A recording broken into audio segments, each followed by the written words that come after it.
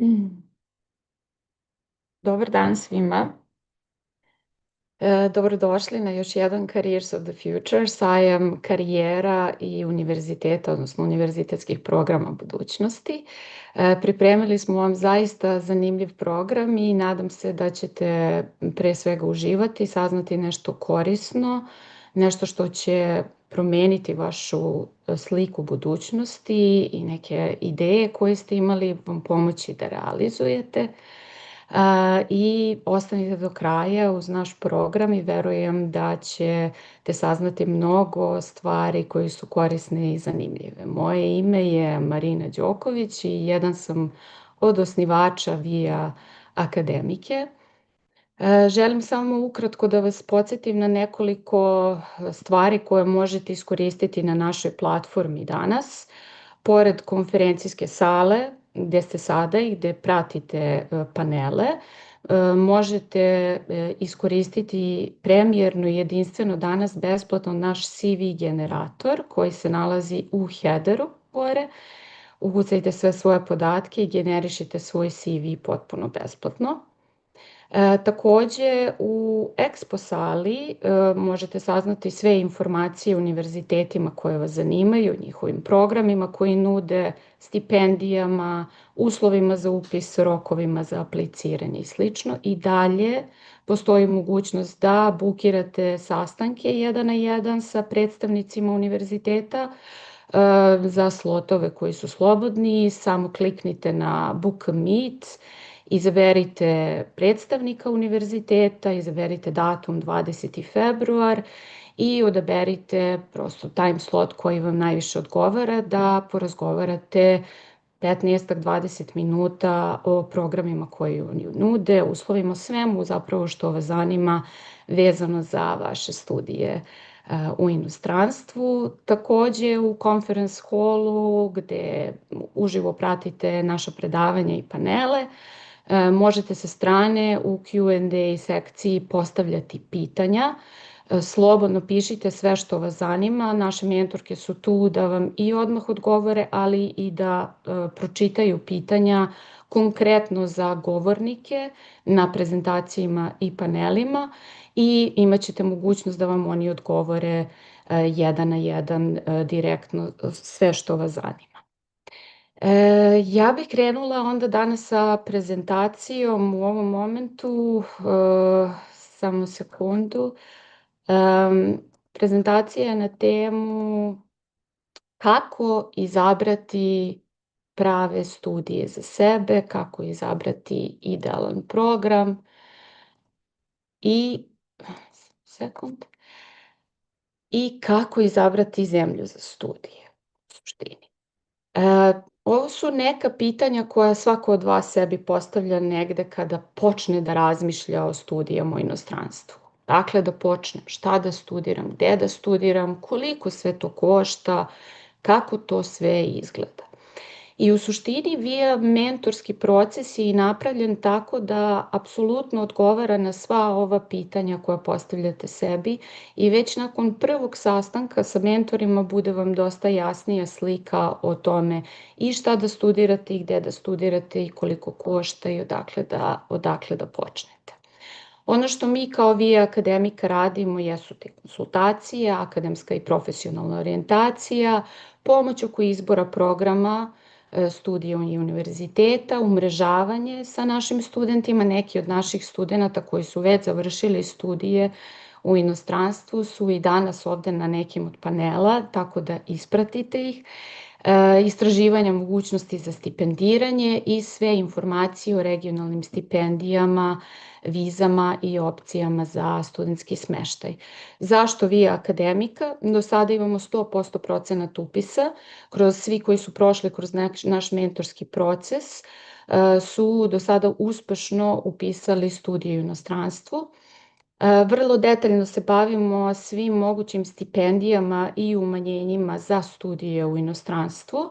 Nešto više o samim stipendijama i troškovima života ću vam govoriti malo kasnije.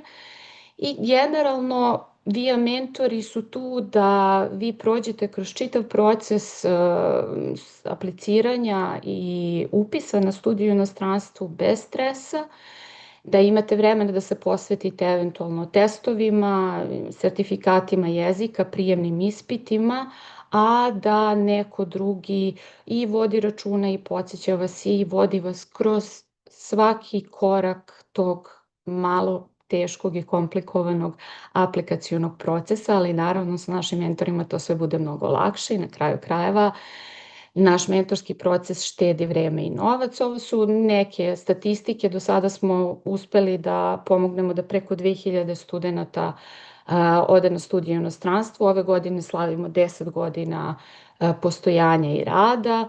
Imamo jako veliki broj partnerskih univerziteta sa kojima sarađujemo. Partnerski univerziteti su univerziteti sa kojima imamo direktnu saradnju, komunikaciju i samim tim dobijamo brže informacije pre nego što oni objave zvanično na svojim kanalima. Takođe znamo šta traže kod samih aplikacija, kod dokumentacije. Na kraju krajeva ako nešto ne bude u redu sa nekim dokumentom, oni nama uvek mogu da jave da mi to možemo da ispravimo i da sam proces aplikacija teče sve kako treba.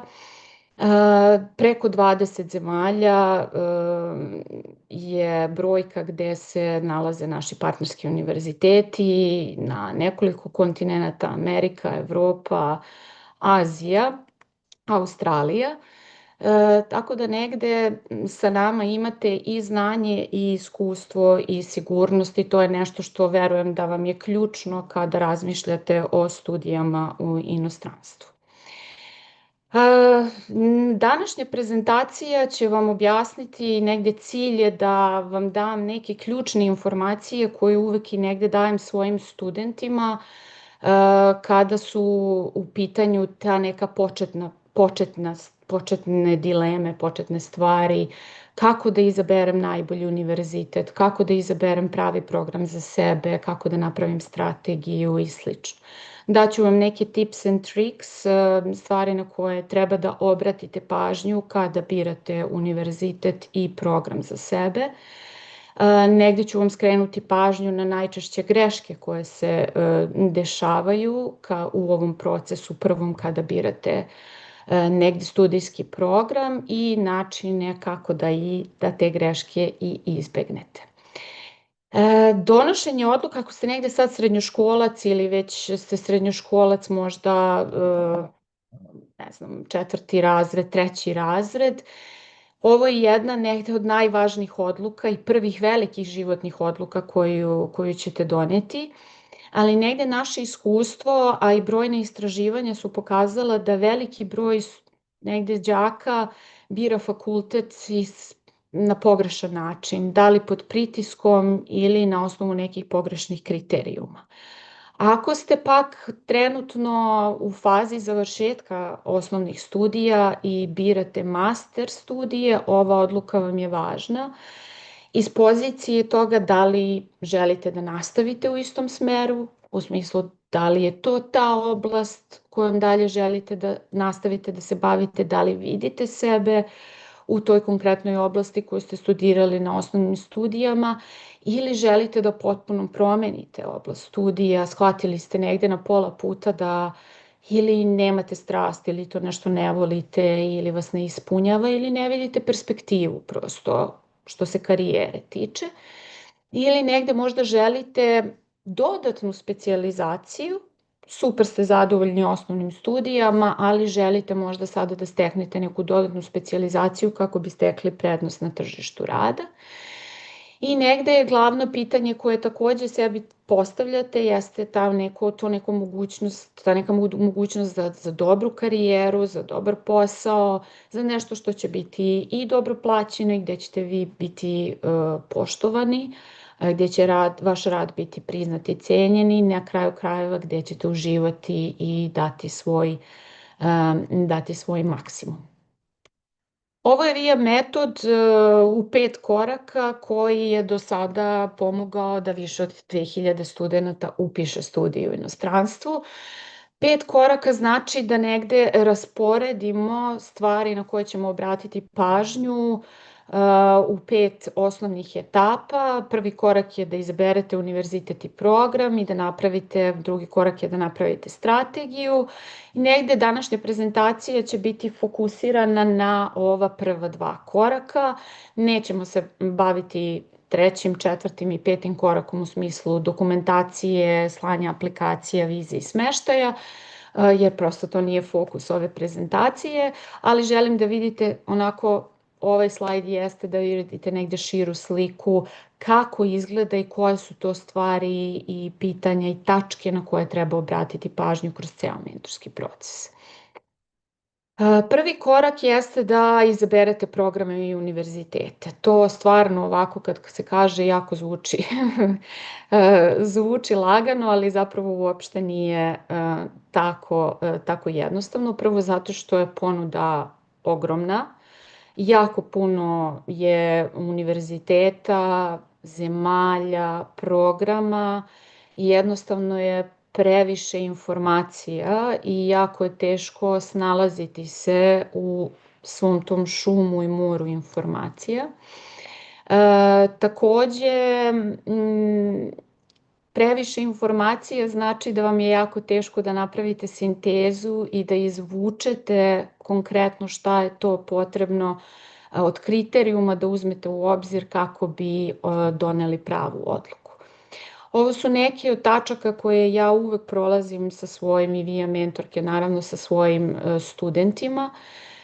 Prva i osnovna stavka jeste da odredimo precizno šta ćeš da studiraš. Zatim da odredimo tačno gde ćemo da studiramo i da odaberemo zemlju i da odaberemo univerzitet.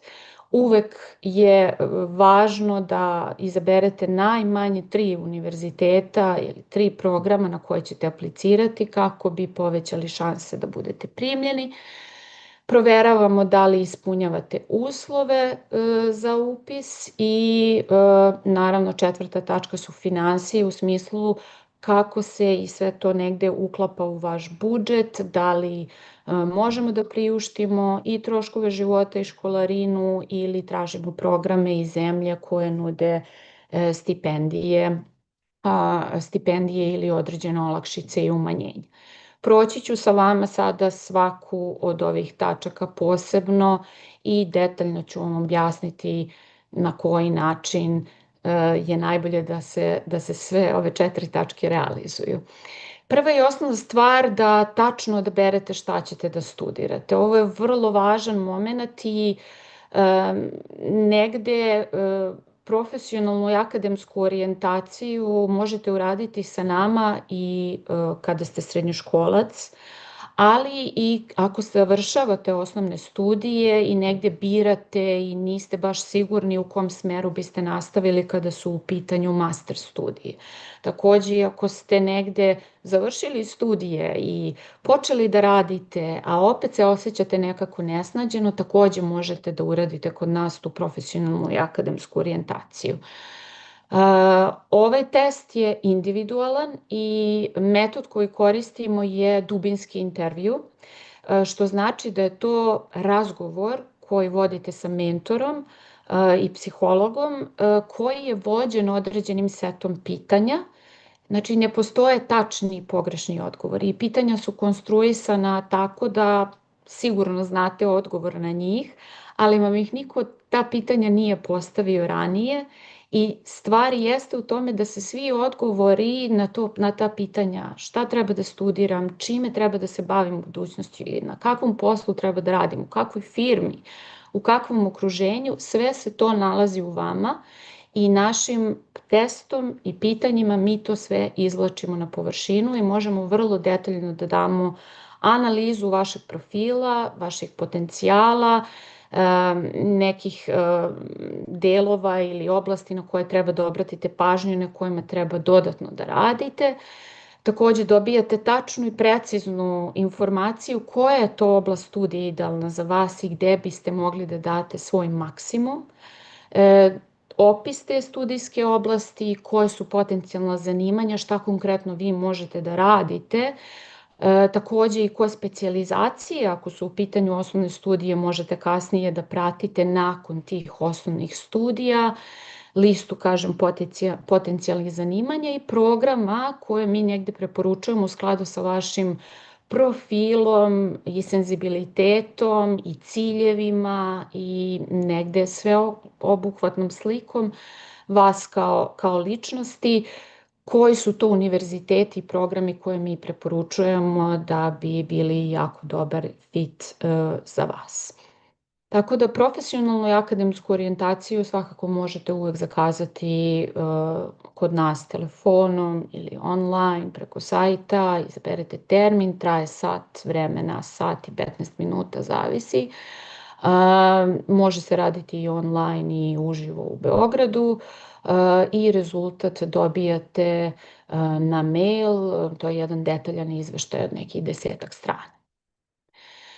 Kada smo negde definisali sada neku oblast studije i šta je to što ćemo mi da studiramo, onda je sada dolazi na red drugo pitanje da odredimo gde ćemo da studiramo. Odnosno, koje su to zemlje gde bi mi mogli da studiramo, takođe koji su to univerziteti koji su nam u opticaju i koji nude studijske programe za to što mi hoćemo na engleskom jeziku, pošto 95% vas naravno želi da studira na engleskom jeziku.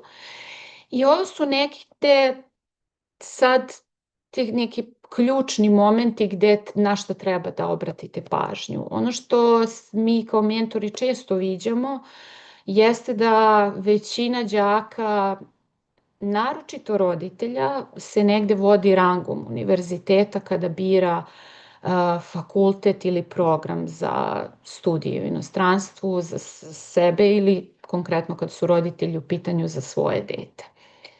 Ovo nije dobra taktika i nije dobra strategija uvek da se nekako, da je rang univerziteta pokazatelj toga da je to dobar univerzitet. Jer najbolji univerzitet nije onaj na koji ima najveći rejting, već onaj negde gde postajete vi najbolja verzija sebe.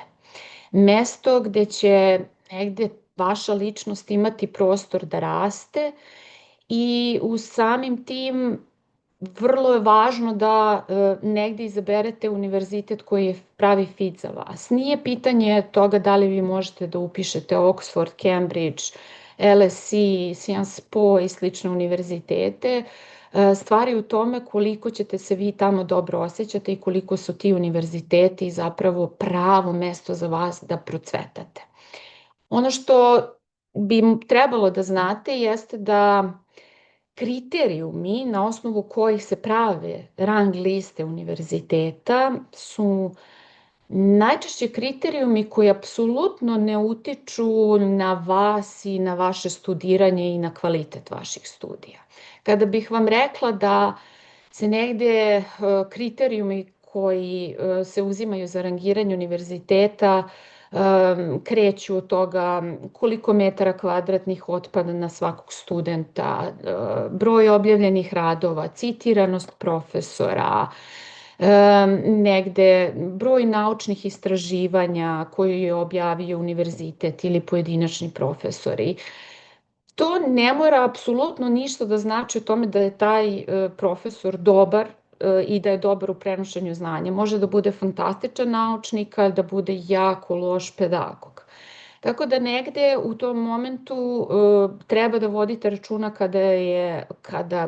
da se ne vodite isključivo samo rangom univerziteta. Takođe, treba da negde razmislite i o vašoj ličnosti, taj neki vaš mentalni sklop, da li treba da budete vrlo svesni toga da elitni i dobro rangirani univerziteti su često okruženja gde se radi pod visokim pritiskom, gde je konkurencija vrlo jaka, gde nema dobrih međuljudskih odnosa, gde se negde je konstantno upoređivanje studenta i nekim prosto profilima ti univerziteti savršeno odgovaraju i ubrzaju negde njihov razvoj, ali negde kod nekih profila takvo okruženje može razvoj samo da zakoči.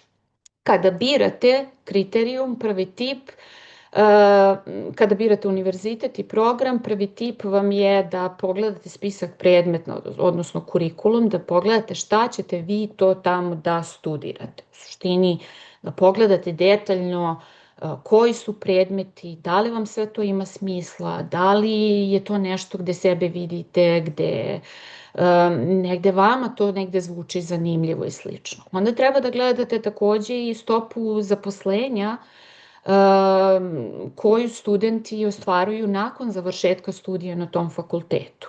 Svaki iole dobar univerzitet će na svom sajtu imati employment rate i najčešće se gleda taj employment rate prema kriterijumu toga koliko u roku od 6 meseci od diplomiranja koliki procenat studenta zapravo dobije posao. Sve preko 80 i 85% je jako dobar pokazatelj. Takođe, vodite računa da je to priznat univerzitet, akreditovan, da je diploma priznata i takođe vodite računa i negde tu obratite pažnju na ta neka potencijalna zanimanja, šta vi posle sa tom konkretnom diplomom možete da radite i koje vam sve mogućnosti otvara na tržištu rada. Kratak neki pregled država i prema tome, prema oblastima studija, gde šta najbolje studirati. To je neko uvek pitanje koje ja dobijam na konsultacijama, a gde je najbolje da ja studiram, ne znam, sociologiju ili političke nauke. Tako da ovde sam vam dala neki kratak presek, negde za društvene nauke je uvek dobro, zavisi sad naravno koja oblast je u pitanju, ali negde Evropa je vrlo dobra fokalna tačka za društvene nauke, za prirodne nauke, zavisnosti sada šta želite, naravno, mislim, IT, definitivno Amerika najbolja opcija, ali je i Holandija, Italija, Nemačka, Švajcarska su stvarno fantastične opcije na kojima možete, mislim, zemlje gdje možete da izaberete stvarno sjajne univerzitete i državne univerzitete koji imaju programe na engleskom jeziku i koji će vam dati znanja i mogućnosti sutra da prosto ostvarite vrhunsku karijeru. Gde negde možete da studirate osnovne studije na državnim univerzitetima, na primer na engleskom jeziku? Italija u najvećem broju slučajeva ima negde najveći broj programa na engleskom jeziku, najširi spektar. Znači, tu možete studirati na engleskom i medicinu, i arhitekturu, i biznis, i menadžment, finansije, psihologiju, političke nauke, IT, itd., itd., itd. Naravno, odmah za njima je tu Holandija, zatim Belgija, i tu bih se negde, naravno, ne računam ove zemlje gde je engleski zvaničan jezik.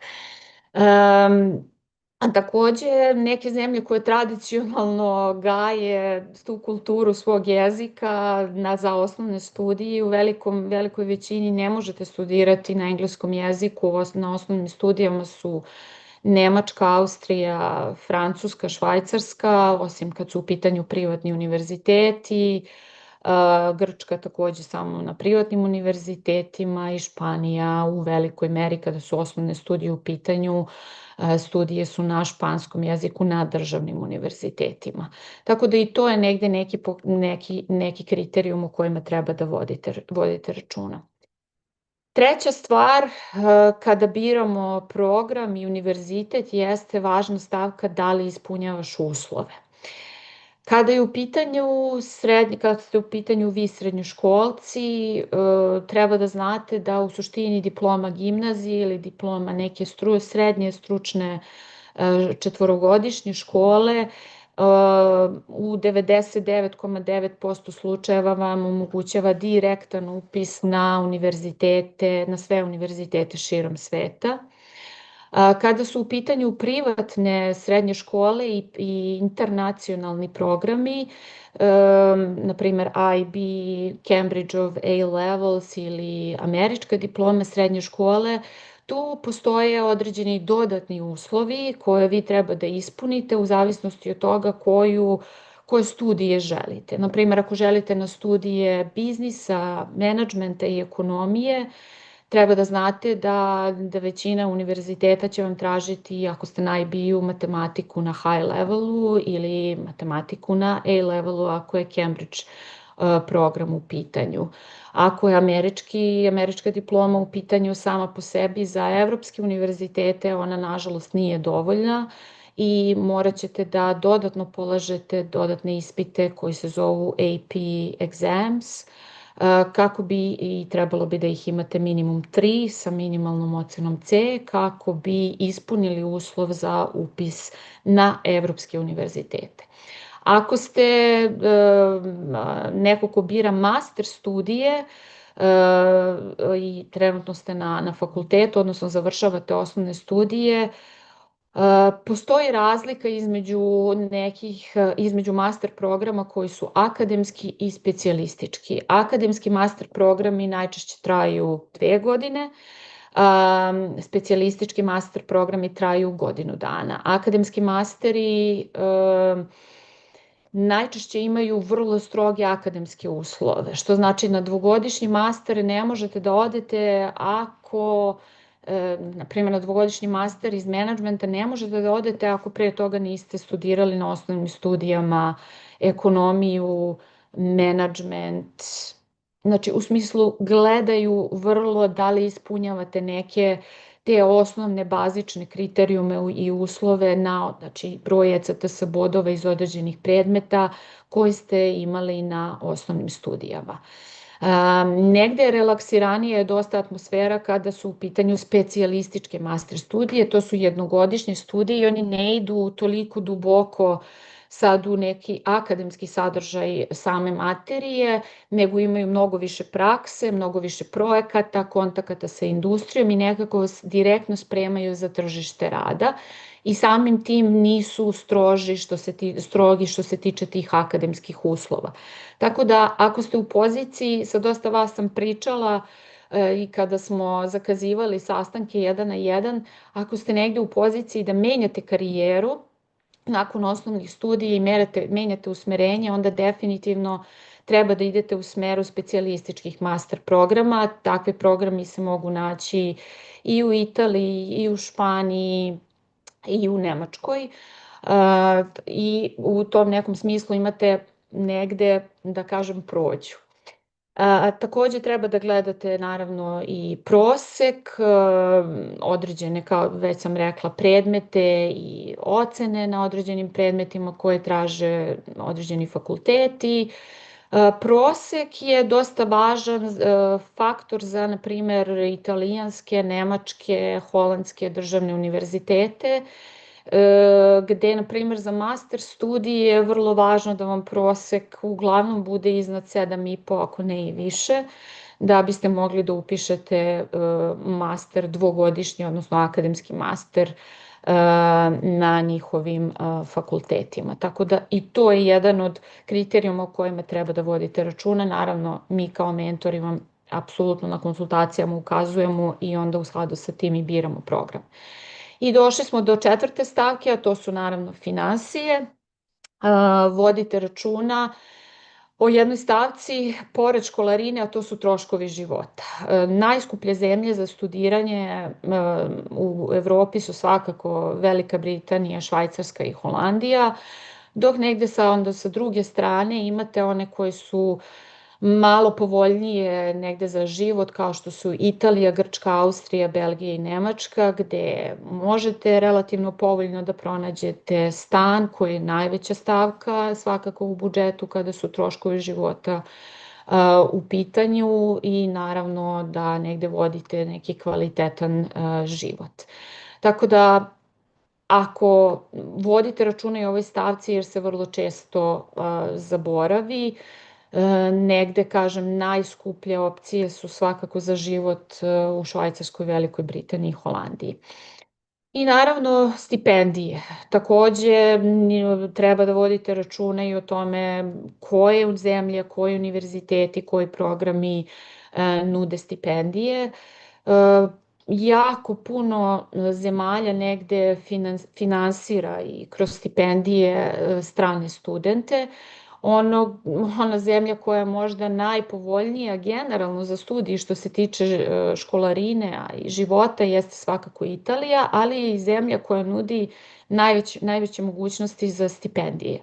Tu su svakako te čuvene regionalne stipendije koje se daju na osnovu finansijskog stanja vaše porodice i te stipendije podrazumevaju da dobijete džeparac za godinu dana koji je negde oko, od zavisnosti od regiona u Italiji, od 7,5 do nekih 8,5 hiljada evra za godinu dana.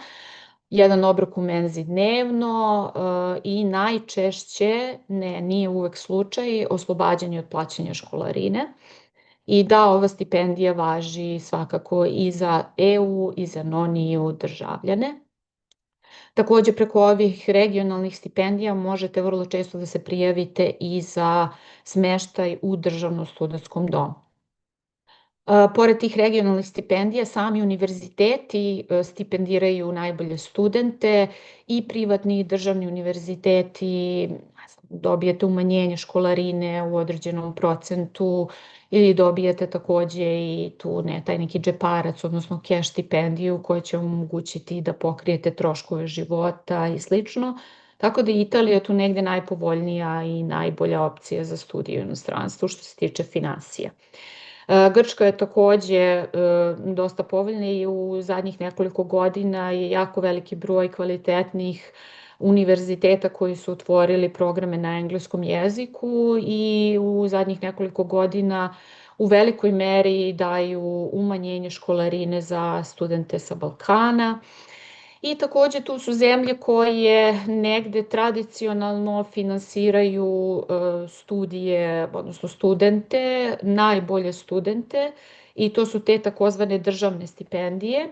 Te državne stipendije su za master i za doktorske studije, nažalost nisu za osnovne i to su zemlje kao što su Nemačka, gde imate DAD stipendiju, Velika Britanija, gde imate Chevening stipendiju i Francuska, gde imate njihovu francusku, odnosno Campus France stipendiju za studije u inostranstvu.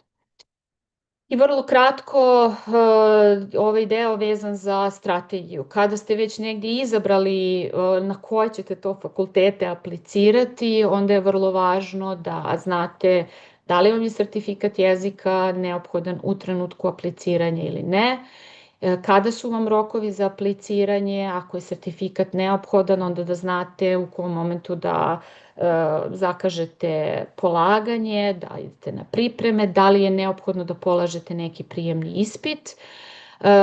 Za osnovne studije najčešće je to SAT test i za italijanske univerzitete može takođe i CEN test ili TOELC test. Kada su master studije u pitanju biznisa, menadžmenta, na prestižnim nekim univerzitetima se najčešće traži GMAT ili GRE test. Tako da vodite računa tu negde i o tim informacijama da li treba da se spremate za neki prijemni ispit. Takođe kada su u pitanju studije psihologije, arhitekture, medicine, svi ovi univerziteti uglavnom traže da se dodatno polažu prijemni ispiti, tako da na vreme krenete da se pripremate i da zakažete polaganje.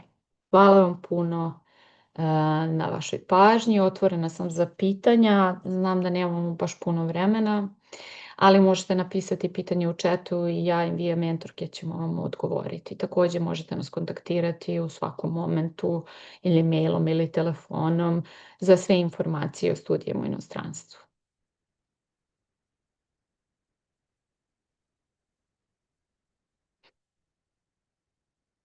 Hvala, Marina. Nema da čemu. Nadam se da vam je ovo svima bilo korisno. Svakako, pošto nemamo vremena sada za dodatna pitanja, kao što je Marina rekla, možete ih postavljati na samoj platformi, a mi ćemo da nastavimo sa našim programom. U svakom trenutku, samo da znate još uvek, stojimo vam mi na raspolaganju, možete bukirati jedan sastanke sa predstavnicima univerziteta i postavljati pitanja u chatu. Pozdrav svima još jednom, ja sam Jovana, jedna od 3 suosnivačice Vi Akademike. Drago mi je da sam danas sa vama i ja ću voditi program koji se tiče naših panela. Danas smo za vas pripremili jako interesantne panele na sve one teme za koje ste najviše zainteresovani, za koje imate najviše pitanja. Pa bih danas htjela da počnem sa našim prvim panelom koji se zove Why Luxury Brands Invest in Specialized Talent. Ovaj panel će biti na engleskom jeziku, tako da ću ja produžiti da pričam onda na engleskom. Welcome everyone. I hope you logged in successfully. And I'm about to open our first panel discussion, Why Luxury Brands Invest in Specialized Talent. When we think of luxury, we often think of beauty, prestige, craftsmanship, heritage, but the truth is that behind every exceptional brand, actually, there are less visible but exceptional people. Luxury cannot afford the average. It cannot afford good enough. It operates in a space where every detail matters. Today, we will explore why leading luxury brands invest heavily in specialized talents. And we have some really special guests for this panel. This conversation is not about glamour. It's about standards, it's about discipline and education, which is why we are all here on Careers of the Future. And it's about understanding what it really takes to build a real career in luxury. I'm very pleased to introduce our speakers for today. Representing Glion Institute of Higher Education, we have Goran Yordanov. Hi, Goran. Hello. Yes. Everything fine? Absolutely. Thank you. Pleasure to connect.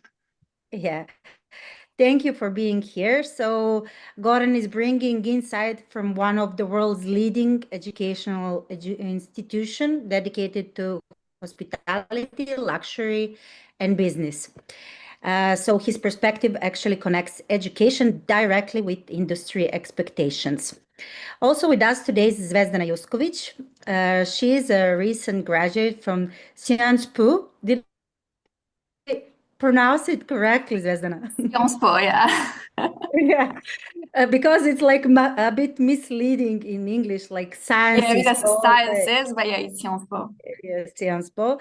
So Zvezdana is holding a master's degree in luxury marketing, and she has started her career a bit in finance before, but she transitioned into marketing. So she was working with some really amazing brands, like world famous brands like L'Oreal, Lux, Prada, Yves Saint Laurent. But today, Zvezdana will share her perspective on like this student story, student transition to a luxury business. And finally, we have Aleksandra Marić. Aleksandra, welcome. You're muted. Yeah. Can you hear me now? Yes. Yes, we can hear you. Super. Thank you for being with nice us today. Nice to see you again. Thank you for the invite. Thank you for being with us. So Aleksandra has an amazing career of over 17 years in luxury and fashion industry. However, that's not all. Aleksandra is also a lecturer, a professor at not only one university in luxury and brand subjects. So she has a vast experience from Nike, Hugo Boss, Square 9 Hotel, Luštica Bay. She's currently located in Montenegro. But Aleksandra will be also speaking not only from the perspective of a lecturer, but from a business owner, because she you can tell Aleksandra a bit more later about Amaze & Co, but first consulting firm in luxury business in the Balkans. So thank you all for being here once again, and we can open the panel with some interesting questions from, let's say, what is important for the luxury business.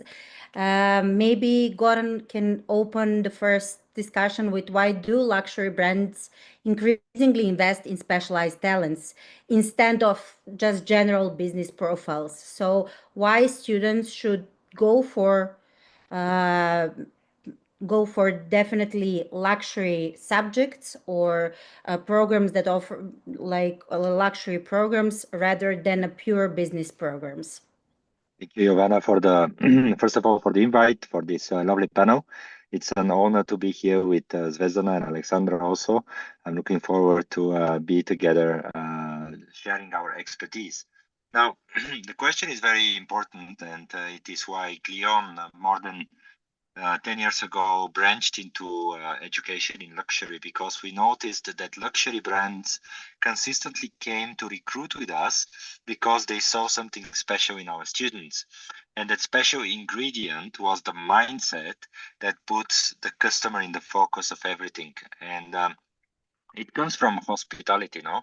But in luxury, it goes way beyond the traditional notion of hospitality. What I would say is, why this and not business? In business, you typically train to find the single best solution, right? That's what we teach, from the client to the solution to the right price, and then you scale the business. And this is what most business degrees would teach you. In luxury, everything is the other way around. You start with the client, you start with a solution that speaks to your client individually. This cannot be necessarily scaled the same way that you scale a typical business. But then the beauty of luxury is that you can also charge much higher for your services because they're so personalized to the client. So teaching this in a non-traditional business degree, let's say a degree in luxury, has a lot of value because it's a very different approach. Yeah, that actually really makes sense. It's completely different approach and really well said.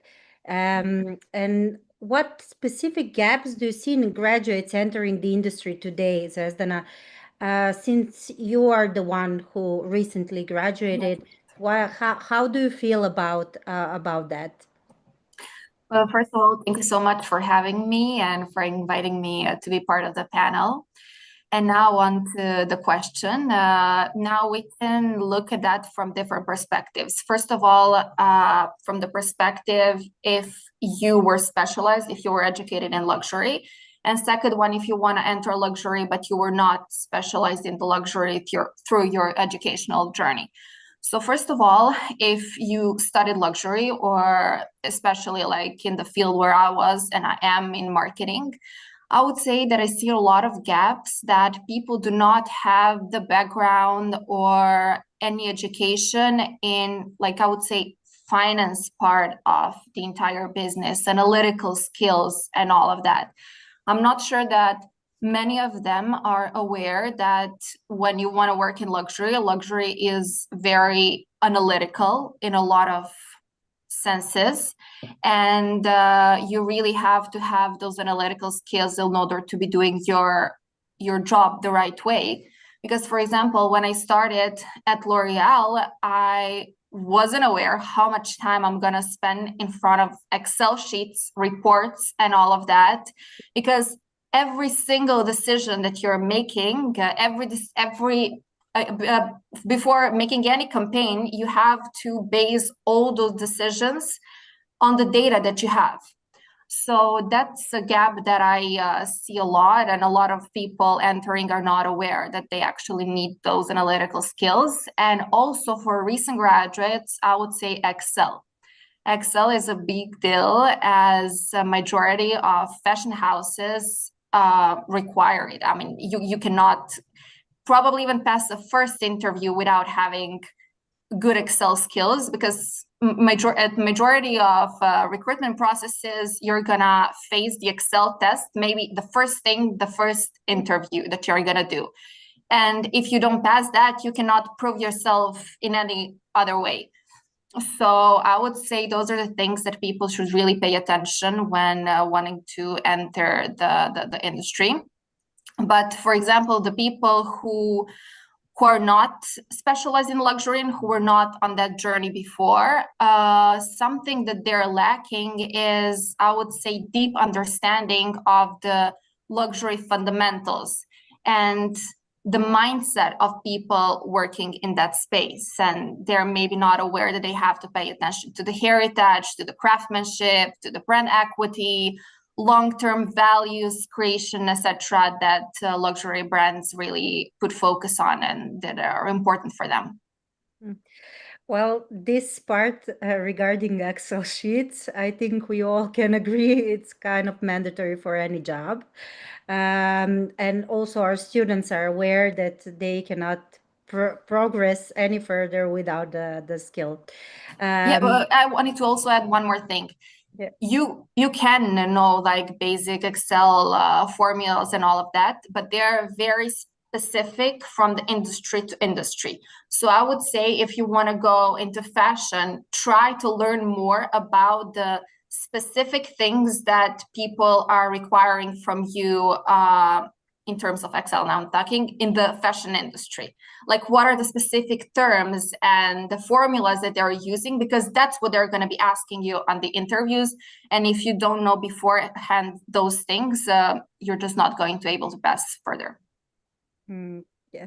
So the question for Aleksandra now is how closely should education mirror real industry expectations? Since you, Aleksandra, you are a lecturer, but both you work in the industry. So can you make this connection like between education and industry expectations actually? Yes, I think it is very important for, I will speak from as a lecturer first, and then as a former student from a long time ago. But you have to have industry experience if you want to teach students about how the luxury industry operates. You cannot just, let's say, talk about theoretical framework of the industry. You have to have industry experience because, well, from my personal experience, because I have been teaching now for past 12 years, my students learn the most when I give them examples from the industry. So when we cover a certain topic, but then I give them the examples or a case study from the luxury industry. It doesn't matter what sector it's from, whether it is beauty industry, fashion, airplanes, yachts, hotel industry, luxury services. You have to have experience working in the luxury sphere to be able to, let's say, communicate to your students what it's like to work in the luxury industry, because they need to know before they enter the industry what to expect, because this industry has its own laws, let's say. It's unlike any other industry. This is why it is very important for the luxury sector to hire people who actually know what luxury is, to know about the luxury business models. Let's say to be prepared beforehand, before entering the industry itself, so that they can actually function in this industry. Yeah, we totally all agree that education in this field is kind of mandatory before they enter studies. There are, of course, cases where professionals from different fields enter the luxury business afterwards, but I assume it's more difficult for them afterwards to work in the field. So what do you think if we have a like student here that wants to work in a luxury in the next 2-year period, let's say, what must they already demonstrate? So let's see if this is like international exposure or cultural intelligence or some other skill, like Zvezdana said, like some technical skill. So what is that they must have within them in order to be successful? whoever wants to start. Goran, maybe you can Whoever. open I it. mean, I can also as well. Yeah, Go ahead, sure. Zvezdana, if you're ready, please. Yeah. Yeah. Okay. So from my perspective, I would say that they have to have an academic excellence. They have to have open-mindedness, to be curious, and to have a very great general culture. They have to have a motivation to be in a luxury sector. And especially nowadays, I would also say interest in CSR and to be passionate about, not just passionate, but be aware that they have to know about sustainability and kind of incorporate that in their work as well. And they have to have a very good base in social sciences, as luxury is based on social sciences. So without that, you cannot go further. You have to understand you're working with people at work, but you're also targeting people. So you have to be aware of different social sciences in order to be able to work in that environment. Also, I think that they have to kind of adopt their mindset for the space of luxury, because luxury space, jobs in luxury, if you want to be working in, if you want to be working in luxury, you have to be able to handle a very heavy workload.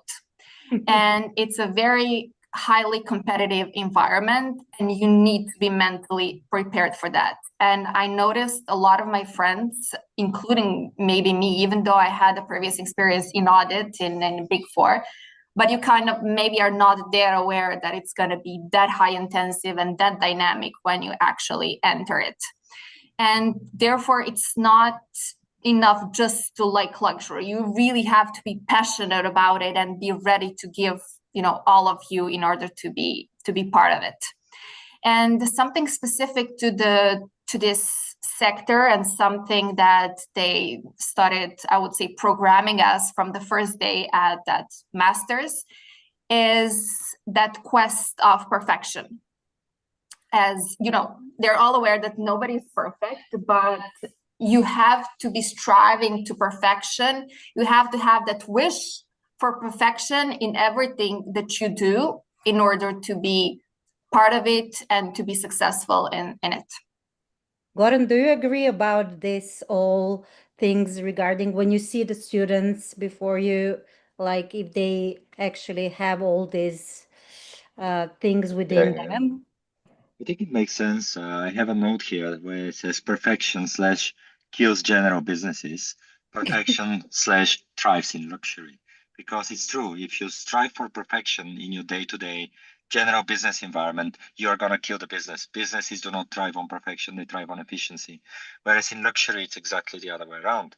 Now, on the skills that, or the mindset that we need to have before joining this industry, I would say what Zvezdana said, curiosity, definitely.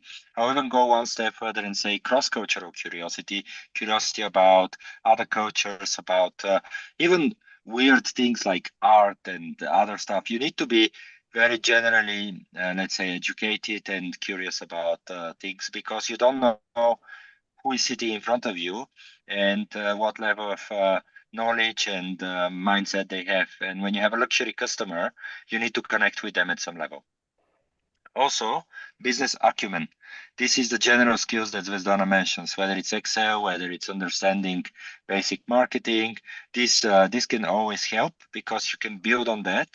But having it before entering into a luxury program would help you build on it rather than start from scratch. So definitely this is helpful. And last but not least, and it's also in line with what Zvezdana is saying, I would say general care for people. Because in this industry, you need to really care for others. You need to care to make people happy.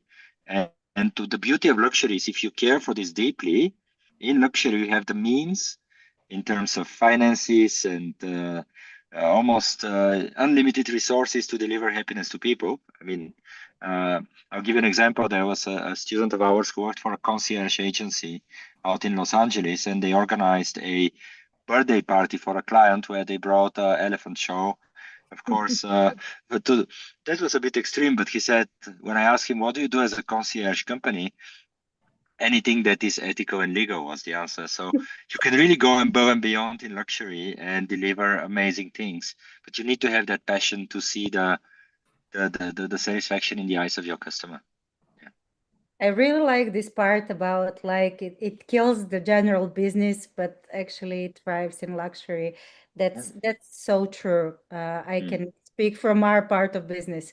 And Alex, how important is international exposure? You can speak from your own experience since you studied also abroad. How was that important for you when starting your career in this field?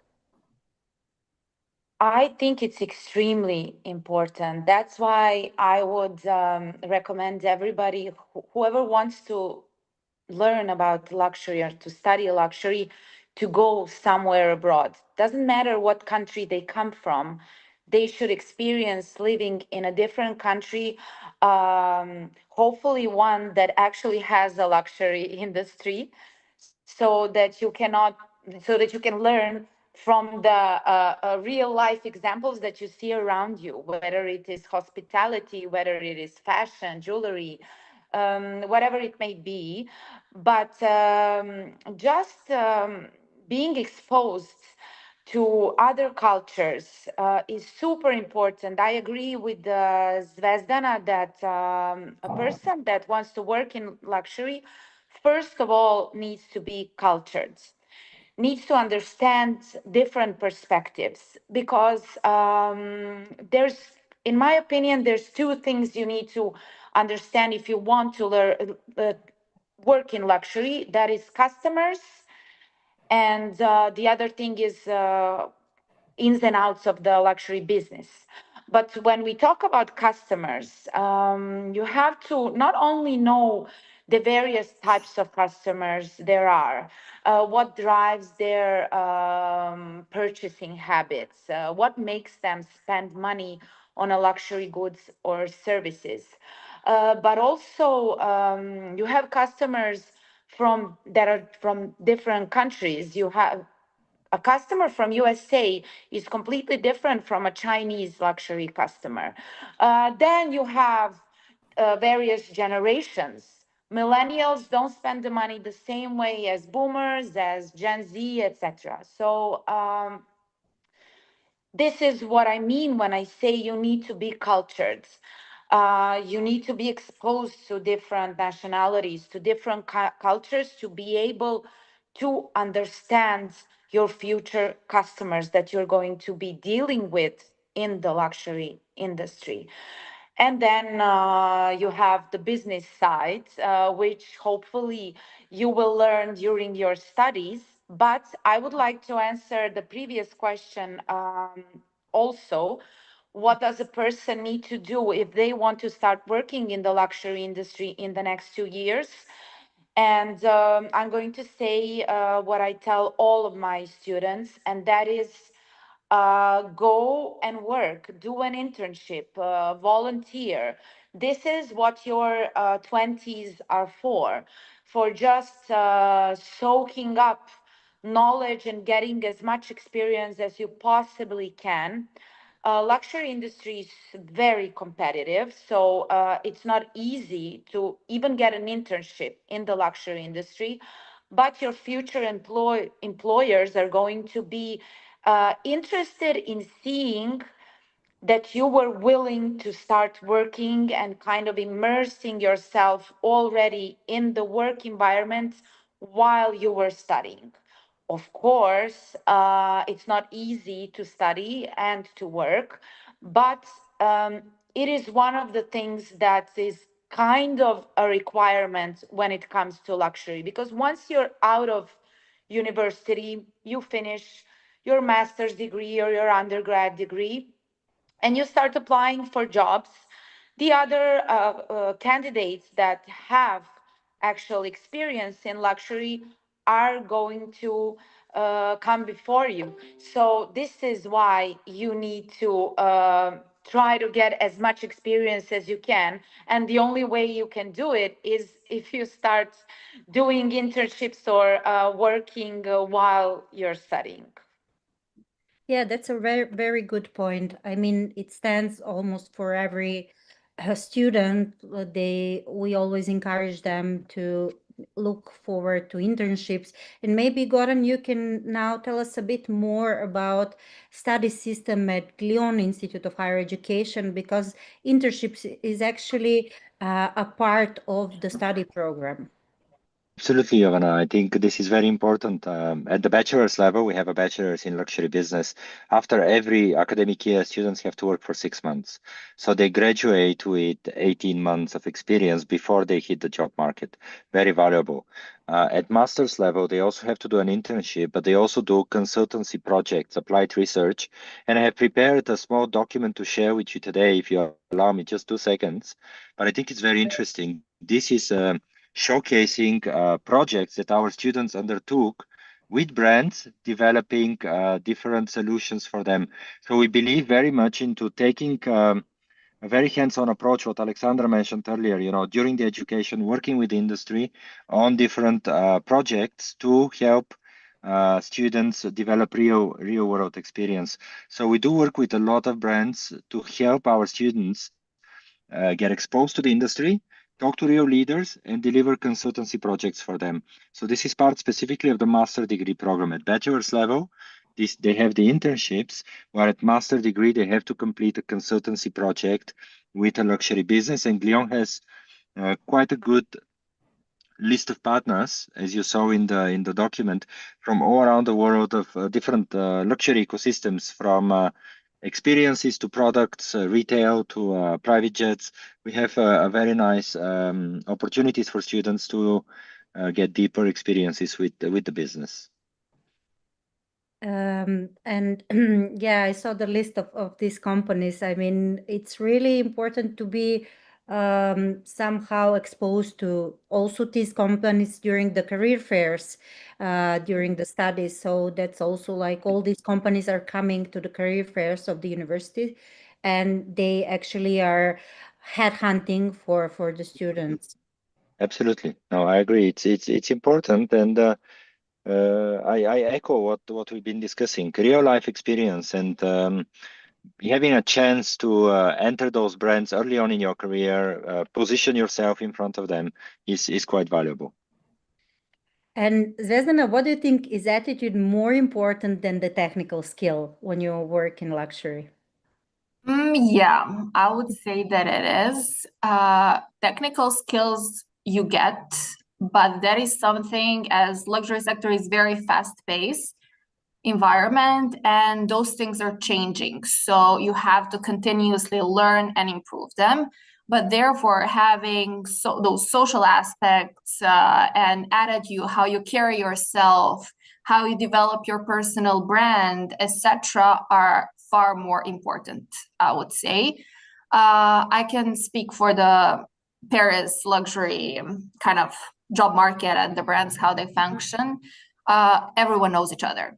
So you really have to be nice, respectful in communication in all the encounters with them, and keep good connections in order to be part of the world. Otherwise, you're going to be blacklisted. I remember when, as in France, second semester of the second year, we're all doing internships. So our program director was, if you accept an offer from one brand, do not, if you after that one receive maybe an offer from another brand that you maybe preferred, do not decline and tell the first brand, oh, I'm not going to be working for you. Because if you do that, that HR is going to tell that what you did to another HR, and you literally are going to get blacklisted, and you're not going to be able to, be part of it anymore.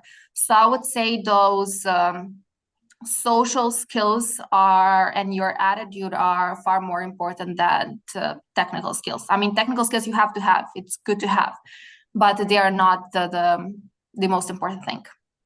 And is that attitude thing of you learn it, or you already have it when you enter your studies? I'm just curious. Both, but I would say you'll learn along the way.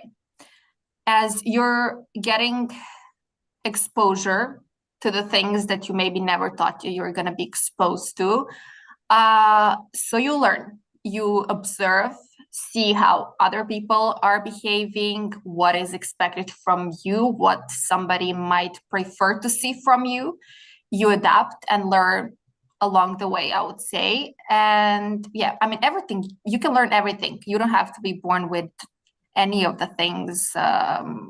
You can just learn anything. You have to be present. You have to put yourself out there, and you'll learn.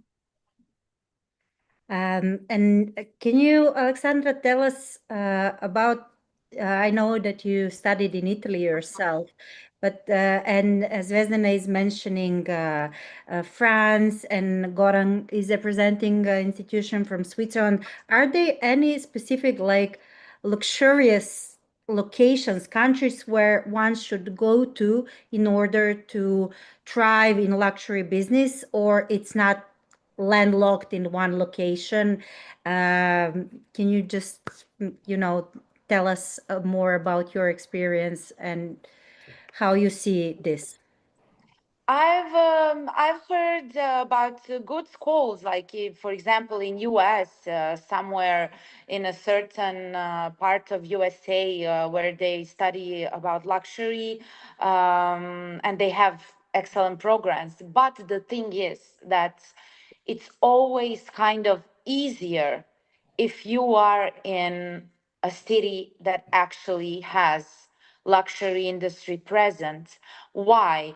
Because it's going to be more easy for you to get a job there, to get an internship there while you're studying, to go visit these companies. Many universities organize. This is what we experienced, for example, in Rome and Milan, where I lived. We visited the headquarters of some of the most famous Italian brands, and that is so valuable. When you're a student and you're kind of hungry to see what this industry looks like, what do these businesses and these brands, what do they look like from the other side, from the other perspective? So in this sense, I think it's much better if you live in a place or a country that actually values luxury, has its own brands, its own artisans, its own commitment to excellence and luxury. Goran, is it the same stands for Switzerland? I agree. Not only Switzerland, I would say Europe is a very good credo of historically luxury services and products. If you think about luxury as an essence, it comes down to either heritage or craftsmanship very often, regardless whether craftsmanship is expressed in the product that you do or in the way you deliver your service to the guest. But this craftsmanship and heritage comes mostly from European origins. So being in Europe doing that is very valuable. I mean, with what we do with Glion every semester, we take students out for a week in Europe. So we've been to different, from Paris to Milan, of course. The proximity is obvious. We can be in Milan in less than a few hours. So being in Europe, I would say it's an advantage. Then for your career, luxury exists everywhere, whether you're in, the more obvious things like Dubai, for example, or in Asia. You can be in that industry globally, but learning it in Europe, there is an added value because you feel and you'll be part of that craftsmanship and heritage. And Zvezdana, you mentioned France, and you have experience from there. But Yeah. What do you think about this? I think that it's crucial. As for example, I remember when I first moved to Paris and the first semester, I was so overwhelmed by the exposure that I had to the luxury houses, to the people from the industry. Like before that moment, before moving there, I was like, that was so far away. Like you couldn't even imagine that you're going to be in touch with those people, and not just, to be, at drinks with them at like different events that you're going to be attending Fashion Week, etc. So I think that it's a crucial importance because I can talk for Paris. You cannot enter the industry if you do not know people. Like, you have to have good connections to build your network in order to be able to enter. When you're after that applying first for internships, then for job, you have to have referrals in the houses with the people who are going to recommend you for those positions. So from the start, having that exposure is super valuable. And at Sciences Po, we have, I graduated, but she's still there. Our program director, Eva, she's amazing. She's so passionate about the job that she's doing, and she's doing her best to give us all the possible opportunities to experience the industry and build connections. And we, from day one, like, I think one of the first days at the master was we visited the Louis Vuitton's family house. And from on, we had visits with almost all of the luxury maisons. We did business cases with them. Like, we were working with the teams from different luxury houses, both in beauty, in fashion, and hospitality, etc. So I would say that's really, really important. It was really important for all of us to get those connections and that exposure and be ready when we're entering later on the industry, because we already gained certain skills, certain experiences with different houses in different sectors, and build our network that we can kind of use going onwards. We always highlight that building a network actually during your studies is one of the best things you can do for yourself. It's not only about the education. Yeah. It's always about the education, but you know, your network, your friends, your partners, colleagues from studies, those are like really valuable things that you bring home after. I mean, from my perspective, I would put on the first place connections and then education on the second one, because without connections and having education, you cannot do anything. Yeah. And Goran, so for Glion and generally for all those who want to go and study, what they can expect in terms of like all the study opportunities in Switzerland? I mean, career opportunities post-graduation, or? Yes. Yeah. So I think Glion is very well established over the years. I mean, luxury brands start coming to us more than 10, 15 years ago to hire our hospitality students because they saw in them the care for the customer that they are really looking for. And over the years, they continuously continue to recruit with us, and that's when we even started the luxury programs. Today, we also have an executive master in luxury for people with 6 to 10 years of experience in the sector, and they also continuously come back and recruit with our students. So definitely, the exposure is there. I would like to say to students that it's not automatic. The fact that you study at Glion and the fact that you have those brands in front of you doesn't mean you land a job. It means you have an opportunity. And just like Zvezdana says, you need to position yourself, you need to show your qualities, you need to still prove to them that you're worthy of working with them and that you understand their own mindset. You know, every luxury brand has their own set of values and understanding of the world. And if you don't align with those, obviously you have less chance of being recruited. But Glion open doors. This is for sure. Our placement rate is 98%. So 98% of our students have at least one job offer at graduation. Average number of internship offers is 4. So students who get at least 4 offers, well, on average 4, some more, some less, but there will be exposure and opportunities. Within the broader luxury segment, I would say. Glion is very strong in luxury hospitality because that's where our roots are lying. We have contacts with most of the luxury hotel brands. Then beyond that, we have also contacts with a lot of other luxury ecosystem providers. And Aleksandra, one question for the final part of our panel. What separates those who succeed long-term from those who don't? Since you are now teaching for a long period of time and you saw many students coming and going, graduating. So can you tell us, you know, is there any pattern? Oh, definitely. There is a pattern. I have had successful students that were so promising, but then they were lacking persistence and patience.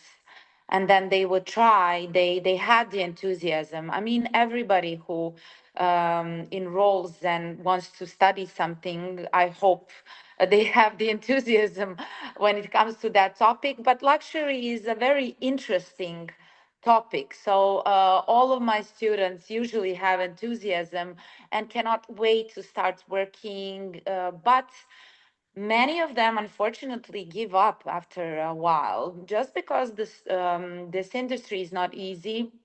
It's very competitive, as I said before. So you need to have the grit.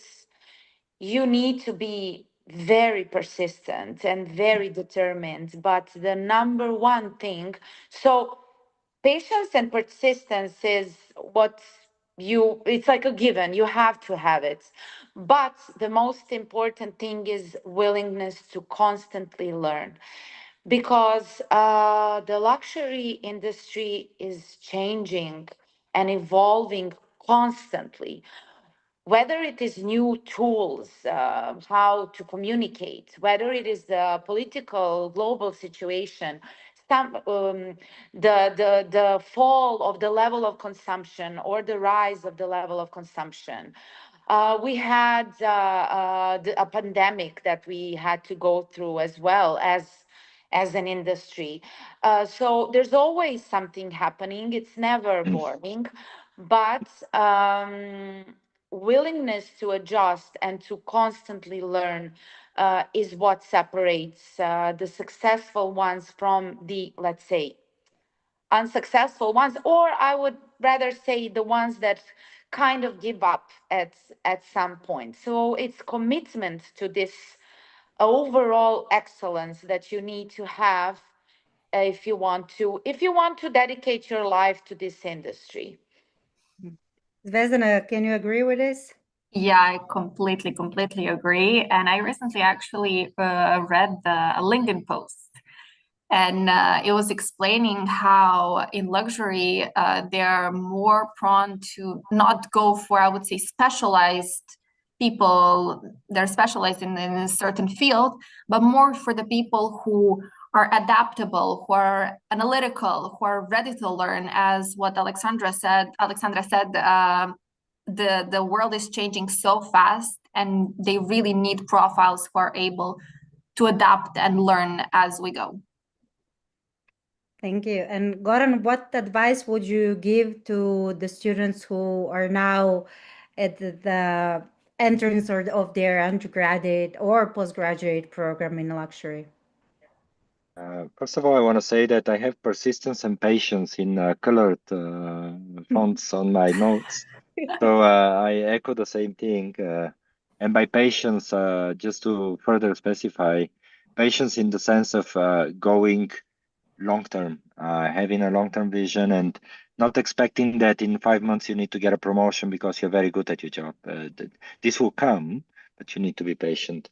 And so to answer your question, this was the background of it, but the answer is once they enter luxury, they should not chase positions necessarily. And that locks in with the patience element. Chase knowledge, experiences, a variety of experiences. Positions and titles are going to come after. So maybe this is the message. Patience in the sense of what do you chase? And also, I would always choose a less known brand where I'm going to learn over a very fancy brand where I'm going to not learn. And we have, I mean, all respect to Louis Vuitton, but this is such a huge magnet for students. I mean, we have one of our placement coordinators who says, Goran, his name is Roberto, if one more student enter my door and says, I want to work at Louis Vuitton, I'm going to jump out of the window. There's so many amazing brands out there. Try different things. So yes, the big names are a big magnet for people, but sometimes don't chase this necessarily. Go for knowledge over position or a fancy brand. Okay, thank you so much for this. I mean, I could go on for much longer because this subject is really close to me and my interests. But we are off for today for the luxury. And I hope if there are any questions, students will ask on the platform or directly to Goran. Thank you once again for your time. It was a pleasure hosting this panel discussion with you. Thank you Thank so you much. so much. Thank you. Bye. Thank you. Bye. Bye bye. Bye.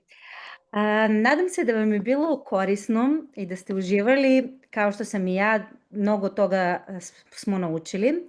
A sada idemo na naš sledeći panel, koji se zove Beyond the Algorithm. Napravit ćemo samo 2 minuta kratku pauzu i uključujemo se u program.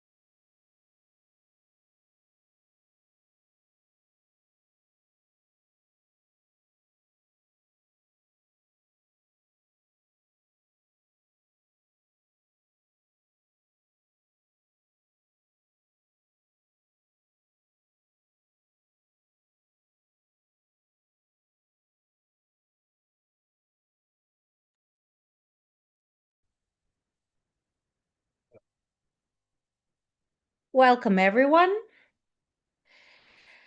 We are on the second panel for today, and we are speaking about something super interesting and super trendy, let's say.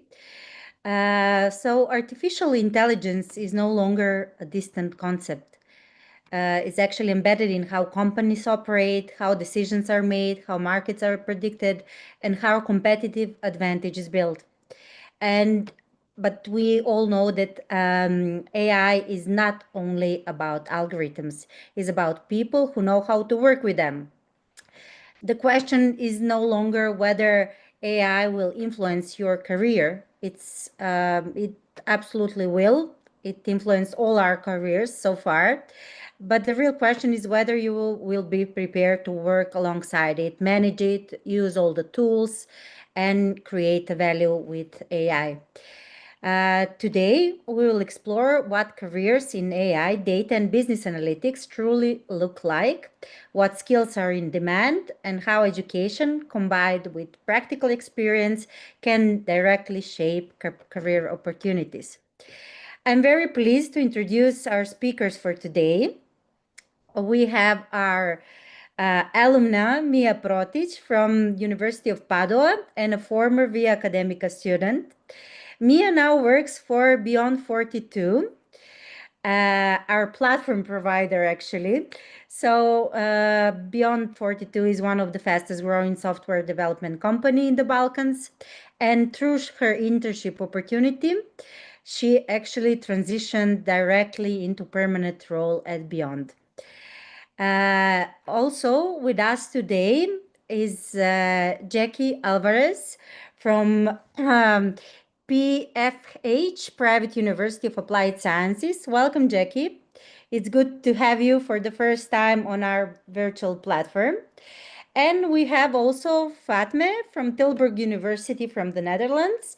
Tilburg University is actually our longtime partner, and we are very proud of this partnership with many students who already graduated from Tilburg and being alumni of both Via Academica and Tilburg University. So welcome all. We will together bring some perspectives of the industry from academia and giving a bit like full picture on how good preparation, good education meets opportunity, actually.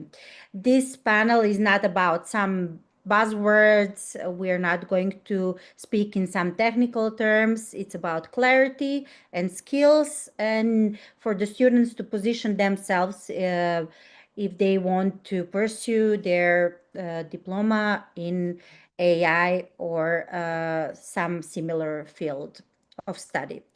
So AI is not replacing careers, is redefining who gets fired, right? It's no longer optional. Data literacy is becoming a core business skill, and how we should prepare ourselves. So I would have first opening questions for the university representatives. Do students need to be programmers to build their careers in AI and analytics? Or do they have to have some specific skills in order to successfully enroll to the programs at your universities?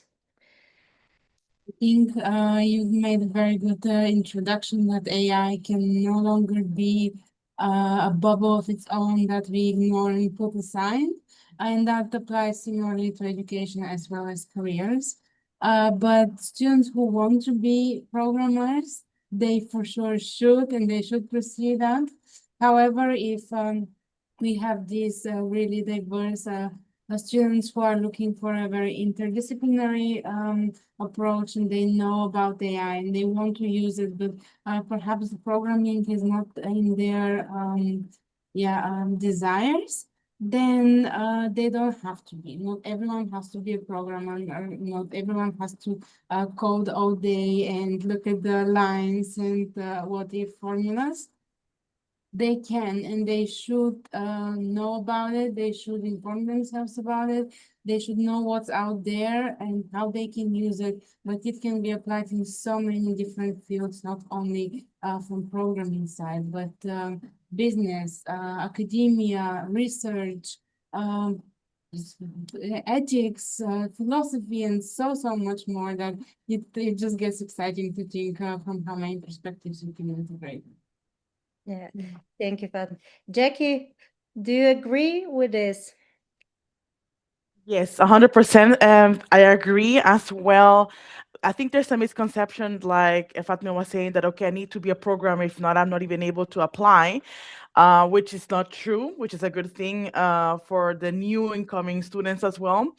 However, we do, at least for PFH, we do recommend to have a solid programming foundation, basic, not really advanced. We don't like Fatma says, well, we don't need experts in coding the whole day, but at least knowing the basics of programming foundation, maybe as well vector databases or interfaces and integration in a basic form. So yes, I totally agree with that. So there is a kind of like interest that should be there with students when they think about studies in these particular fields, right? Correct. And what differences an AI degree is from the traditional degrees before the AI era? Can you tell us a bit more about that? No, at least for the perspective of Tilburg in the degrees that we have combining business and the integration of AI, I would say that it's not anymore about having a strategy, but it is how to really understand this strategy. It's not about having a business model, but it is about asking the right questions, getting the right perspective, and using these insights that AI can make in seconds for the business and for the degree. And I think when a program focuses on that, it's not only about the straightforward business subjects like accounting, finance, marketing, and such like, but it also integrates skills like machine learning, modeling, digital transformation, and of course, these more technical skills, as Jacky said, that you still need in order to understand this model, not only use it, but know how to integrate it properly in your business and in businesses that you are planning to work for. So nowadays, many students come to us, and like when we are speaking about these specific study fields, they think they can be self-learned. Like there are some tools, and they don't need a university degree. They just need the skill to, work with it. So what does the university provide that self-learning cannot, Jacky?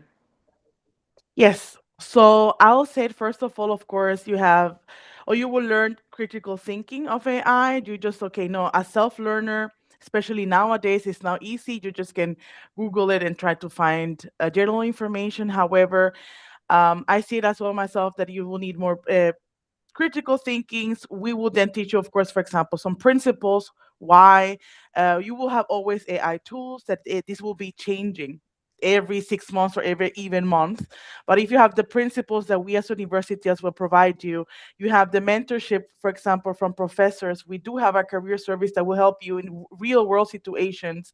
And I think that's really a thing that normally a self-learner would not have or will lack of, while doing studying with a university, you will go really in depth, understands what exactly is AI. Again, this critical information, critical thinking, how to react in real world problems, projects, and of course have this connection to the industry. It's not only yourself, but okay, how I'm gonna be connected in the future, how it's gonna be after I'm done with your program, your bachelor or master's degrees.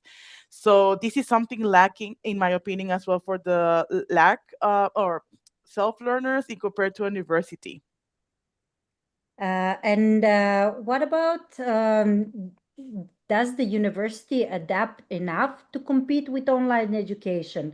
That's the question that we are always asked. Like, is this program, or study program, is it according to the newest developments in the AI or machine learning? So, are universities adapting fast enough?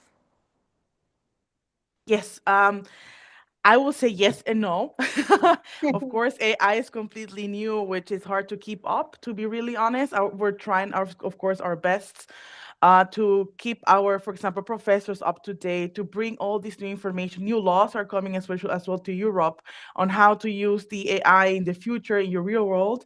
However, I feel that we are actually adapting in a way that we're already offering it, already informing, okay, how you can use in real world situations again, and even have, for example, internships. We do have in PFH, as an example, like career days with internship with these future companies that already have or are starting to have AI in their daily basis.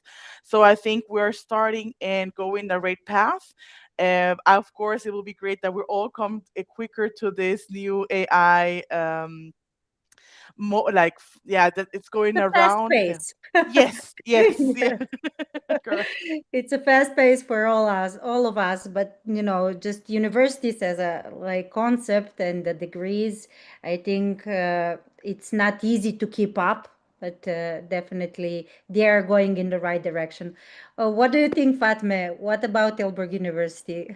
I actually really like the point that Jacky brought also to the previous question about why a university degree is needed, and we always have these students also coming and enrolling into a program, and then they see the curriculum and they are asking, oh, why I'm enrolled in program about that? Why is there a course about ethics, or why is there a course about history, or things like that? And I think the goal of the university of a study program is to give the bigger picture, really to make the student understand how this program, how this field really would interact with the real world when they graduate, because they wouldn't be doing only these 3 tasks that they like and they love. They would be doing things that they don't like. They would be interacting with the stakeholders and partners and such like. And I think in the how fast universities are adapting, I think it goes hand in hand with that, because universities are adapting, they are integrating these programs. The fact that there is so many programs that you can choose from very deep into programming and modeling these platforms to integrating them with business and with so many fields is fascinating. But it's good to know that in practice, the universities and the programs goal is not to teach you the latest program and the latest update of this software. This is your own responsibility. The goal of the university is to give you the solid backbone, the solid ground to start with, and then keeping up with this extremely fast-moving world is your job. Learning doesn't stop at the program, and you have to keep up, especially in this field, I think. Yeah, education actually it's there to give you, as you said, a good solid base, and then everything is in your hands. Which brings us to Mia's story. Mia, how did your journey from Padua University to let's start with your journey to Padua University, and then from Padua University to Beyond 42. How that all transition happened. Sure. Hi, everyone watching, and to the panelists, and to you, Jovana, of course. Thank you for invitation. It was a great panel so far. So, a few years ago, as Jovan already said, I was sitting exactly where most of the students watching this panel now are. I was trying to understand what studying abroad can actually give me. Sure, the idea of living in Italy sounded amazing and very fun, but I needed to rationalize this decision, and I definitely needed to pitch it to my parents. But sooner than I knew, I was moving to Padua to study communication strategies. And in that time, I couldn't imagine that I would be working in AI or tech industry at all. It was so far from where I'm now. But I was curious, and I was willing to be uncomfortable. Now, looking back, my studies really didn't give me any technical expertise, which makes sense. I was studying communication. But they gave me perspective. They gave me perspective I did not have before leaving my home country. And that turned out to be more valuable than I expected. So during my last semester, by the recommendation of Via Academica, I joined Beyond 42 as an intern. It was very unplanned, but somehow Beyond manages to mix everything I was interested in, which was technology. I wasn't really technical, but I was interested in technology. I was interested in innovation. I was interested in education, culture, business. And mixing all this together in one company was what bought me. And that internship changed everything for me, because it gave me proximity to real projects and real responsibility, which I think I kind of lacked during my studies. And basically, that's how the transition started. And what did your internship actually involve? Like, what were your tasks during your internship? I would give you a bit of context to introduce you to Beyond, just so you can understand the whole thing. Beyond is a company that builds immersive digital environments, such as virtual campuses, onboarding spaces, virtual offices, event platforms for universities and enterprise. As Giovanna said, the platform you are on now is actually ours. And my internship wasn't technical, but it wasn't solely observing things. It was about learning to practice.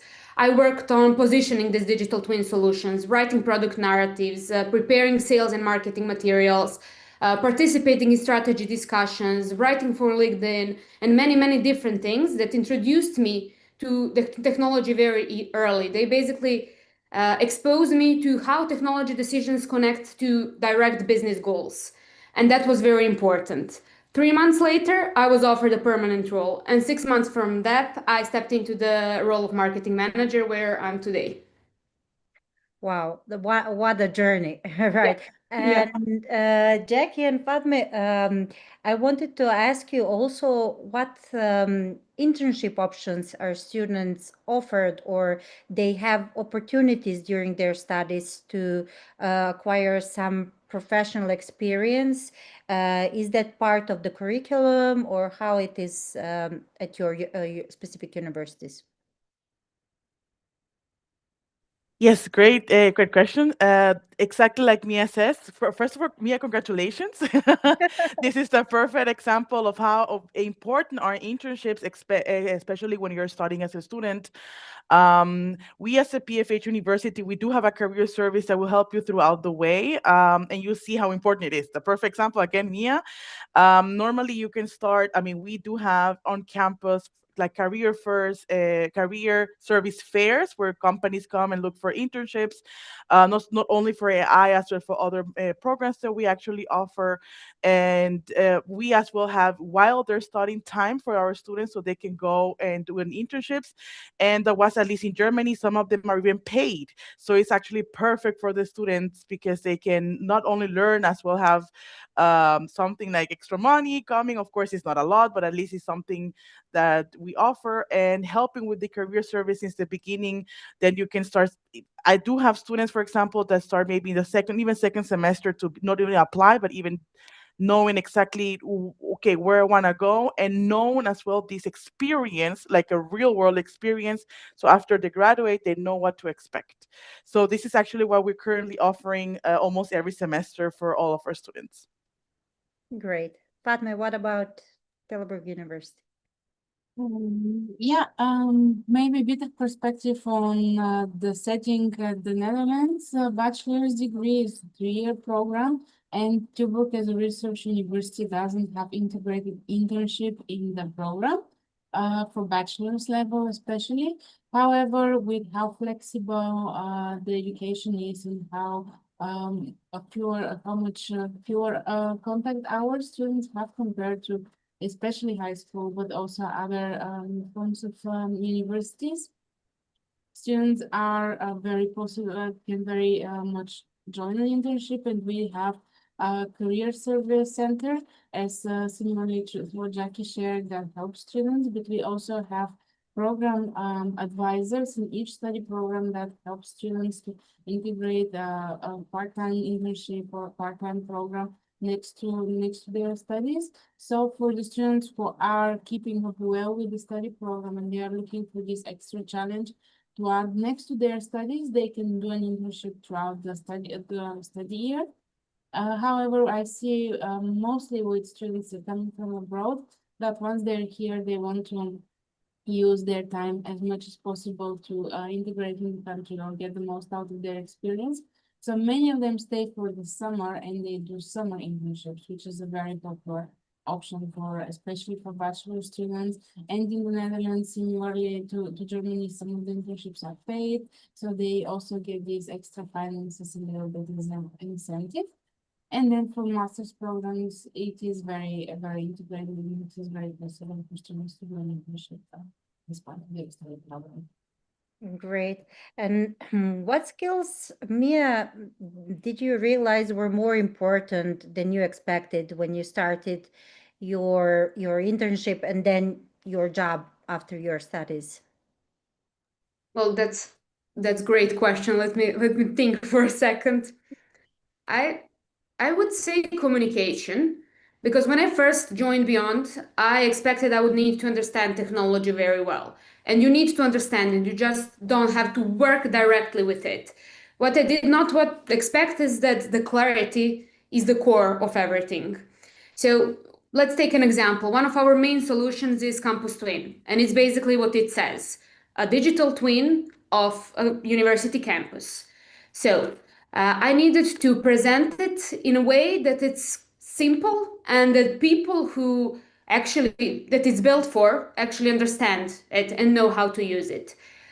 So it doesn't matter if you are having a campus tour or open days, it gives you an opportunity to structure all of your programs, to simulate open days, and to have centralized information, understand how prospective students explore your offers. And here's where my international student experience came handy, because when I was researching about studies abroad, everything felt very fragmented and I was lost. Information was spread into millions of web pages, millions of PDFs, and you needed somehow to find a way through it. And it was hard to understand which program is best, what offers me this program and what offers me this other program, and what I get from it. It was very, very hard and I felt very lost. Campus Twin addresses exactly that problem. It creates a structured digital journey from first touch points till enrollment for both students and universities. So I quickly realized that the challenge wasn't the technology itself, it was explaining it without overcomplicating it. I like to say that universities today, they are not only academic institutions anymore, but global brands that are at the same time educating young people and competing for their attention, trust, and trying to build a long-term relationship. And digital infrastructure is something they need. It's not an option anymore. It directly impacts recruitment, onboarding, and even retention.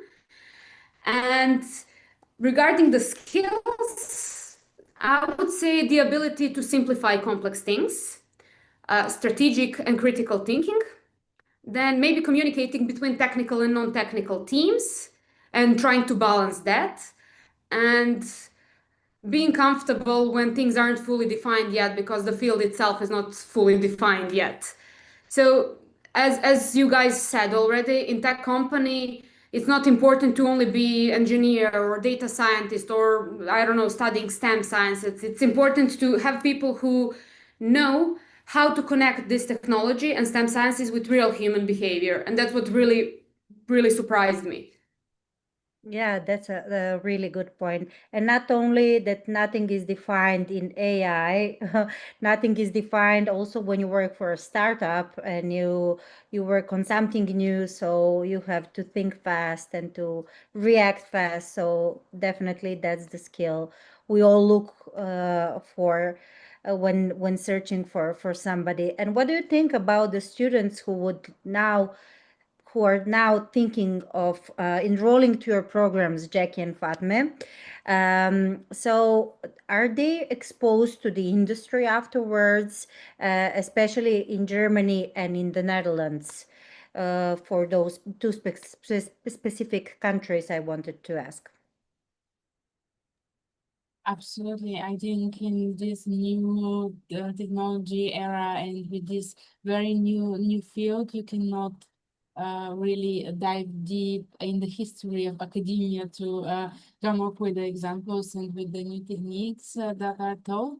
And we are striving our best in every program to face the students as much as with the real business world, and whether it is coming from the academia standpoint, where our professors, we aim to be people who are actively working in the field, or from practitioners who are coming face to face with these problems, face to face with these topics every day, and meeting them also with the business world around them and the companies around them. As Jacky said, universities really try to have these fairs where local businesses, where startups, where big corporations really come and show students what they need, what they are looking for, and how they can fit in those.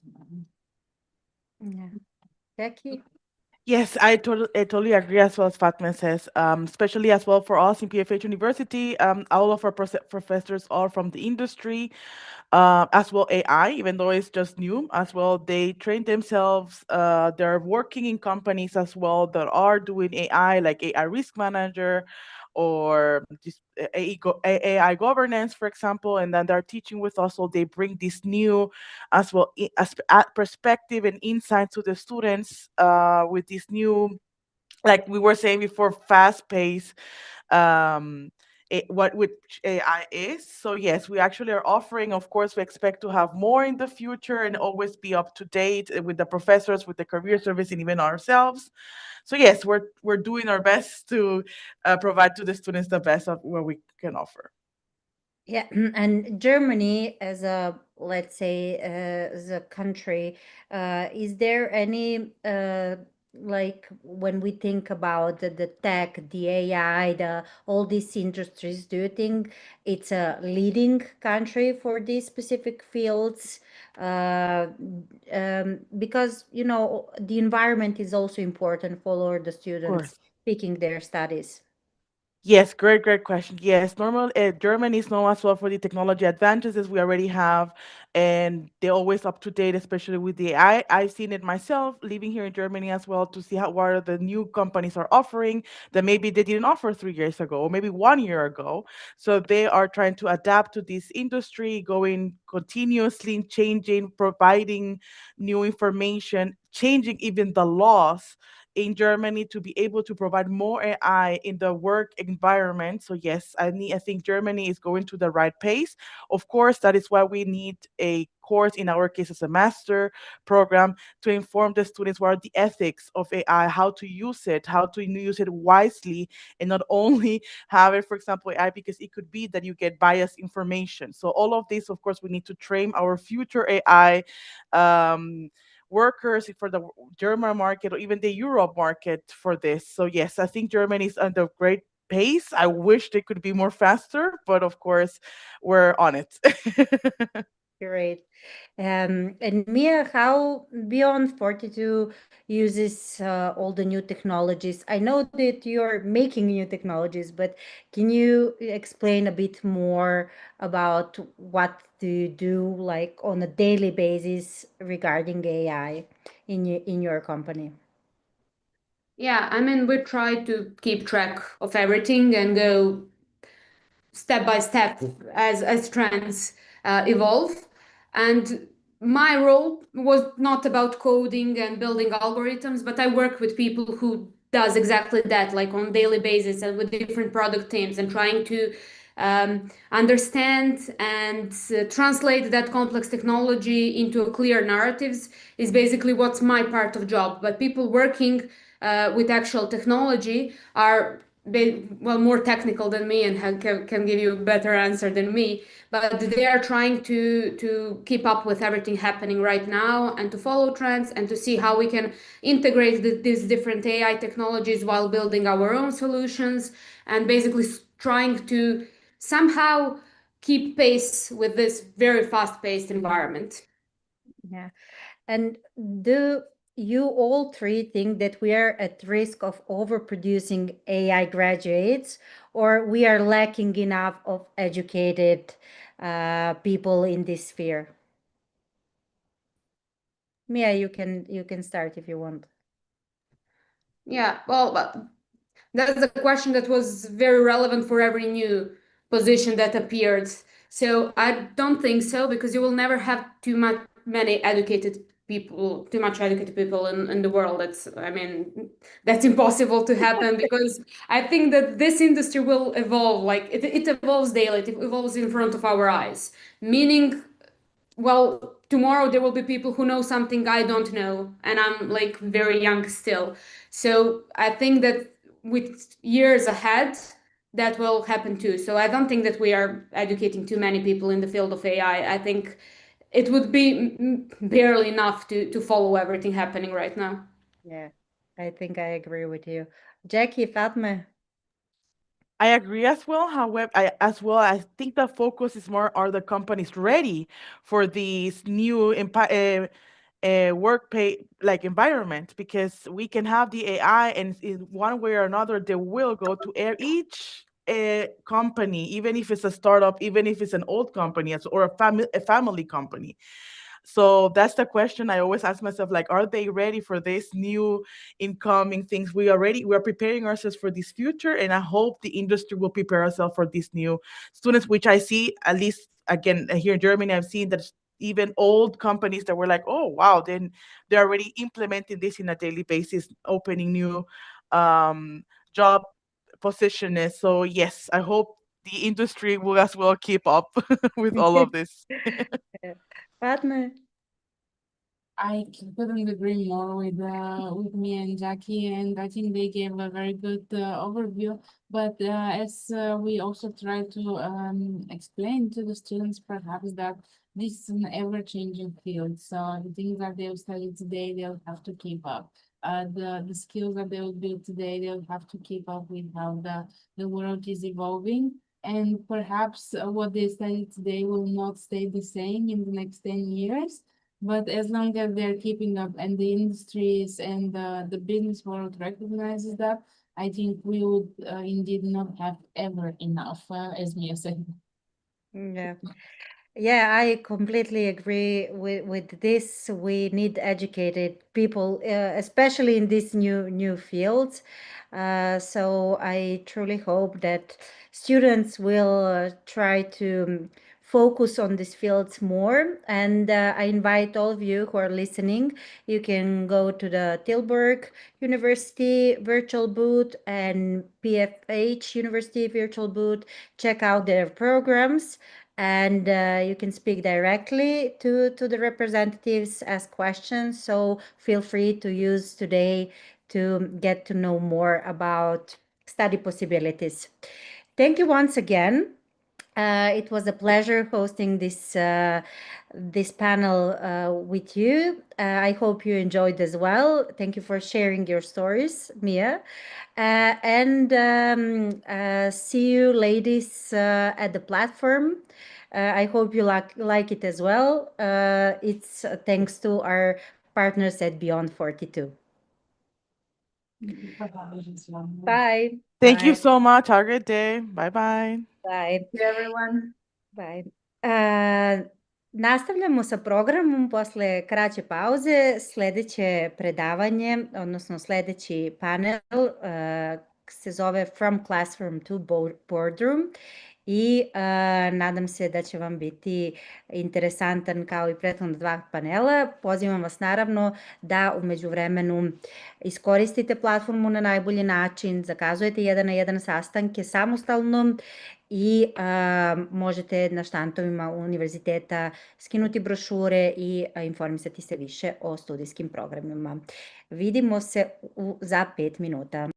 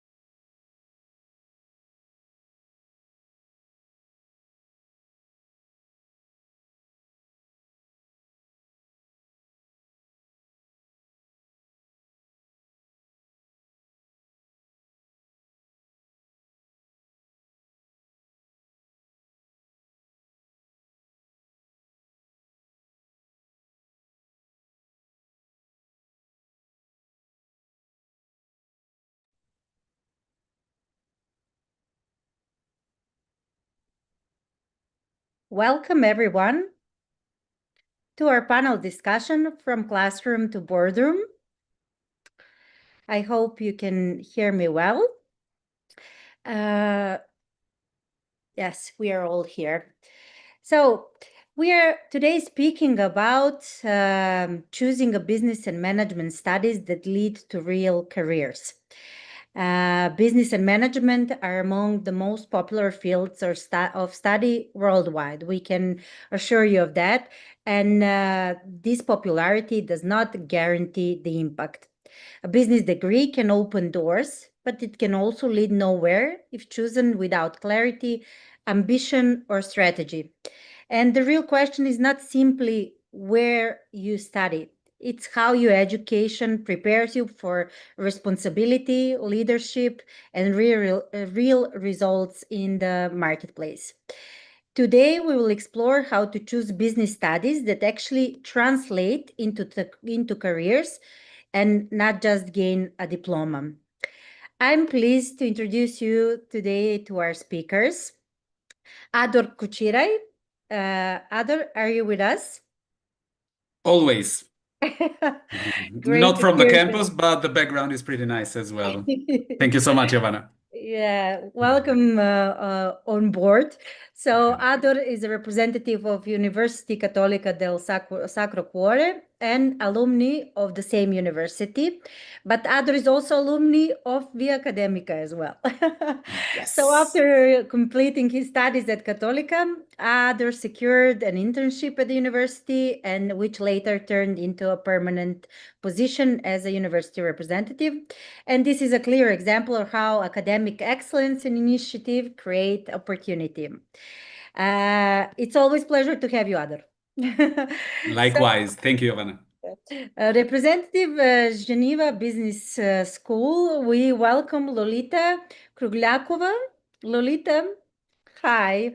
Good afternoon. Thank you very much. Welcome. Lolita will share how the institution prepares students for diverse careers in business and management through a practical, internationally oriented approach. And we are honored to have Vladimir Marić. Hi, Vladimir. Hi, Jovana. Hi, great to see you again. Vladimir is a management professional, and after studying political science in the United Kingdom, he spent 8 years working and studying there. He returned to the Balkans. In over 16 years, he successfully led sales operations for global branches such as Ariel, Lenor, Pampers, Gillette, and Lipton. Today, he works with Orbicom, Europe's largest distributor, while also running his own consultancy. It's great hosting you today, Vladimir. Thanks for being with us. Great to be here. Yeah. So we are now speaking about a business degree that can open doors, but also can lead nowhere if chosen without strategy, right? So some alignment between studies and marketing reality. I think all the students are quite curious to know, because business studies are somehow the first choice of majority of the students. So to explain a bit this gap between theory and execution and the responsibility of the students to be proactive during their studies as well. So the first question goes to the lady of the panel. How should students evaluate a business or management program today? How should they pick the right program for themselves? Thank you for the question, Jovana. Well, from my side, as always, I'm saying to our applicants is that if they already understand and see which, let's say, career perspective they are looking for, there is always a right choice, let's say, between the specializations. All of us, like, I'm more than sure you, Vladimir, you are there providing different type of specializations, and you are guiding the students like us, like which exactly specialization will be the best to them in the career-wise, in the future perspectives. And it's quite difficult nowadays, to be honest with you, to choose the right specialization and understand if the business is the right choice. But as far as I know, business is everywhere in our days, in the fashion as well, in the finance, in the entrepreneurship, everywhere. And we're living in the business world. So yeah, in my point of view, in our point of view, I think my colleagues will agree with me as well that choosing the business in our days, it depends on what exactly you're looking for in the future. And what difference a strong business school from an, let's say, average one? I think nowadays all the business schools are strong. It depends on what exactly the business school is providing to the student itself. Which study approach? Is it practical approach? Is it more theoretical approach? Which specializations? Which career-wise internship options? And some advantages, let's say, as well.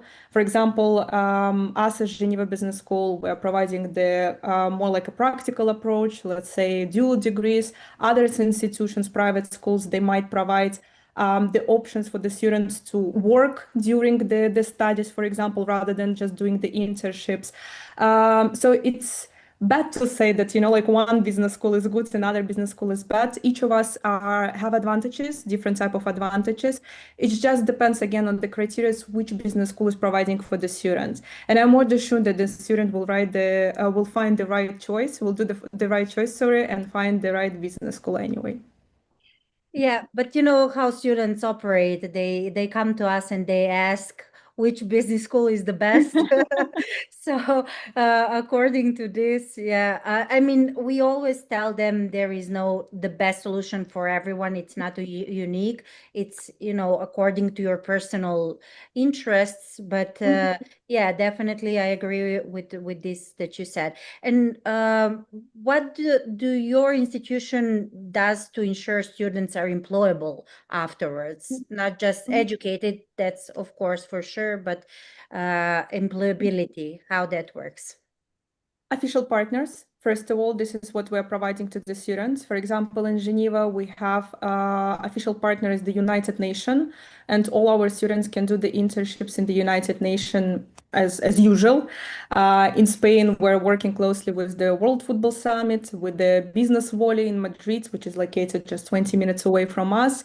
But what is the most important is the career office, which we have on the campus, and our career department is providing on the monthly basis from, let's say, 7 to 15 different companies who are providing, unfortunately, free internships, but still it's practice. It's a huge advantage for the CV and future, let's say, perspectives. But the good news is that we also have an alumni department where our students can be in touch with the alumni. I'm also an alumni. I graduated 7 years ago as well, like you, Ador, ex-student of the institution. And yeah, altogether, we're trying to assist the newborn, let's say, students at Geneva Business School to show them that, well, you are starting from the zero, but then we're growing those leaders, and this is important for us. So employability for the moment, if you want us to see the statistic, 95% of the students are employable, which is a huge actually percentage, 100 different nationalities. And I'm always saying that some students are staying locally, where they're doing their studies in Spain or in Switzerland, some going back to home countries, and some just, like searching for the opportunity of getting the master program, for example, after the bachelor. So yes. Ador, I know that University Cattolica is one of the highest ranked universities regarding the employability. So can you tell us about your institution, how it ensures students are employable? Well, I mean, employability-wise, we're talking about a 93% rate within the first year of graduation. But yet again, it all goes back to what you were just discussing, and I cannot agree more on finding the right fit, not necessarily the perfect university or perfect place or perfect country. Obviously, it sounds quite of a cliche, but I mean, we're here to help. And it's not only a matter of providing, the academic assistance or, saying that you need these documents to apply. So you have the stage and placement, like in this very campus that you see right here, like behind this building, there's the stage and placement department of Universitat Cattolica. And I mean, out of our 40,000 something students, 18,000 of them are actually attending an internship. We have, I don't know, like tons of programs providing curricular internships. So you could start maybe creating your own network or start working right from, your study period, like myself, basically, like I did a few years ago. And we're here to provide assistance with the interview process, with tailoring your CV, with finding the right company. I'm not going to go through the companies. I mean, no way. I would need like 15 panels to go through the partner companies of Cattolica. But yeah, the thing is, students should not consider the university like, an academic enrichment place. It's obviously you're here to learn, and grades matter and studying is important, but the outcome and the return on your investment is the main topic. As you would expect something back. That's pretty much it, as easy as that. I noticed when you said you have to find a right company, and Vladimir has a really interesting story. The right company found him, actually, and he started his career completely out of the blue in a sector that he didn't actually planned or wished for at that point. So, but it really turned his career upside down for the good. So, Vladimir, maybe you can tell your story, which is really inspiring. Sure. So I completed political sciences in UK. In fact, I studied media studies.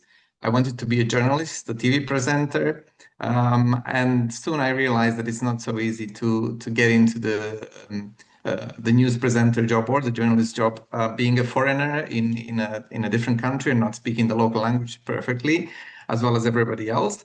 And then I returned to the Balkans. I started working in PR. And very soon the project I was working on closed down. So I was looking for a job, anything to do, because I had a loan and I just bought my first car and so on. And I applied for a job at Procter & Gamble, which is the largest producer of fast-moving consumer goods in the world. It has brands such as Ariel, Lenore, Pampers, Duracell at the time, Gillette, and so on. And I only applied there because I needed some money. I needed some income. It was not a plan. I actually hated sales. I really didn't want to get into sales. And then I applied for a job as a receptionist, just to start off somewhere until I find another job in PR. And they actually told me that my results in the testing, when I was doing the interviews and the testing, were actually managerial results, and they could not have me working on reception. So I joined in as a manager straight away. I got a permanent contract, fantastic job description in something that I actually hated doing, which for me was a very demotivating at the start, but it turned out to be a fantastic match. P&G is one great place to learn, and over time I really got some fantastic schooling there. It's a college of its own, basically. You learn so much in there. And like you said, the company found me, basically. Yes, but maybe your education prepared you to jump from the receptionist directly to a managerial position. So probably it worked well at the end. So as a base, like studying abroad and having education abroad and all the skills acquired made this thing happen for you. And definitely, I just actually wanted to say it's one of the key things that all the corporations are looking for today. You need to have a bachelor degree, which is basically telling them you have some discipline, you have some baseline knowledge, you can start the project and finish it till the end, and you have some technical skills, using the softwares and the internet and so on. And what is the biggest gap between the university and corporate reality?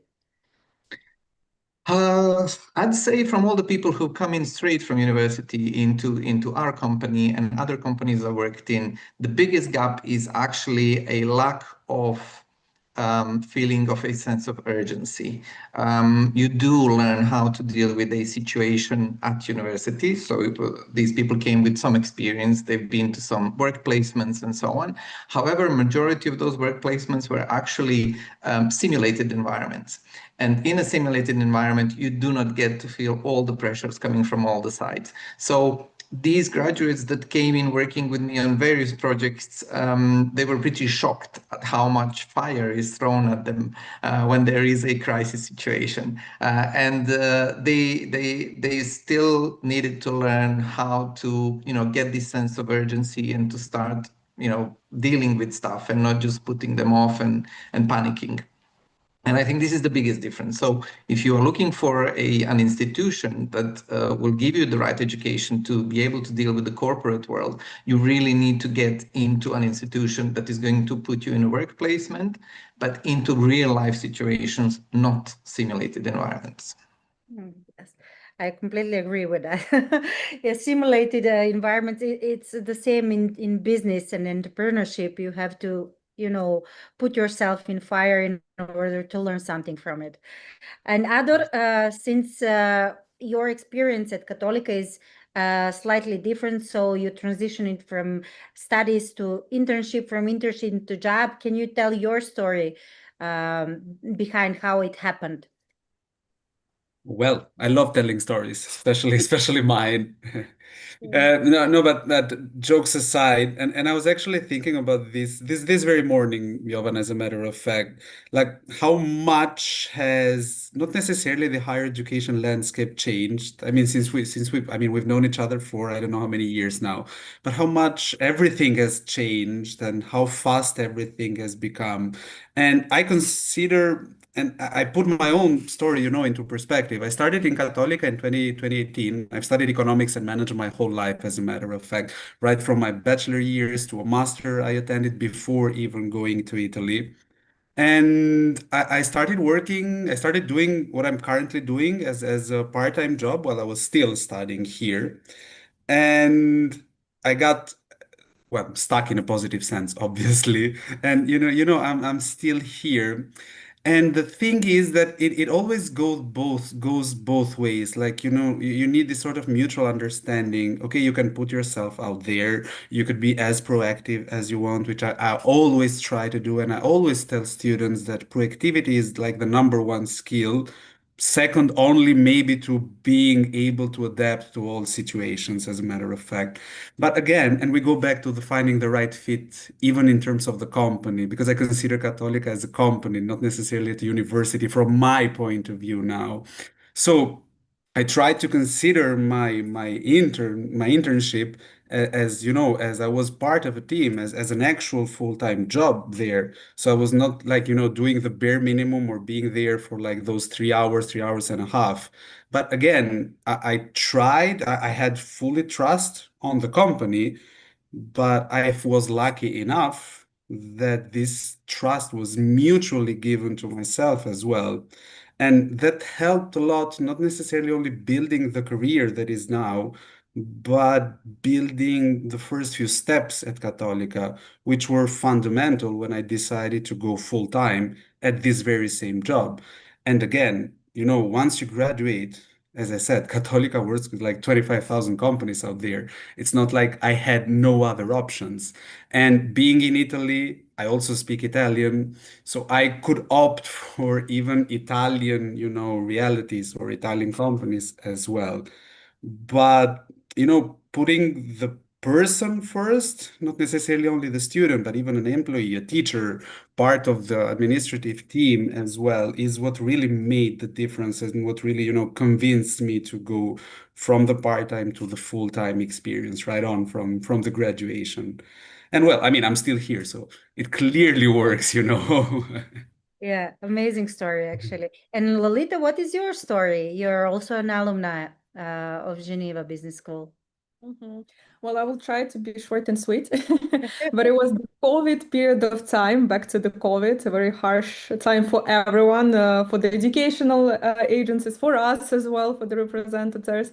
I was on my last semester, and very interesting story to say is that I did my thesis actually about the difference in educational system, and I didn't even know that I will be working in educational system. And then I will be, then I invited as you, Ador, as the intern.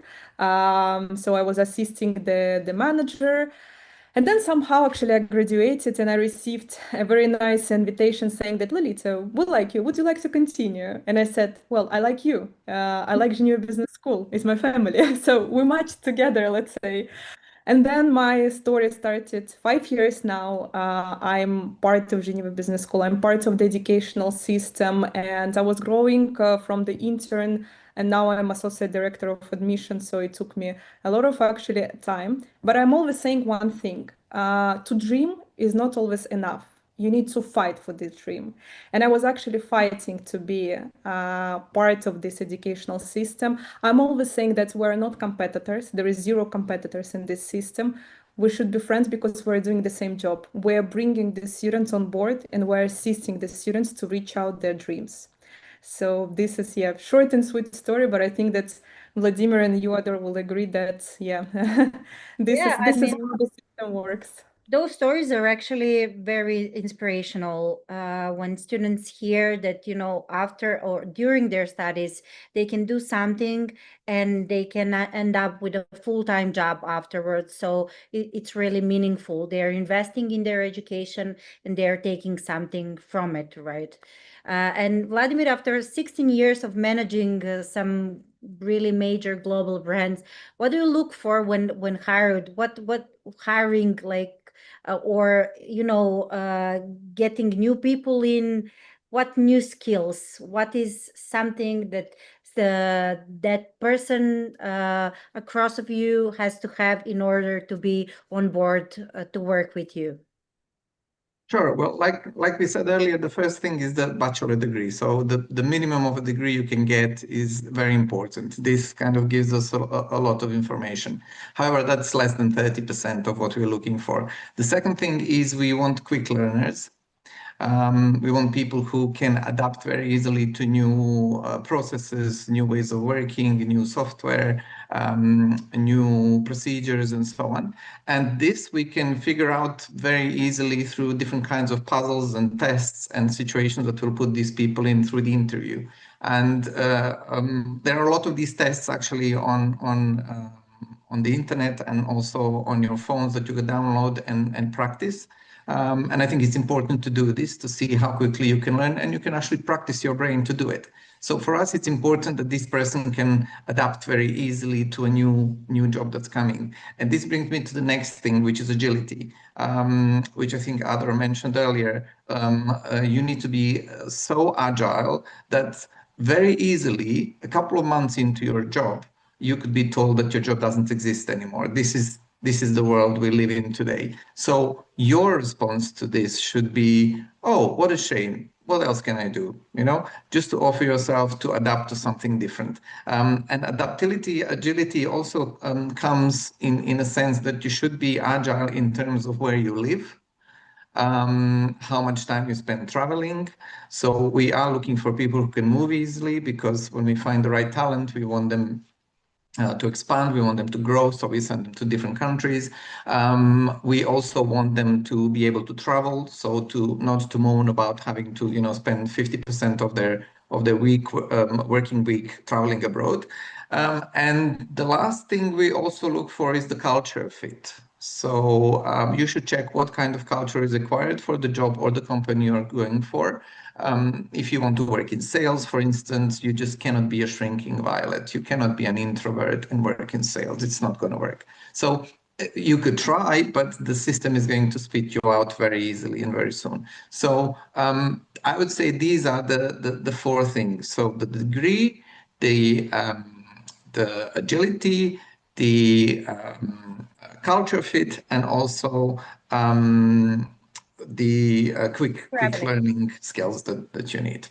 An openness to traveling.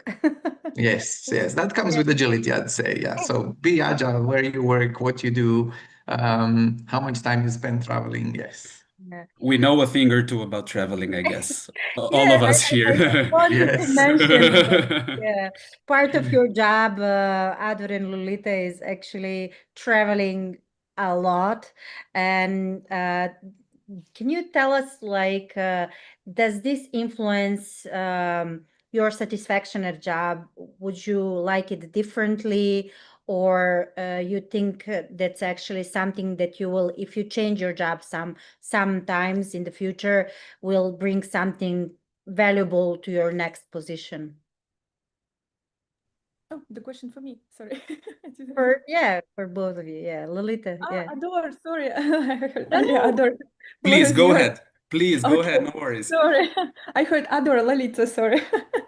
Well, from my point of view, I mean, and I think you will agree, Ador, that we're not really seeing the place where we're traveling because we're working 24 hours, you know, and we can only see the place from the taxi or from the hotel window. But the most important thing is that we're meeting the new people anyway, during the fairs, during our communications. All of them are different: parents, children, the applicants, the agencies. Every single, let's say, year we're meeting someone else. Of course, when we have a time, and I think we were together at one time, you know, like on one of the fair, that we always spend it wonderfully, you know, like these dinners, this, you know, like communication. We're building the bridges, sorry, between the countries anyway, even if it's, you know, like online. But yeah, Ador, if you can also add here. Again, you know, Jovan, it's a matter of fit. It's the right fit for me. It's the right fit for Lolita as well. That's I wouldn't see myself doing something else. And I'm not saying that everyone with a degree similar to mine should do what I do or what we do, but it's the right fit. I love, you know, being around, going from one place to another, not being in the very same place for more than, I don't know, a couple of days. Again, it's the right fit. I know I might sound boring with throwing all these fits right here, but that's what matters the most. And even if you're not used to it, if you feel valued, if you feel trusted, and if you feel that you're, you know, actually contributing to something, you can make jobs which are 10 times harder than ours work. Ours is an amazing job, really. You know, we get to travel the world, see places that I never thought I would visit, honestly. And especially if you consider when you're coming from a tiny country such as my home country.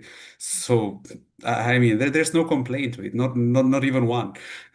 Yeah, traveling actually, it's amazing thing. And when we spoke with Vladimir during preparation of this panel and meeting new people, he mentioned something really interesting that he tends to, maybe Vladimir, you can tell us the story that you tend to travel every month, or you know, as often as you can, and about your phone book.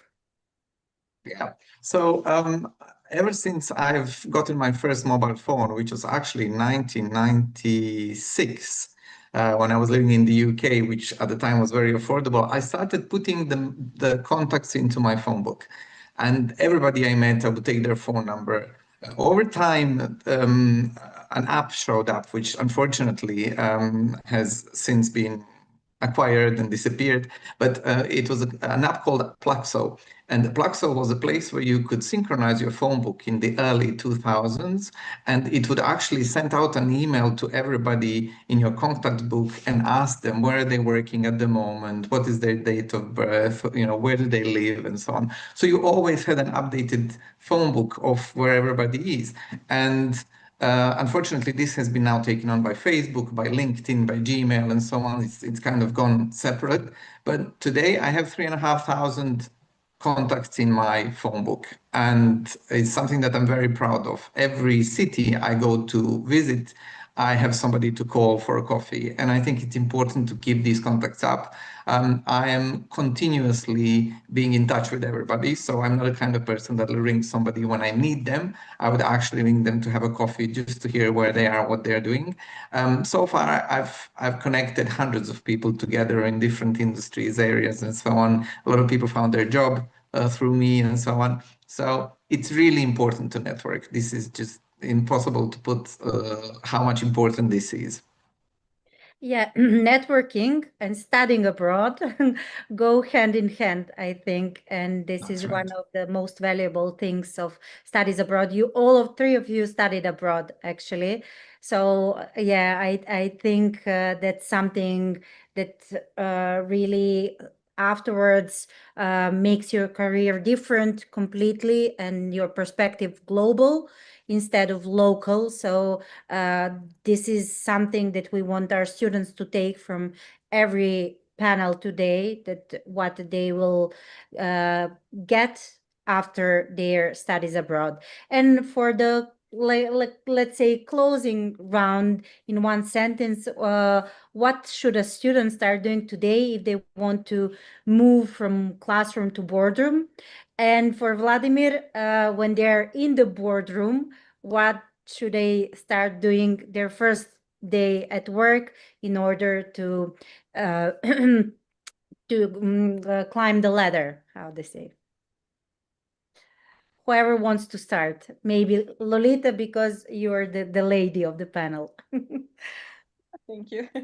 Well, like I said during the panel session, that if you're fighting for your dream, if you're fighting for what you're looking for, the dream really will come true. And we're not talking here about the wishes; it's the reality. We're living in the reality, and the studies are very important. Like you, Vladimir, said, the bachelor's degree is very important, and without it, nowadays it's quite hard.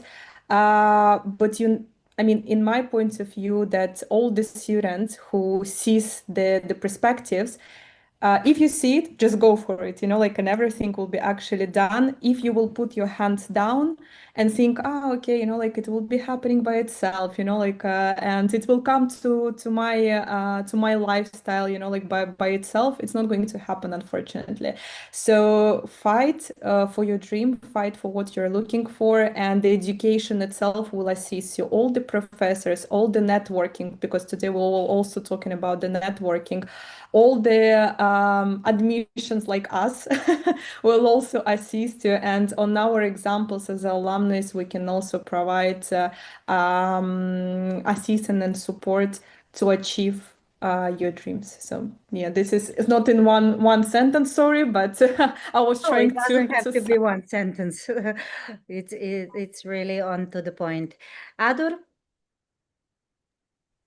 Well, there's no one sentence, obviously, or one word that can answer your question. And I would like to take like an extra minute to because there are two major things going on here. The university has always been considered like the place where you get answers, pretty much. And apart from the education and the grades and the experience, you get answers. With the whole AI revolution that we're going through, we need to go back to learning students to, first of all, questioning all those answers. Obviously, you can get answer to pretty much everything in like 3 to 4 seconds now. Maybe that answer is not going to be super accurate always, but you get an answer. And universities are supposed to teach students how to criticize that answer, how to question that answer. And the other thing, which I think, this comes from my personal experience, and I always tell these to even 17 or 18-year-olds, that this is super important. You should start acting like a professional before you even have the title.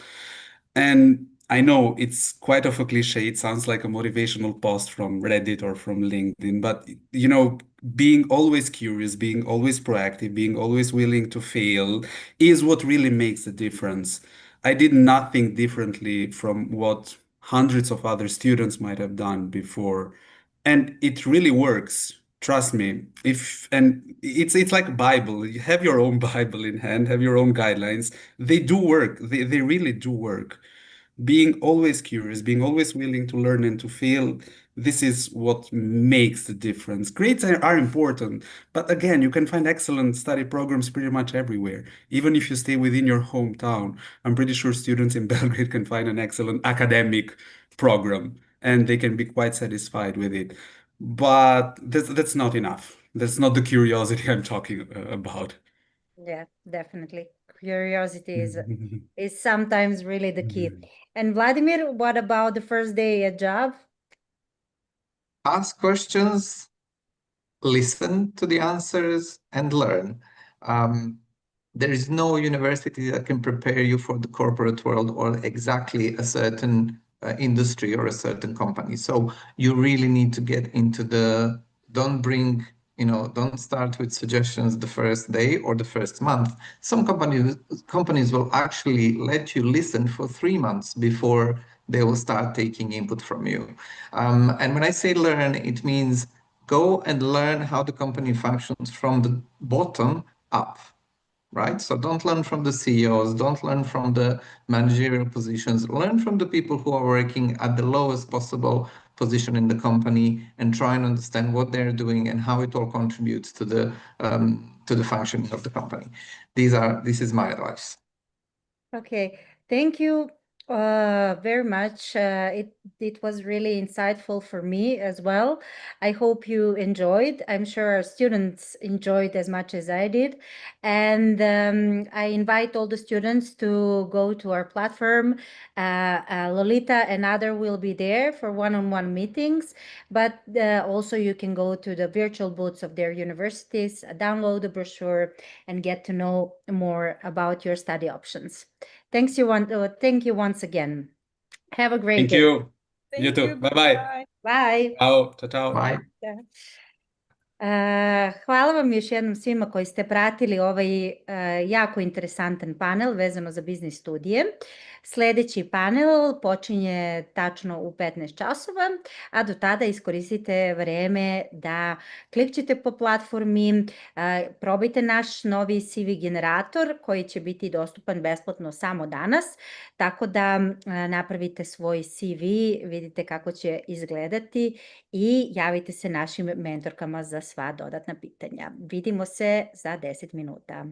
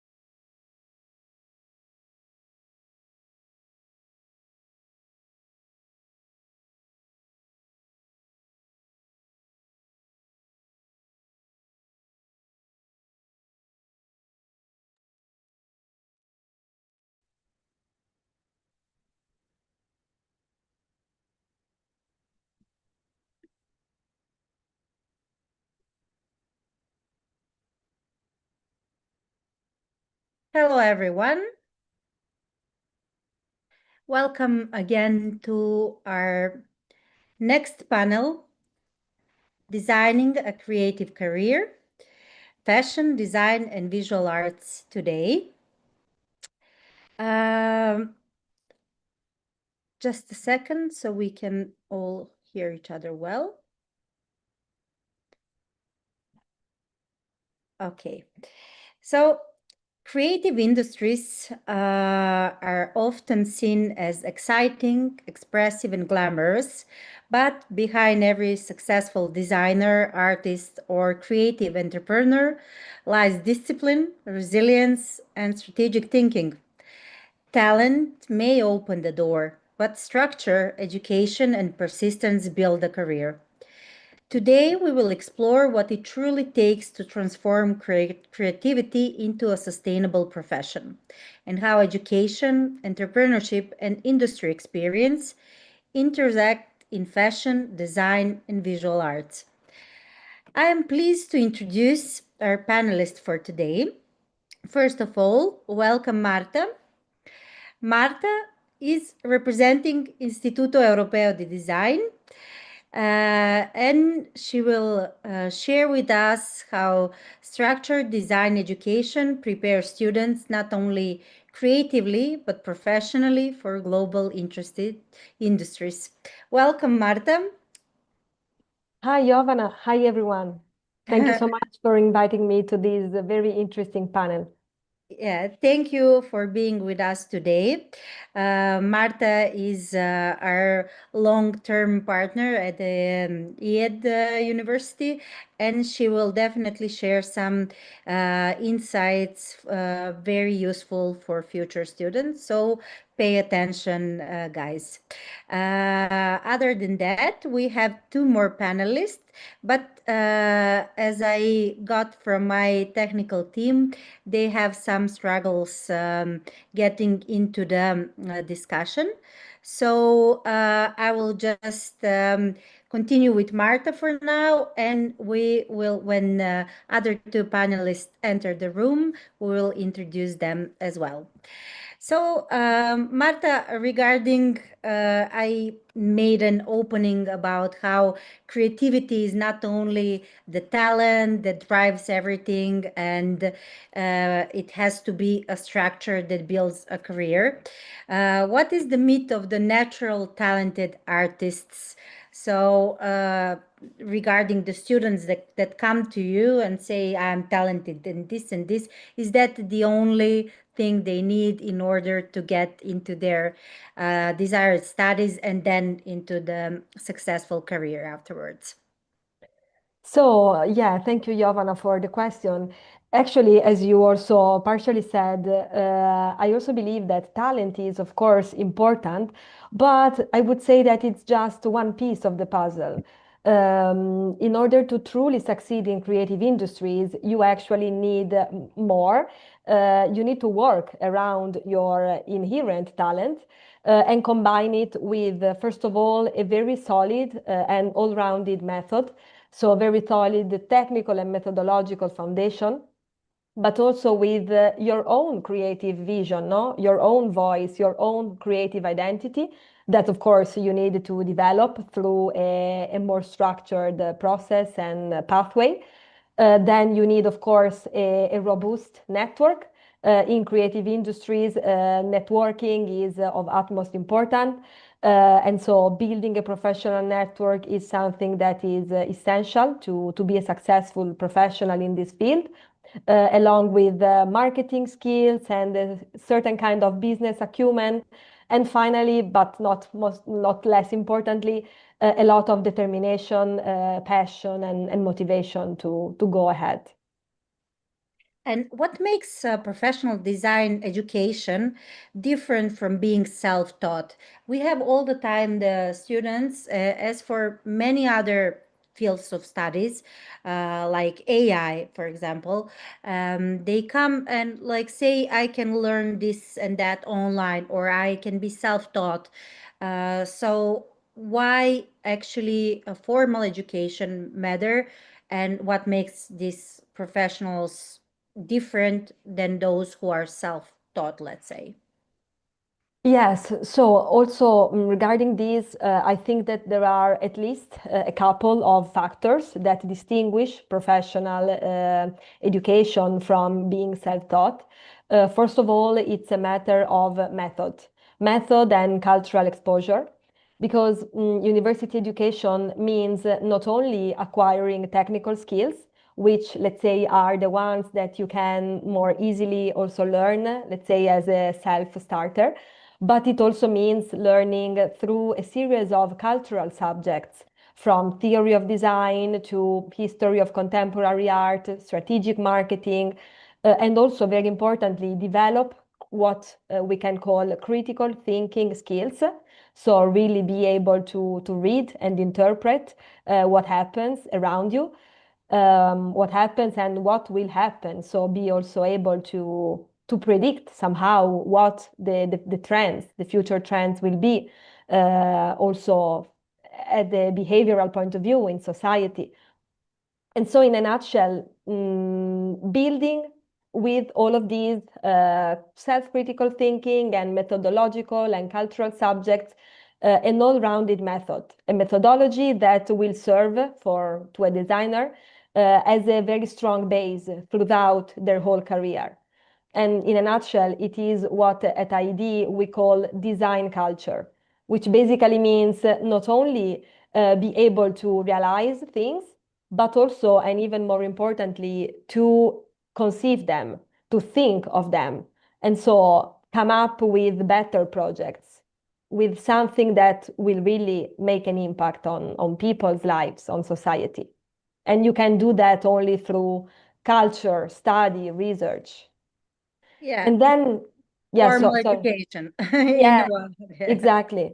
And actually, something else which is very important to mention about formal education is what I already partially mentioned, which is the possibility of building, while you study at a professional university level, building a network of connections.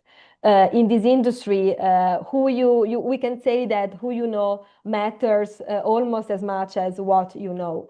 And so studying in a design university means having to do every day with professors who are professionals in their field of specialization. So this is the starting point of building your network of connections, but also classmates and other learners who come from every corner of the world, may become in the future, and actually will become, your collaborators or even your competitors, your employers. And then, of course, here comes industry connections, industry partnerships. Design University will let you collaborate on real projects with real companies. So all of these comes into play into building this super important network of professional connections. Yeah, I completely agree with you. Like, it's kind of not only one thing, it's many things combined. Definitely. We have our Anna Vasiljevic joined us. We are honored to have her as a part of our panel. Anna, can you hear us and see us as well? Hi, Jovana. Yes, there was a confusion about the time zone, obviously, because I was here before 2 o'clock, but it's fine. I'm very sorry for this confusion. I couldn't react immediately, so I put my team on it. But thank you very much for being today with us. So Anna is let's say a real designer, a brand. She has her own brand. Apart from that, she's a professor at University of Donja Gorica, and she can give us a perspective from both sides, being like building her own brand, and from a perspective as a professor dealing with students and having all these new generations coming in with their aspirations and their plans for the future. So we were just speaking about formal education and how students come, let's say, a raw talent, and they have some ideas. But some of the students, when they come to us, They ask, can I be a self-taught or do I need a formal education in order to become a designer or to have my own brand? What do you think about that, Anna? What's your experience?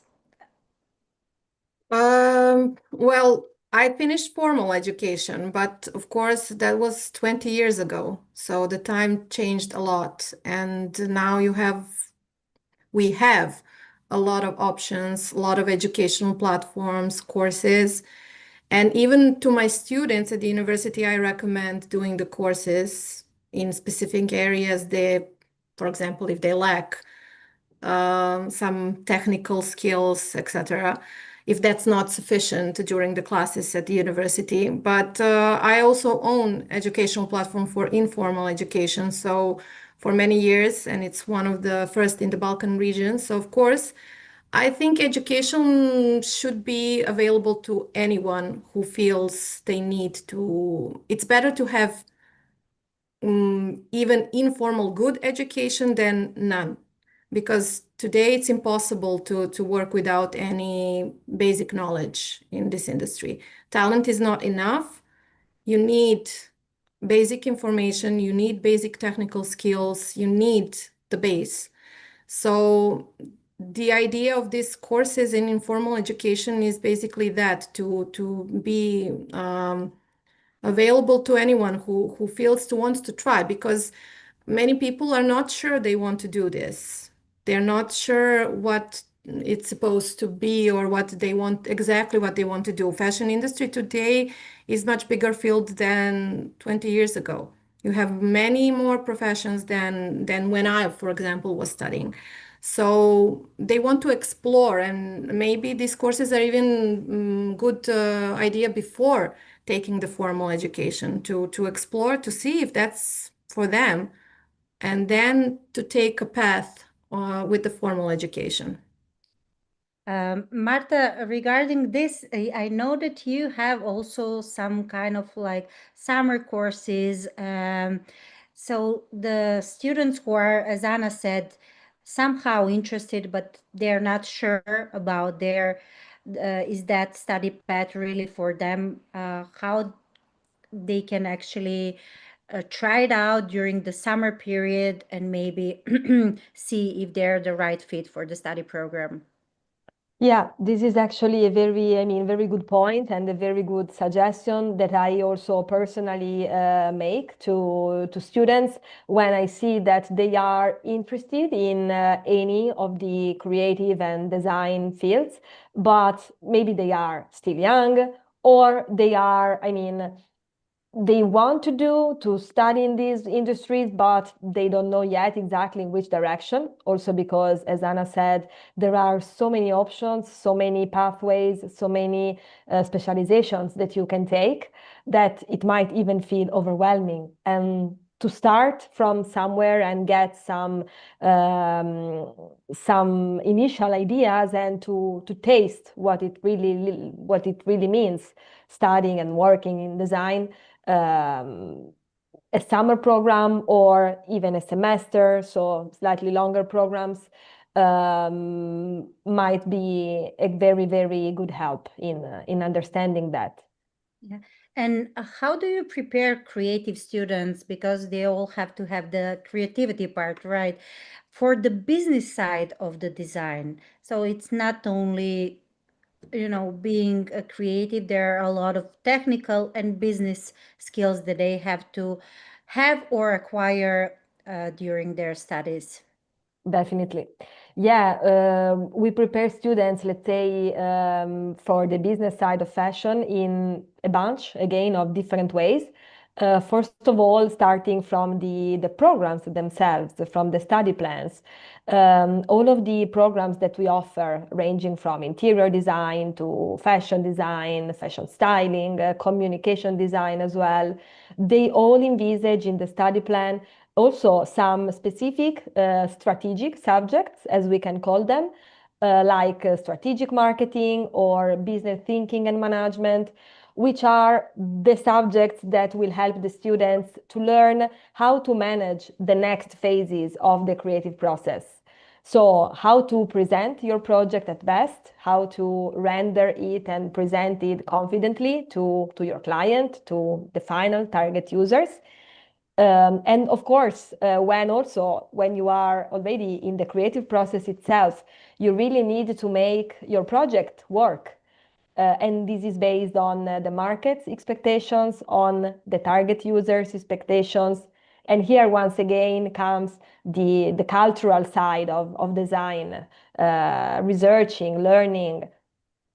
And another very important aspect, I mean, that we care a lot about in order to train our students, let's say, for the business side of design, is what I already said about industry connections. So the possibility of working with the real companies on the real projects, from, I don't know, BMW to Bulgari, but also public institutions, as well as major cultural and international events.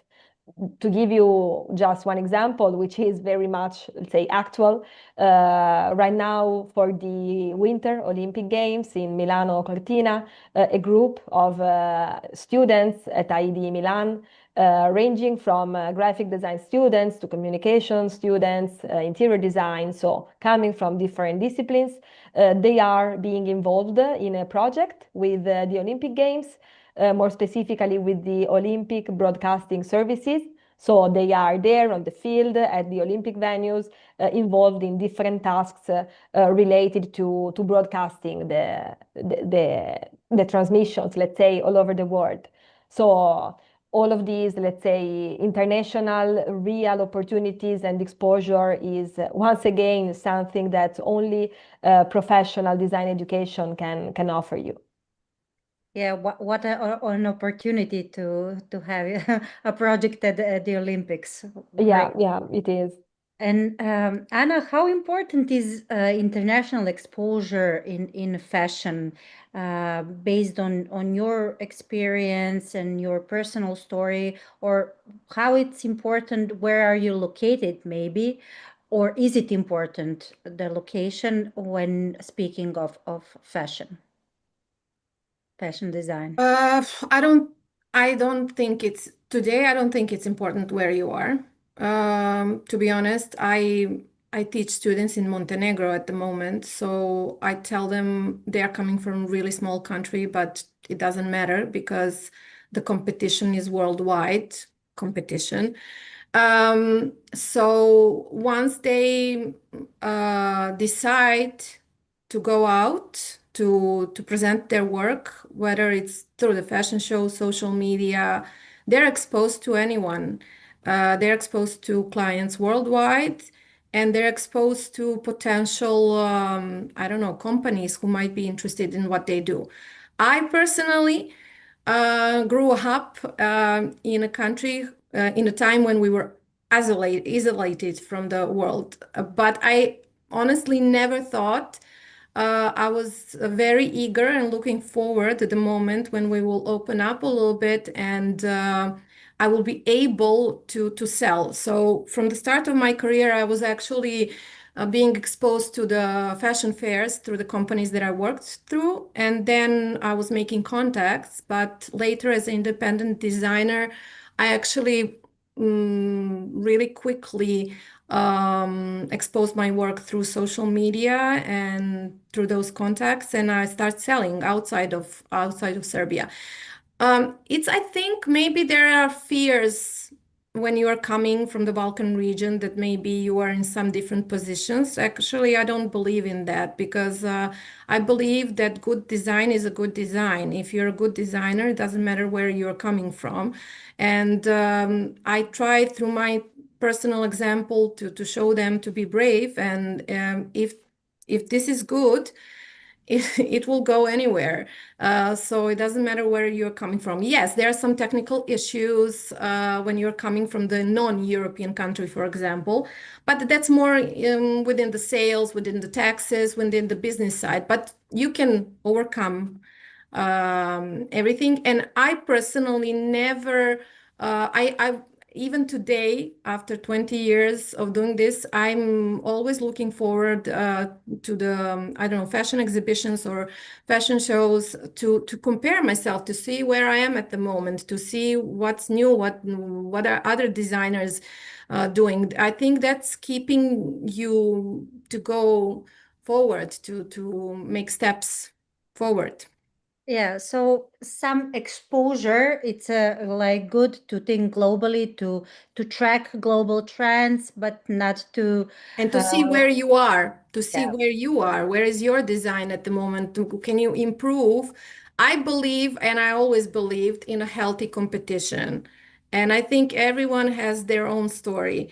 And comparison is more to improve yourself, not to compare yourself like in a bad way. So that's why I'm trying to even teach like the students today not to be afraid. Because sometimes when you're coming from these small countries, you think like, oh, what chance do I have? Like I'm just coming from some, I don't know, country maybe, but it really doesn't matter. Yeah, we totally agree. I mean, many of our students are really getting amazing results abroad, being offered positions. So it's not where you're from, but how you position yourself. But this international exposure that we mentioned, it's something that when you go out of the box, out of your system, out of your city, out of your country, and see how it's done somewhere else. And as a both professor and a brand founder, what do you see students lack most today compared to before, let's say? Oof, it's a complicated question actually, because I think every new generation is kind of like different.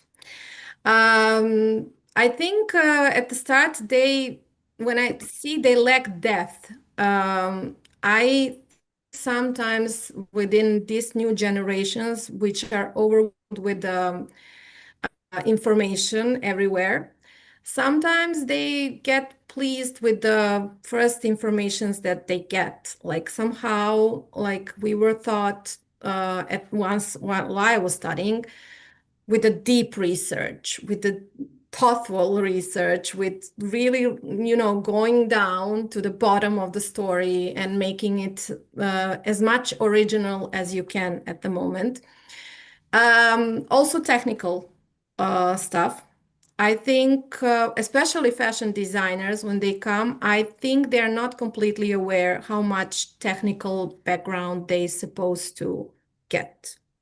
Because they think like, oh, I'm not going to sue, or I'm not going to do this stuff. Somebody else is going to do. No, but you have to know this kind of stuff. This is like, if you want to explain, if you want to describe your design, you need to know how to make it, even with the help of the other persons. Also, the business skills. I think this is something like, for example, in the programs where I worked for last 14 years, we definitely put, in the time when I was studying, this was not even the topic. But now this is obligational, like to learn about the fashion marketing, about how to make the price, how to make the target groups or define target groups for what they are doing. And like these business skills are sometimes overwhelmed for the most of the creatives because they think like, again, is this something I'm going to do? But I explained to them that I'm independent fashion designer. So yes, you are going to do. You're not multimillionaire company. So yes, you need to learn all these business skills. And because of the social media and this exposure that they have pretty early on now, they think that it's not so important to go into connections, and they think this is kind of enough, like, yeah, I will do my own thing, and I will put it out to the world. But no, this is not about only being exposed at the fashion show. This is much, much more. So these are all like the things that maybe they're not even aware of when they come to study fashion. And also most of the fashion designers come only to be fashion designers. They are not immediately open to the different kind of positions. So I personally try to open it up because I don't think creative person needs to be only one thing. They need to be more open to other things within the fashion industry. Basically, it's more demanding today. It's definitely, you need to be complete package. Even in the junior positions, they expect you to be the complete package. Yeah, we were discussing. You actually covered the next question: is social media helping or harming young designers? I think both. Because they have much more exposure, but on the other hand, it really harms them in a way you explained. So it gives them the at the beginning, maybe gives them even the fake picture about what's going on, because it looks very easy now to open the account and put yourself out, and you think like, okay, I'm here, but why is nobody calling? Why is nothing happening, But at the moment, it seems very easy, looking other accounts, maybe it looks easy. That's I think it's the problem.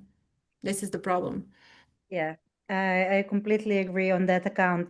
So, and Marta, regarding some success stories from your institution, I mean, there are a lot of schools that are offering design programs, right? Especially in Italy.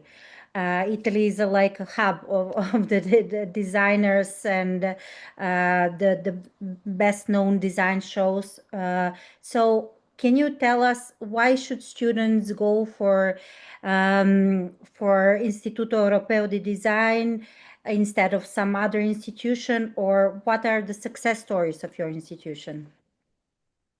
Well, I actually would like also to add something related to what Anna was saying, which is also, I mean, replying to your question, a value that we care a lot about at ID and that we put forward with our academic offering and with our teaching activities is exactly interdisciplinarity.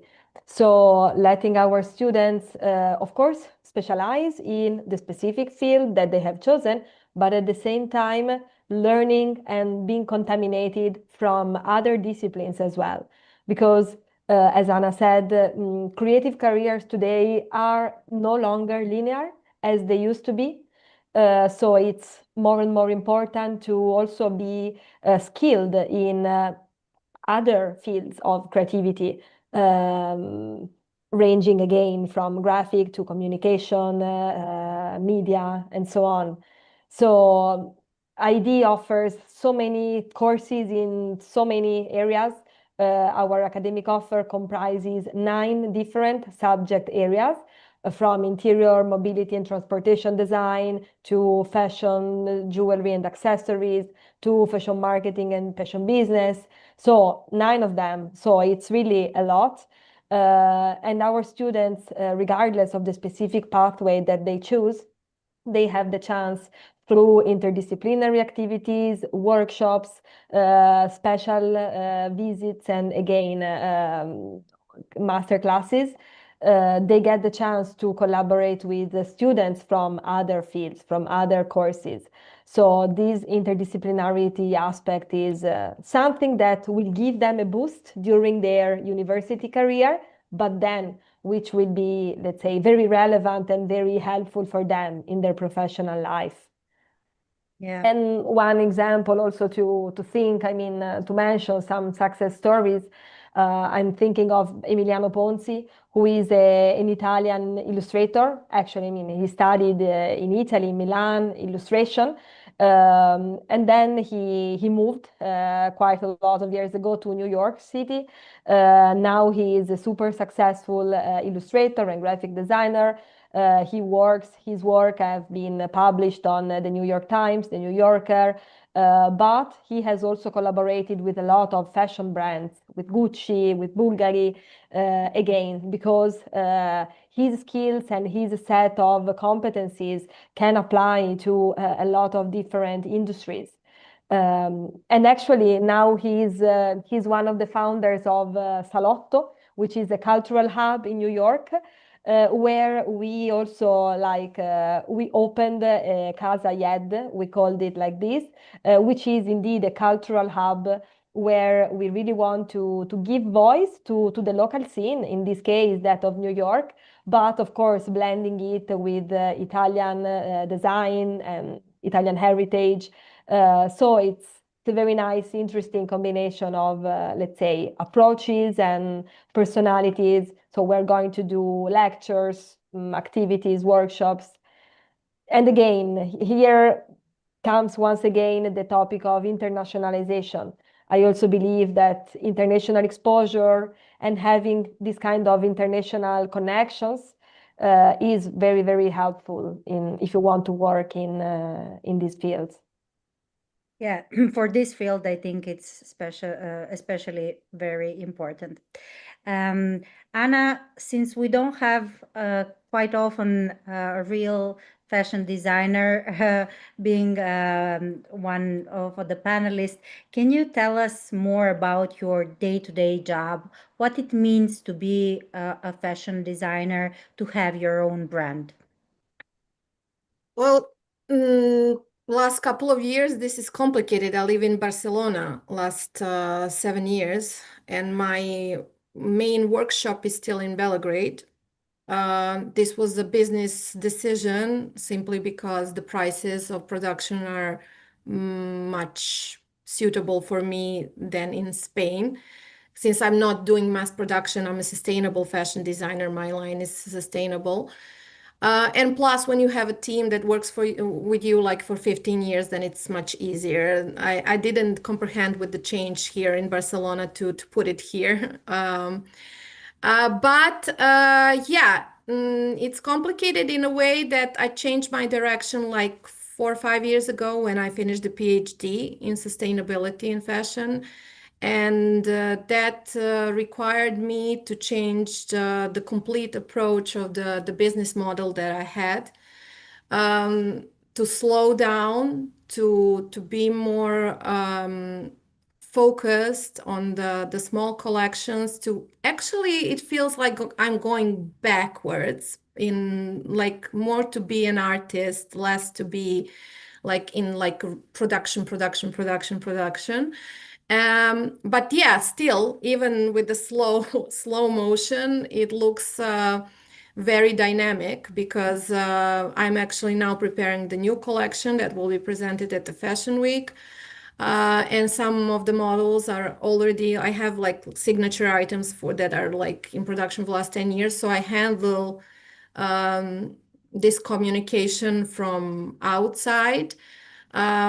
That's why I said the technical skills and preparations are important because, for example, nobody taught me about specific sheets, line panels, like this kind of stuff when I was studying academy.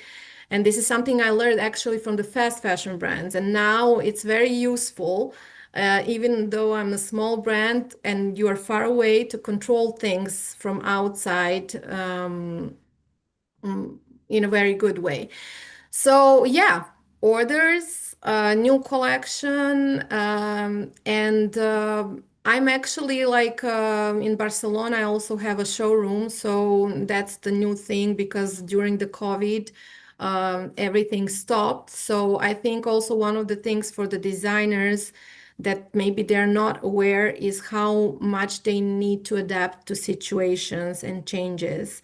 And that every year is basically a new year. It's a new challenge, and you don't know how it's going to work, and you have to be prepared and to adapt very quickly to the situation. So now, for example, last year was complicated for my brand, But this year I'm reorganizing and trying to like get more back to myself, to the way I want my brand to work. And this is like in a very ethical way, sustainable way, and slow way of producing things. So made to order, basically.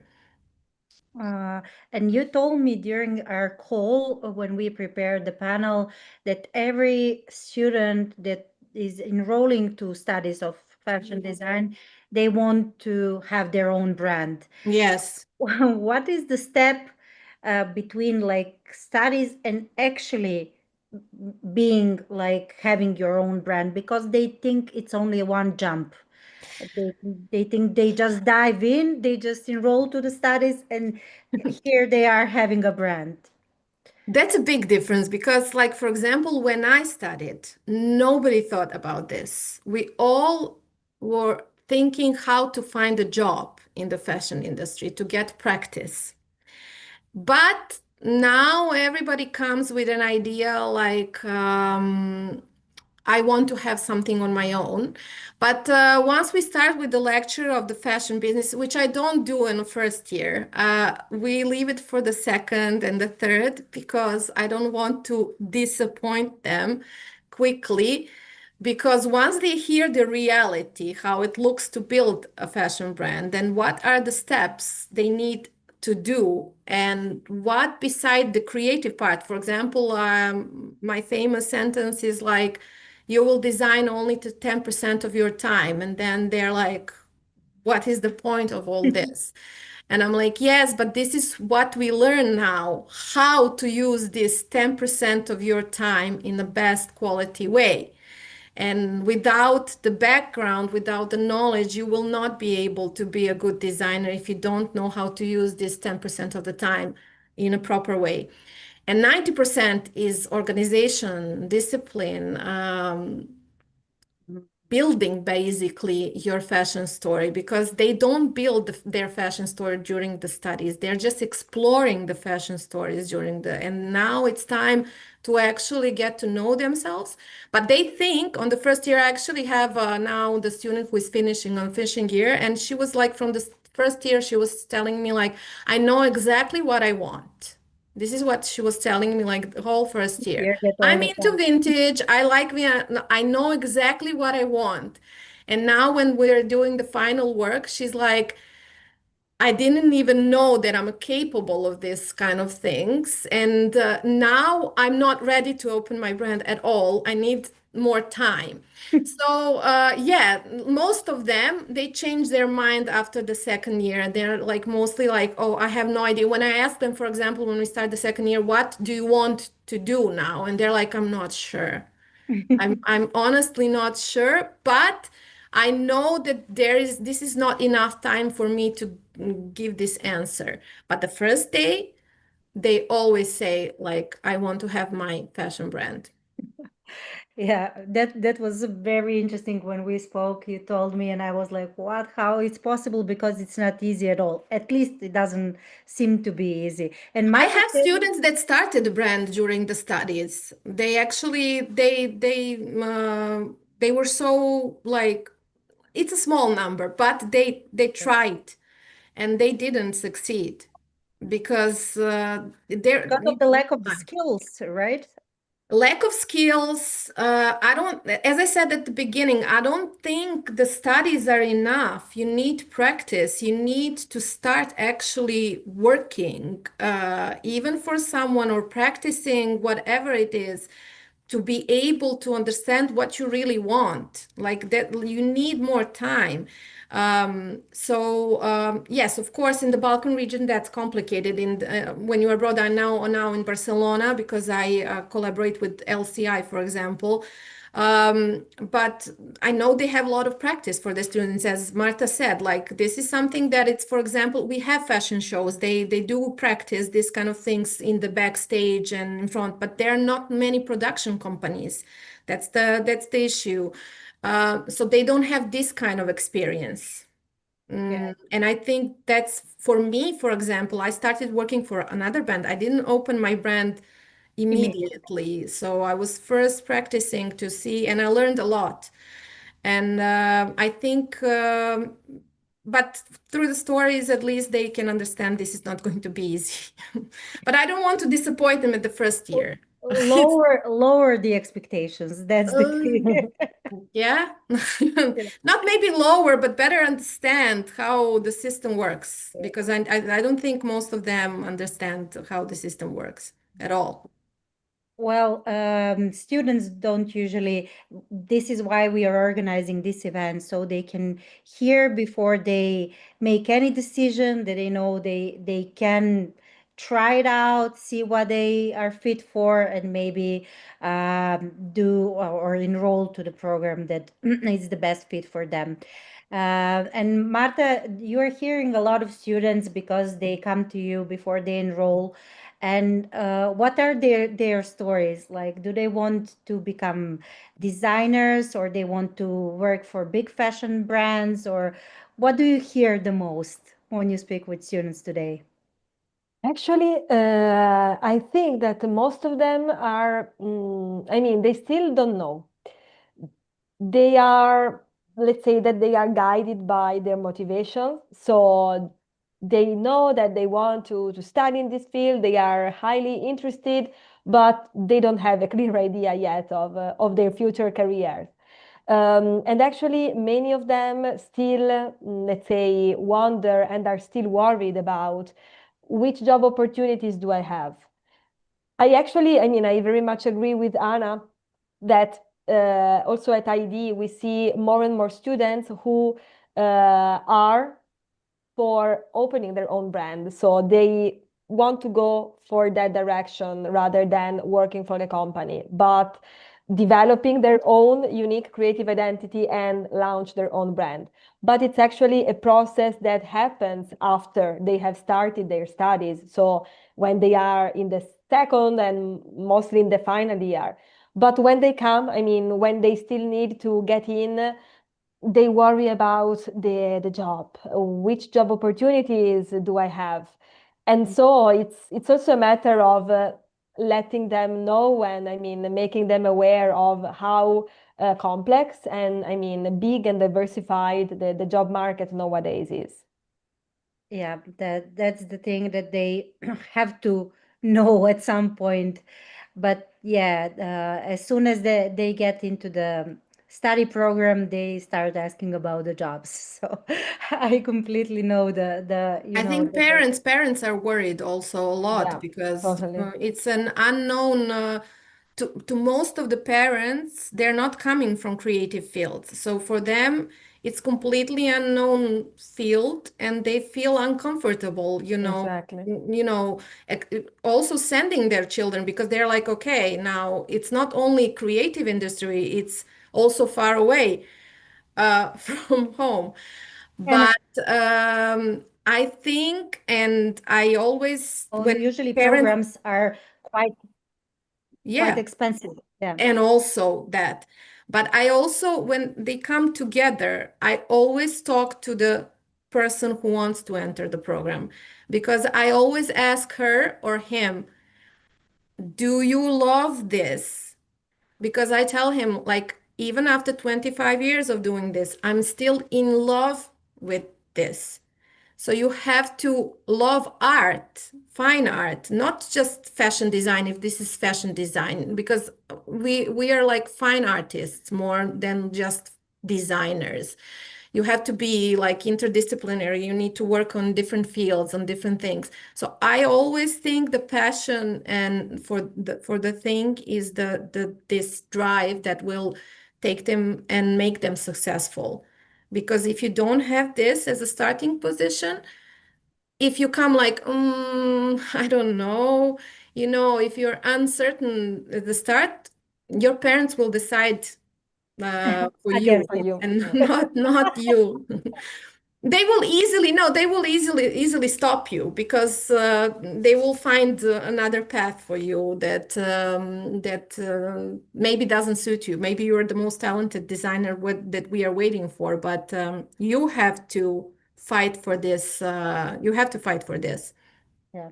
So if there is one thing that all the students who think about this career should take from this panel is like, if you like it and you love it, fight for it because your parents will fight Exactly. against. No, exactly. I have to tell you, just I don't want to keep you time, but I actually, to enter the Academy of Fine Arts, you have to pass the exam 6 days. And in my time, they were accepting like 6, 7 students, and I was preparing 2 years to enter the academy at that time. And my parents asked me, what if not? Doesn't happen. There is no other option in the surrounding. We don't have money to pay you to go abroad. And I was like, no, but I start thinking about it. They put the needle in my question, like, what if really I don't succeed and enter the academy? So just in case, I applied for the universities in the United States. And I passed SAT, TOEFL, whatever was necessary. And I actually got in first at the American University on a scholarship. So for me, I was calm because I knew I had option B outside of Serbia. And I told them, I actually finished first year in the United States, actually, and then I came back to Belgrade. But I told them when everything was finished, like, I'm going to United States, which was even worse. So this first option was great. Not like I'm going for creatives, but I'm also going. But that's what I would tell anyone going to you have to fight for it. I mean, whatever is the case, if it's abroad, if you see the chance, if you found the place, just go for it. Yeah. We ran out of time, but it was an amazing panel. Thank you so much, both. I want to also invite all the students to go at Marta's booth because there are some amazing scholarship options. So you can inform yourself there. And thank you once again, ladies, for your time. And I hope you enjoyed as well as I did. Have a great day. Nice meeting you all virtually. Thank you so much. It was a pleasure also to meet Anna and to learn this much from her. Thank you so much for the opportunity. Thank you, Marta. Bye. Bye.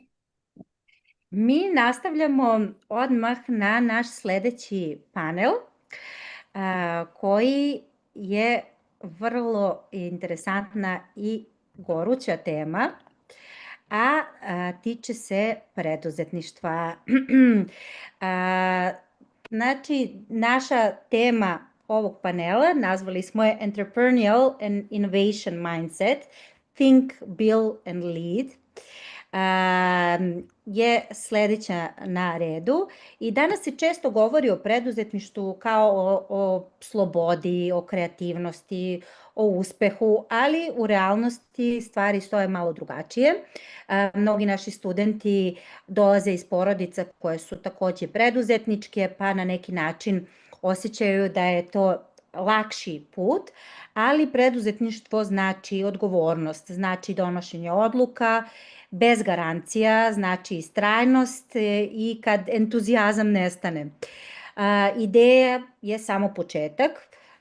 Ako osnujete neki svoj brend ili ako razmišljate o preduzetništvu, ali izgradnja svega toga je proces i liderstvo je odgovornost i za ljude i za rezultate.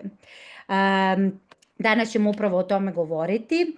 Da li se preduzetnički mindset uči i kako obrazovanje može da podstakne inovacije, šta znači zaista graditi biznis od nule. Meni je ova tema također vrlo bliska, tako da sam pažljivo birala današnje govornike i imam zadovoljstvo da vam predstavim Milicu Kankaraš, osnivačicu brenda Crux Pure, koja je svoju ideju pretvorila u prepoznatljiv brend.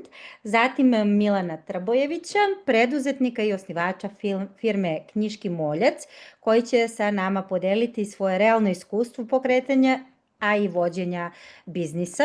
I imamo predstavnika dva naša univerziteta, to je EU Business School, sa nama je Katja Misimović, i predstavnik konstraktor univerziteta, Dragan Romo, univerzitet koji snažno povezuje inovacije, tehnologije i liderstvo.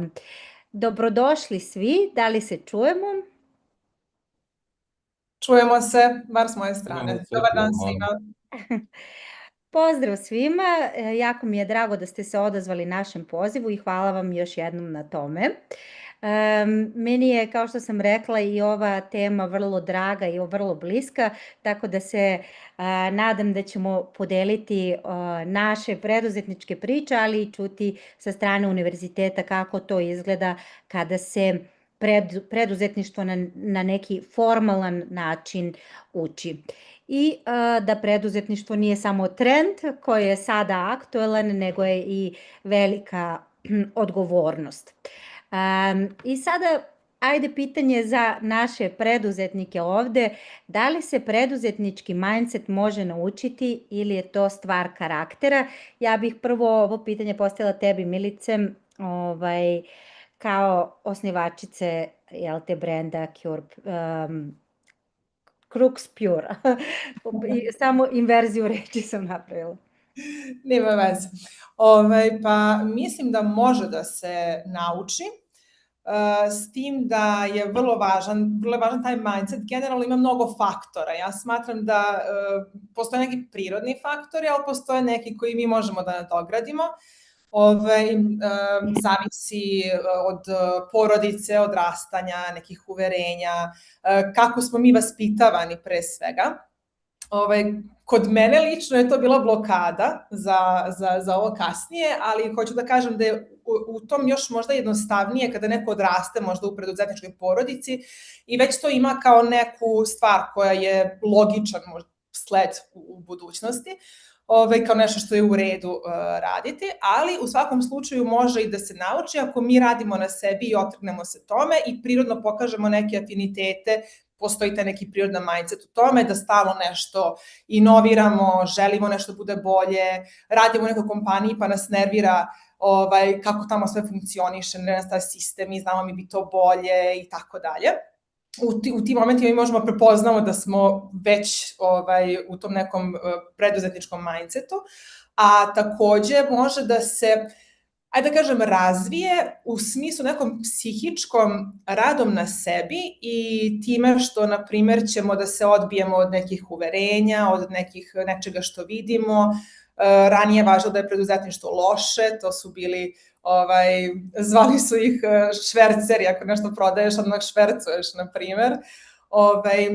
Pogotovo danas, gde vidimo preduzetnika, što je okej, treba tako da bude, ali kada vidimo sve te stvari u okolini, to nas ohrabruje da krenemo, da probamo i mislim da to je neki prirodan proces. Teško da možemo da kažemo ja ću biti preduzetnik i sad naučim da budem preduzetnik, ali moramo da imamo neke afinitete i da to razvijamo vremenom. Sad neki dodaci mislim da mogu da se nauče. Mislim, aj sad da ja ne dužim sad previše, ali to je neki moj stav, da ostavim prostora i za ostatak ekipe. Dodat će sigurno nešto novo i bolje. A Milane, ti, obzirom da si mi tokom razgovora kad smo se pripremali za panel rekao da su i tvoji preduzetnici, pa si ti počeo svoj biznis, da li možeš ti svoju stranu priče da kažeš kako je to krenulo, iako njihov biznis nema nikakve veze sa tvojim, ali da li te je to ubrzalo, usporilo, dalo vetar u leđa i kako je to rezultiralo tvojim biznisom? Ćao svima pre svega.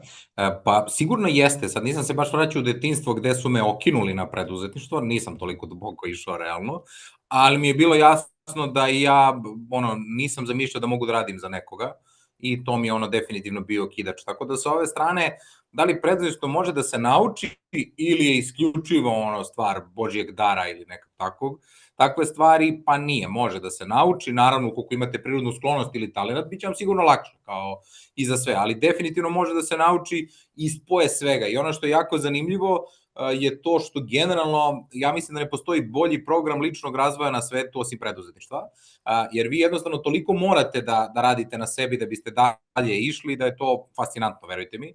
Znači, bukvalno sa te strane ja se šalim da je to najbolji program ličnog razvoja na svetu koji postoji. Tako da definitivno možete da naučite, sigurno, ne znam, pre 5 godina ako se vratite, vi niste ista osoba, nevezano da li ste preduzetnik ili ne, mnogo toga ste unapredili, u preduzetništvu to uglavnom ide samo mnogo brže.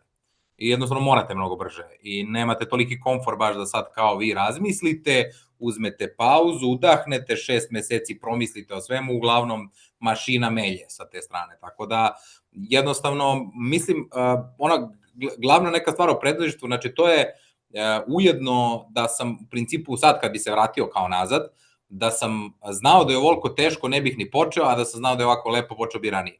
Tako da, to je neki generalni zaključak mog preduzetništva. Da, to je baš dobra poenta.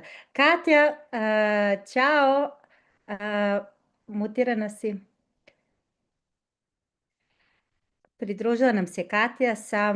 Jesam, evo me, izvini, izašla sam, bila sto tamo. Zdravo svima, žao mi što sam zakasnila, bila sam na one-to-one meetingu, pa eto, tu sam. Katja je naš partner, predstavnik partnerskog univerziteta EU Business School, tako da oni su poznati po studijama koje su vezane za preduzetništvo, pa hajde da nam kažeš kako tvoja institucija podstiče tu inovaciju kroz programe koji su vezani za preduzetništvo, šta se to tačno uči tokom studija da podstakne studente da nakon toga mogu da osnuju svoje biznise i uđu u preduzetničke vode. Da. Pa u svakom slučaju ovo što sam usput malo čula, nisam bila od početka tu, ali mislim da je Milica isto napomenula to da svakako preduzetnički duh se rađa tako što prvenstveno dolaze studenti većinom iz porodica koji imaju neki svoj family business. Sad da se mi rodimo kao takvi ili u porodici već krećemo da razmišljamo o tom principu, a i generalno u poslednje vreme kako svet se razvija i korporativni svet koji nije toliko brižan prema svojim zaposlenima, svi mladi umovi žele da rade za sebe i da budu odgovorni sami za sebe, a ne da rade za nekog druga koji će da ga izrabljuje, kako se na kraju tako ispostavi i kako uglavnom mladi umovi zamišljaju da to izgleda. Tako da sve više se bira preduzetničke kursevi i većinom dolaze iz takvog ambijenta. Sada, što se tiče inovacija i modernog pristupa, i u Business School prati trendove i gleda da apsolutno implementira sve što vole mladi, sve što se traži da ti programi budu prisutni, kao što je Artificial Intelligence in Business, Innovation and Entrepreneurship je uvek bio jedan od najpopularnijih programa. Sada treba uvek ići zajedno sa evolucijom i sa inovacijama, pa svakako jedna od najvažnijih stvari je to što su profesori aktivni profesionalci. Znači nisu profesori, nisu academic profile teachers, nego su više okrenuti na tome da donose prave i realne situacije u učionicu, tako da i sami mladi umovi mogu da, ako nema toliko izražen taj preduzetnički duh, samim tim što sluša od drugih koji su to sami uradili, prosto to se probudi. Iako je sve vreme pričamo o aktualnoj situaciji i prosto im bude predstavljena nekako realnost, a ne samo teorija kako to treba, nego neko ko je prošao kroz to, na primjer ako je Milan tu ili Milica da im daju master klas, sigurno bi ostali zapanjeni i želeli bi da oni isto nauče na njihovim greškama i apsolutno na pravim stvarima i pravim koracima. Tako da i u Business School stvarno radi na tome i apsolutno postiče, ali kažem vam, oni već sami dođu sa tom idejom i između sebe u toku školovanja organizuju, znači start-upovi se prave, ideje se kombinuju, tako da sami oni već rade na tome, pa još na to kad dodamo šta sve nauče usput, dobar rezultat bude. To je odlična kombinacija formalno obrazovanje i da kažem mogućnost da se organizuju za različite ideje. Dragane, kako su studenti ohrabreni da pokreću projekte tokom studija na Konstruktor univerzitetu? Ne čujemo te. Izvinjavam se. Ništa. Zdravo svima. Kako su ohrabljeni? Mislim, što se tiče našeg fakulteta, mi smo jako hands-on approach fakultet, znači da ima dosta praktičnog rada na samom fakultetu. Šta to znači za studenta? To znači da oko svih naših majora, to je naših programa, studenti su naterani da kreću svoje projekte i kroz te projekte uče samo gradivo. Znači, dosta će oni imati svoje neke ideje, i sa time istovremenom znati šta treba, šta ne treba naučiti iz tih nekih projekata, a i sa druge strane, mi svake godine imamo takmičenje na samom fakultetu koje podstiče studente da naprave svoju kompaniju. Sad, kako to izgleda, to najčešće se spoje, par studenta, neko sa biznis strane, neko sa IT strane, mislim, zavisnosti od profila studenta, i onda oni, tu ideju malo bolje razmisle, naprave plan, program i sve to, i onda izađu pred komisijom, predstavljaju taj program i posle, imamo tu komisiju koja ocenjuje najbolji startup. Otprilike prvo mesto dobija 100.000 kao investicija od samog fakulteta, drugo i treće 60.000 i onda tako dalje. Delimo prvih 6 mesta dobiju nagradu za sam startup. Tako da su ove neke stvari koje, ako dođete na Constructor univerzitet, ćete moći da se ne samo tokom studija da učestvujete, nego čak i posle studiranja, znači kogod je bio na Constructor univerzitetu, može da učestvuje kad god bude hteo i kad god bude imao ideju za startup. Da, sve veći broj univerziteta stvarno se okreće ka tim startupima, odnosno da podstakne preduzetnički duh kod studenta. Milice, jel možeš ti da podeliš sa nama kako je izgledao tvoj prvi korak ka preduzetništvu? Šta je bilo teže nego što si očekivala? Kako je taj proces tekao od nekog formalnog obrazovanja do pokretanja firme? Pa da, ja sam završila formalno obrazovanje koje je apsolutno nevezano za ovu branšu kojom se mi sad bavimo. To je bila ekonomija sa fokusom na IT, pa posle i master na tehničkom fakultetu i ja sam radila nekoliko godina u korporaciji, u project managementu, u IT firmama. Tu sam ja prepoznala kod sebe taj preduzetnički moment. Ja sam imala brdo ideja, tako neke sa kolegama, nešto je uspelo, nešto nije.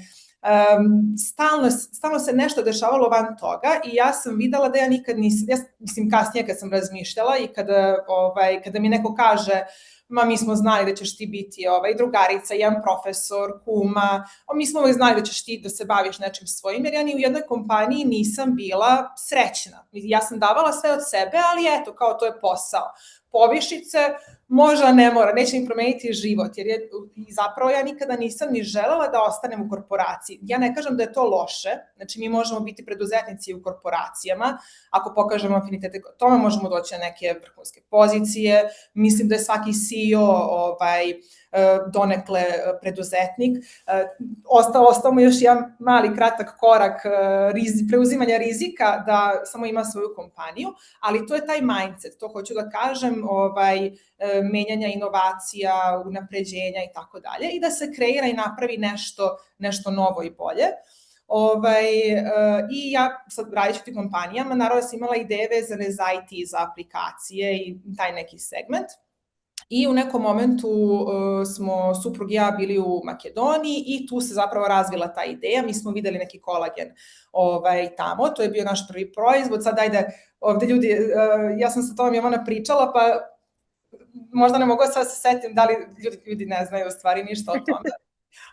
Kolagen je bio naš prvi proizvod i mi smo u tome videli generalno šansu na tržištu, zato što videli smo, suprug je bivši profesionalni rukometaš i onda smo on je koristio kolagen odavno preko sporta kao podrška, ali nismo to gledali kao neku granu za beauty, taj segment, i krenula je malo da se vrti priča u Srbiji o kolagenu. Mi smo tu videli kao neku šansu da mi napravimo neku inovaciju. s obzirom da smo mi stava da je čista suplementacija najbitnija u pravim dozama i u dozama i količinama koliko nam treba. Mi smo videli da toga nema u Srbiji i to je bila ideja. Sad, opet hoću da kažem, ideja je bilo mnogo i sada mi čujemo raznih ideja, ali je realizacija ono što je u stvari problematično i ono do čega treba da se dođe. I bila je bitna samo odluka. Ja bih rekla da je to bila odluka da se preseče, krećemo. Sad, to je onaj segment na koji se treba odlučiti. To je prvi korak u stvari. To je prvi korak. Da, znači odluka, idemo s tim i dalje sve kreće da te vuče. Tu se sad otvara brdo nekih problema, sad ovo što je Milan rekao, to je učenje u nedogled. Mi konstantno imamo utisak da ništa ne znamo, da se sve nešto novo dešava, da mi tu tek treba da pratimo, da uđemo u korak sa tim i to je tako konstantno. I za mene možda najteže... On je rekao jednu rečenicu da je bio blagosloven neznanjem, to je onda... Ja mislim, idealno, kad ne znaš šta te čeka, to je jedino tako se upuštaš. Jeste, ali sad, na primjer, kod nas je bila ta prva nabavka. Znači, mi smo poručili 500 kg te sirovine. I sad, mislim, da sad ne dužim priču, istraživanje, farmaceut, doktor, mi smo se sve to konsultovali, naravno da napravimo što bolje. Naša ideja je bila da imamo najbolji proizvod, najkvalitetniji, uopšte ne razmišljajući kako će se formirati cena, kako ćemo, gde ja sad idem to da registrujem, meni je trebalo 4 meseca da dođem do prave osobe koja će mi reći gde ja trebam, u koju instituciju da odem da to odnese. Da ne pričamo o uvozu i svim tim stvarima, niko od nas dvoje se nije bavio time, a naravno da nismo sa, 1000 € na računu zaposlili stručne ljude, eto, mislim. I onda smo poručili tu sirovinu i u tom momentu ti nemaš više izbora. Jednostavno, to sad mora nekako da se proda, da se radi, razradi. Moram da kažem da je meni marketing bio ljubav. Ja sam sve ovo vreme dok sam studirala, ja sam učila marketing pre 7-8 godine, sve kurseve koji su postojali sam ja oslušala, što kod nas, što iz inostranstva. Eto, samo jer mi je bilo zanimljivo. I imala sam taj neki moment da mogu da posložim neke stvari, da zamislim kako to treba da izgleda. I mi smo od starta imali u glavi brand priču.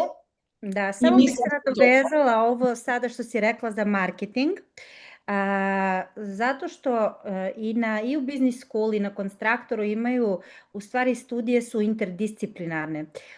Ono što se uči i to vezano za marketing i za razvoj brenda i za, dakle, nije samo učiš jednu stavku i ideš ka tome, nego, da kažem, ta interdisciplinarnost je jako bitna, pa eto, čisto da se nadovežem.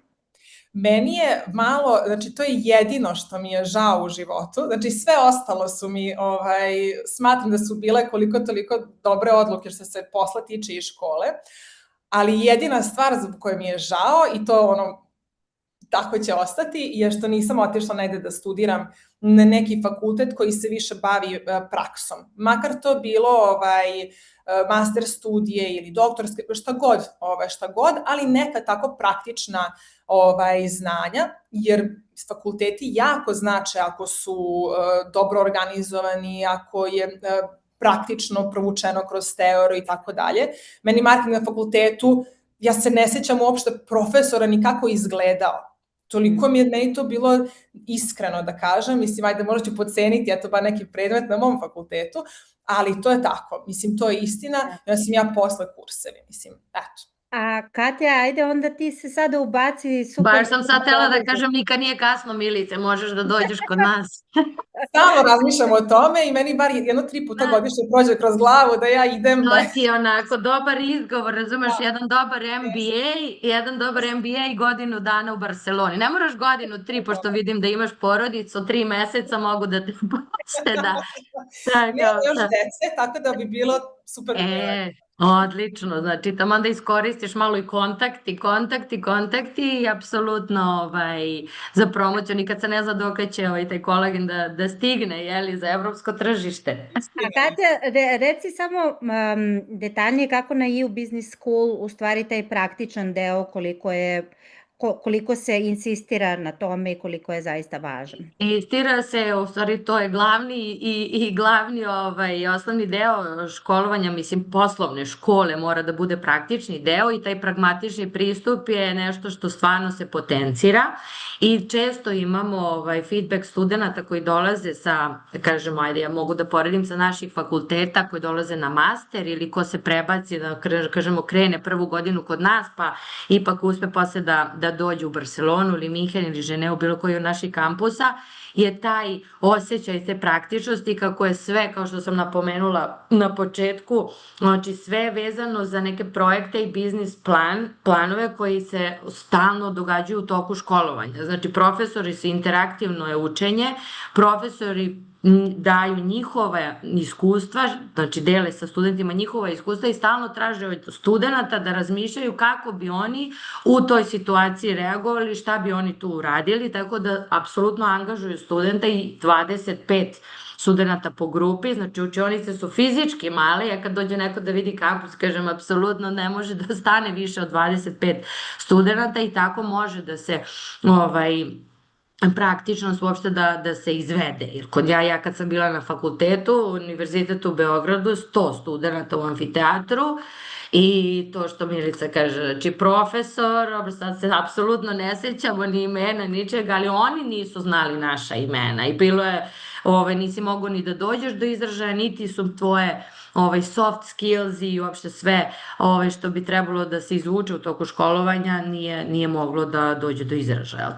Tako da ovde je potpuno drugačiji pristup i samim tim što su i prakse dostupne i career service koji je tu da pomogne specijalno za studente naše, mislim ko nema evropski pasoš je isto tu da na neki način uđe u taj profesionalni svet u toku školovanja, ne bi li sebi omogućio možda u budućnosti da se ostane u Evropi i da može i da radi. Tako da kažemo, to je jedan prvi korak za tu mogućnost. Evo, studentska viza i praktična poslovna škola.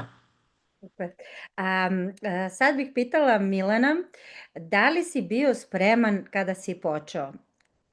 Da li si bio spreman za to šta te je čekalo, odnosno kako si se tada osjećao u početku, još uvek, ti si meni rekao da si još uvek studirao kada si započeo svoj biznis, pa eto malo i naši studenti da čuju tvoju ličnu priču.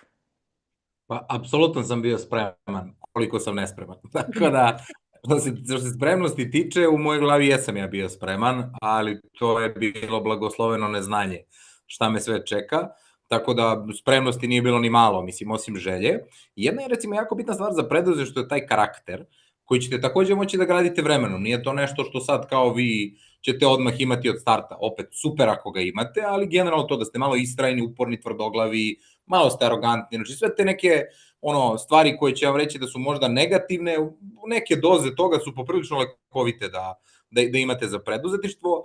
Ja sam moj fakultet potpuno sklonio sa strane, još sam ga otegao na x godina, više se ne sećam na kraju, tako da što se nekog formalnog obrazovanja tiče, ono je bilo sklonjeno zbog preduzetništva. Znači ja sam sa svojom 21 godinom krenuo u preduzetničke vode, odnosno pokrenuo svoju knjigovodstvenu agenciju, tako da je to bilo vrlo zanimljivo. Znači skoro se sećam, skoro mi se javio prvi klijent koji mi je tada još bio prvi klijent, čijeg se sastanka sećam u detalj kako je to izgledalo, pošto verujem da se Milica seća tog svog uvoza, svih detalja koje je koliko puta vratio, šta nije znala i sve ostalo, znači to vam ostane urezano generalno u pamćenje.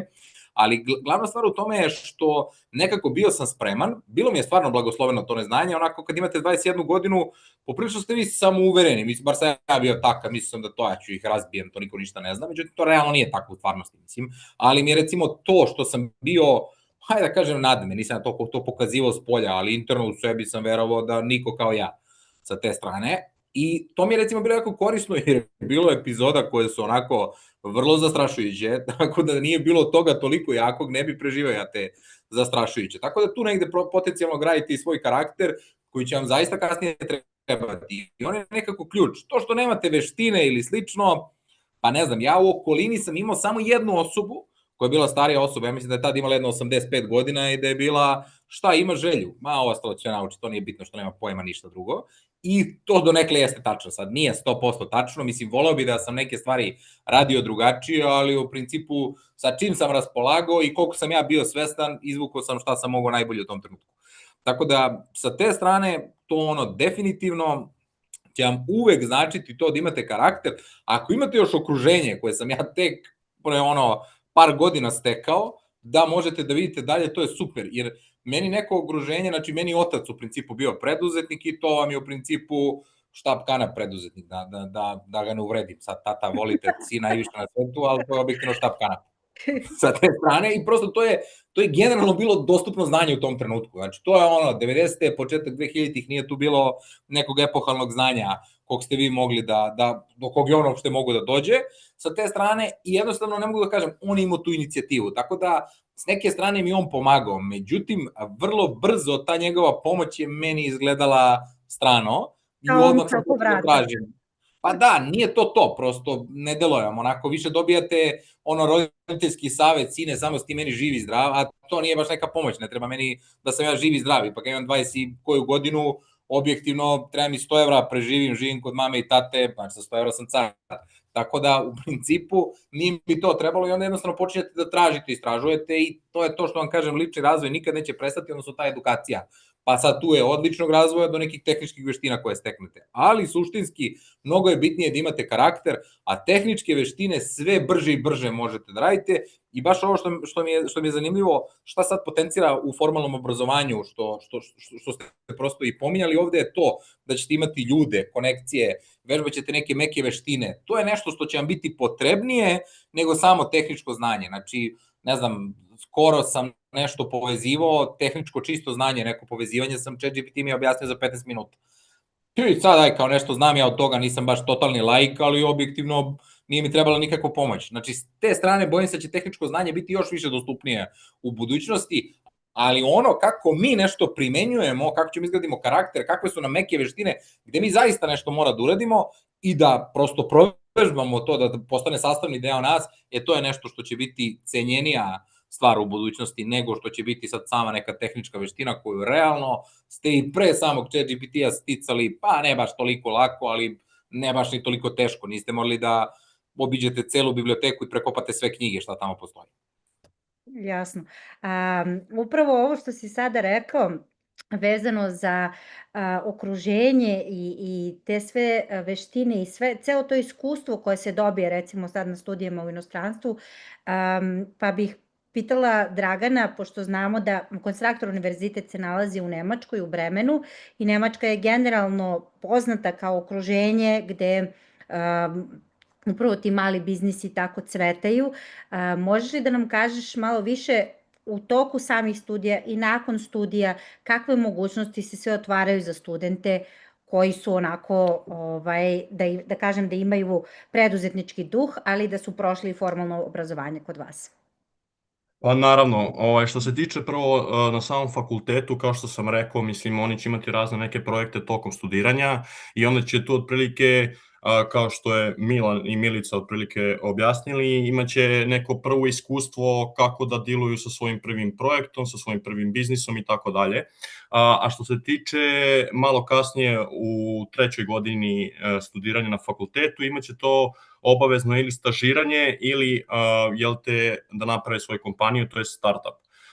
Tu će dobiti mentora od profesora u struci, dobit će mentora isto koji je na master programu kod nas, tako da će imati neke, kako bi se reklo, neke pomagače, neki ljudi koji su već prošli kroz te neke stvari, mentori, koji će moći da im objasne gde da greše, gde da malo više obrate pažnju i tako neke stvari.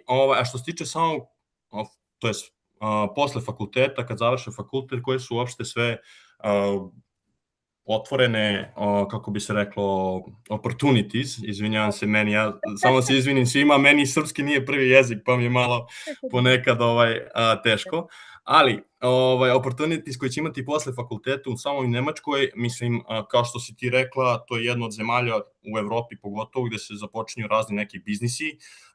Kod nas na fakultetu posle završavanja imamo te careers offices gde pomažemo studentima ne samo da nađu posao, nego i ako imaju već tu neku ideju da kreiramo zajedno pomoću tih nekih mentora. U Nemačkoj, kao što znate, mislim, u stvari možda i ne znate, ako se radi posle Nemačke još 4 godine, moći se dobije čak i njihova viza, tako da je jako lako ostati i započeti svoj biznis u samom Nemačkoj. Da, znamo da mi, zato što radimo sa studentima, da je tamo onako vrlo moguće da se nakon studija ostane, da se traži posao ili da se započne posao i nakon toga da se dobije, čak da se ide do boravišne dozvole i tako dalje. A pitanje za Milicu i Milana, da li je teže pokrenuti biznis ili opstati u biznisu? Ajde, ko će prvi? Milice. Ajde, krenuli smo tako, Milica, Milan, Milica. Bilo je nekako. Sve je teško i sve je lako. Stvarno je, baš je tako kao što sam rekla, ali ako treba da biram, 100% nešto od toga, rekla bih da je teže opstati, jer nekako kad pokrećeš biznis, tu te vozi ta energija, ideja, entuzijazam, vizija, sad vi zamišljate šta sve to može da bude, šta se može da se pravi, da se radi i sad, a kasnije dolazi sve to i pad i rast energije, svi izazovi sa kojima se susrećete tokom dana, meseci, godina, a stalno su izazovi i onda ako opstaješ, znači da radiš i kada nije tako uzbudljivo i kada ti nije zanimljivo, da donosiš teške odluke, i kada imaš napade od konkurencije, nerazumevanje od strane okoline, da i tu opstaješ, da sve te neke stvari prebrodiš zato što drugačije ne može i sad sve zavisi opet i koliko nas drži ta želja i ne dozvolimo da posustanemo i zato je bitno baš mindset. Mislim, može da se nauči preduzetništvo, može da se nauči donekle i mindset i ako imaš taj mindset ti posle, i ako tu padneš, posle ćeš da ustaneš, smisliš nešto novo, možda ćeš opet krenuti negde da radiš u nekoj firmi ili ćeš otići da studiraš sad opet 2 godine, ali ti ćeš opet nešto novo da gradiš i praviš kad si svestan da treba da se opstane. Eto, to negde mislim da je možda teže opstati, jer ovde u početku stvarno mora da ima ideja i entuzijazam i ta neka želja. Milane? To je neka moja strana. Ja se 100% slažem s Milicom, znači definitivno je teže opstati nego početi, jer je početak uzbudljiv, zanimljiv. To vam isto kao kad se zaljubite, znači na početku je baš onako simpatično, sve ste idealizovali, sve je lepo, sjajno, bajno, cvetići i ostalo i onda kreće dosadan deo, počnete živite zajedno, pa jedan put izlaze neke navike koje već nisu bile, tako i u biznisu, prosto dođe neki trenutak kada jedan put morate da se bavite nekim stvarima koje će potencijalno dati rezultat za 2 godine. I vi sad imate godinu, 2, kopanja, odnosno rudarskog posla koje je predosadan, ali jednostavno je obavezan sa te strane. I koliko god. I imate jako drugu veliku zanimljivost. Tako urite 5 godina i tamo doživite skok. I onda dođe ta 5. godina i vi opet mora se vratiti onaj isti rudnik, opet se bavite dosadnim poslom, da bi mogli dalje. I tako, verovatno, do besvesti sad, ne znam.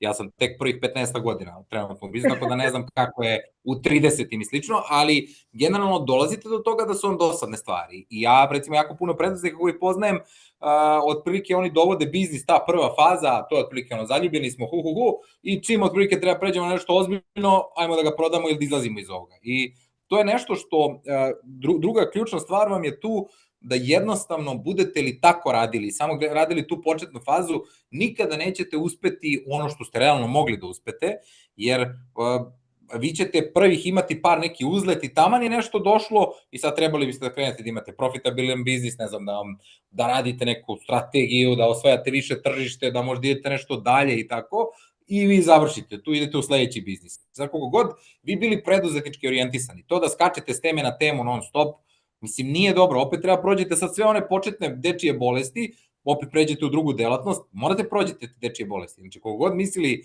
da vi sad znate, nećete verovatno proći sve, ali ćete proći opet jedan deo i vi opet imate taj početni deo i tako dalje. Tako da, definitivno sam za to opstanak.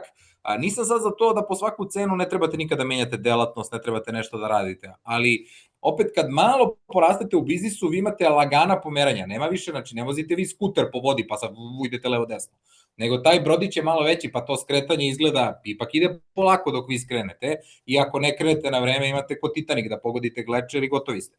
Tako da, meni je zanimljivije sada, ne mogu da kažem, imao sam iluziju da što budem bio veći to će biti lakše, to nije istina, definitivno, sa te strane, ali je bolje i zanimljivije s tim što imate manje uzbuđenja nego generalno na početku je sve novo, šareno, bajno, vrlo maštate i slično, ali u principu mnogo je teže trajati, a u tome i čar. Naravno. To se potpuno slažem kako se biznis razvija, nije sve uzbudljivo i fino i slatko, to i verovatno Milica može da potvrdi, ima tu mnogo stvari, ali ono što mislim nas sve objedinjuje u istom mišljenju, to je da nikad ne bismo otišli sada da radimo za nekog drugog i da napustimo to neku našu ideju, jer sad znamo da možemo od ideje da napravimo nešto. Tako da mislim da je to ono kad neko to proba, navuče se i posle toga otprilike nema nazad. Tako da s te strane mogu i ja apsolutno da se... Samo da dodam još jedna stvar, izvini što prekidam. Juče sam baš pričala sa prijateljicom i rekao, ti pokrenaš biznis da ne bi zavisi od nekog drugog i da bi ti igrao, kao ne radim ni za koga. U stvari, ti radiš i za spremačicu, i za sales menadžera, i za klijente, i za saradnike. U stvari samo radiš za mnogo više ljudi, svi ti drugi određuju. Sad ti moraš neko da držiš taj kolosek i stvarno od toga ne može da se pobegne. Baš ne može. Sad ti kao budeš nezavistan i ti odlučuješ, nema toga. Nema. To je valjda ta razlika između lidera, ono ko zaista vodi biznis i neko ko je na vodećoj poziciji, ko je u korporaciji, na primjer, visoko negde na lestvici. I ostalo nam je još samo malo vremena da svako od vas odgovori koju jednu osobinu student treba da počne da razvija danas ako želi da uspe da ima sopstven biznis, koji god biznis. Pa sad Katja i Dragan mogu da odgovore iz perspektive, pošto oni regrutuju studente, šta to student treba da ima da bi uspeo da prvo upiše te studije, pa da bi onda uspešno pokrenuo biznis, a Milan i Milica iz perspektive pokretanja samog biznisa. Da. Pa ja mislim da prvenstveno, znači student treba da ima volju, želju da studira u inostranstvu, da se odvoji od majčinog gnezda i od zone komfora da izađe, to je prvenstveno bitna stavka, nisu svi za to, ali ono što studiranje u inostranstvu donosi i što ja mislim, ja nisam preduzetnik, evo slušam vas pa prosto mi dođe da zatvorim kompjuter i kažem školi, idem ja da otvaram svoj posao, da krenem. Dođe mi, ali mi ne dođe, pošto znam da je tricky i slušam vas kako sve to, naravno, ideja je u glavi, pa posle sve u praksi je malo komplikovanije i teže, ali glavna i osnovna stvar što nauče kad studiraju u inostranstvu i što ja mislim da im je za preduzetništvo jako bitno, to je nezavisnost i odgovornost, jer su ovde ipak nekako sami svoje vreme organizuju, svoje studije, vreme isto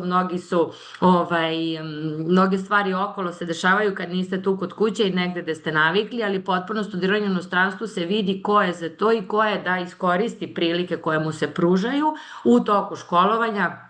Tako da svakako bi to bilo, znači odgovornost i nezavisnost, odgovornost za svoje vreme i za iskorišćavanja prilika i nezavisnost za donošenje odluka i tu mislim da ipak lakše nekako dođe do novih ideja kada upoznajete druge ljude, druge kulture, druge academic backgrounds koji dolaze iz celog sveta, prosto neko ko je mislio da nije za to, može da mu se rodi, preduzetnički mindset, tako da... To je to. Hvala, Katja. Dragane? Molim. Ja bi se složio sa Katijom, sa koleginicom, jeste odgovornost jako bitna stvar, ali mislim da je i snalaženje. Znači, u kako god da ste prilici, naročito neko ko je samo otišao da studira preko, nešto što sam naučio i što mi pomoglo kroz život, ali verujem, verovatno će Milica i Milan to možda da potvrde, jeste kad ste u određenim nekim situacijama, da li su dobre ili loše, kako se snalaziš, ne samo samim radom, to je postupkom, nego i emotivno. Jer dosta, mislim, ljudi generalno, i onda mora kontrolisati i emotivnu stranu, a i šta ta emocija, jel te, kako može to da se sprovede u emotivnom, to je u nekoj radnoj navici i da se postupi prema problemu kako treba.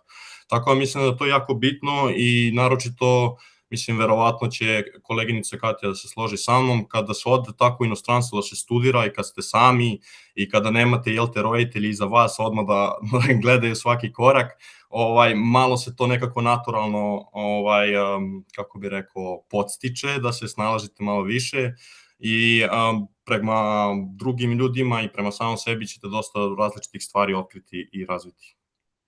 Super. Hvala, Dragane. Milice? Sa svima bih se složila, naravno, i to sam ja u nekom momentu i htela da spomenem, da već kad odeš u inostranstvo, ti si već imaš neki preduzetnički duh, već si nešto ulažeš, vreme, novac, boriš se, tamo u nekom novom okruženju se snalaziš i sad za preduzetništvo i generalno za uspeh, mislim da je jako potrebna prvo inteligencija pre svega i posebno ta emotivna inteligencija. Ja sam, videla sam ono pitanje na pripremi, baš sam razmišljala kako bi to definisala, da li je emocionalna inteligencija ili neka samoregulacija. Jer recimo oni će na fakultetu i kroz život i škole, kako god, naučiti se navikama, disciplini, da se završi ono što se započelo, da se preuzima odgovornost i te tehnikalije. Ali, na primjer, ono na čemu bi moglo da se radi, na čemu treba što pre da se radi, jeste baš ta samoregulacija, borba sa egom, učenje o pregovorima, to su sastanci do iznemoglosti. Mi svi sad izgledamo sve super, sveže, ali su mi prošli danas verovatno nekih 60 lomova i ako ne naučimo da se nosimo sa tim svim stvarima, sve to može da popuca na sve strane. I mislim da je to i Milanu verovatno bilo problem, jer je tako izgledalo kako ono sve može i tako dalje, i posle ide pregovor, pa ja ne znam da pregovaram, pa ide sales, ja ne znam da prodajem, pa ide marketing, ne znam marketing i tako konstantno. Tako da, eto, ja bih rekla to, neka emocionalna inteligencija, samoregulacija, da naučiš sam sa sobom sve te neke stvari da rešavaš. Ne znam kako, ali ja mislim da to kad zagusti, onda shvatiš. Teško da će neko to doći da sam sad ja to tako rekla. Super, baš dobra poenta. Milane?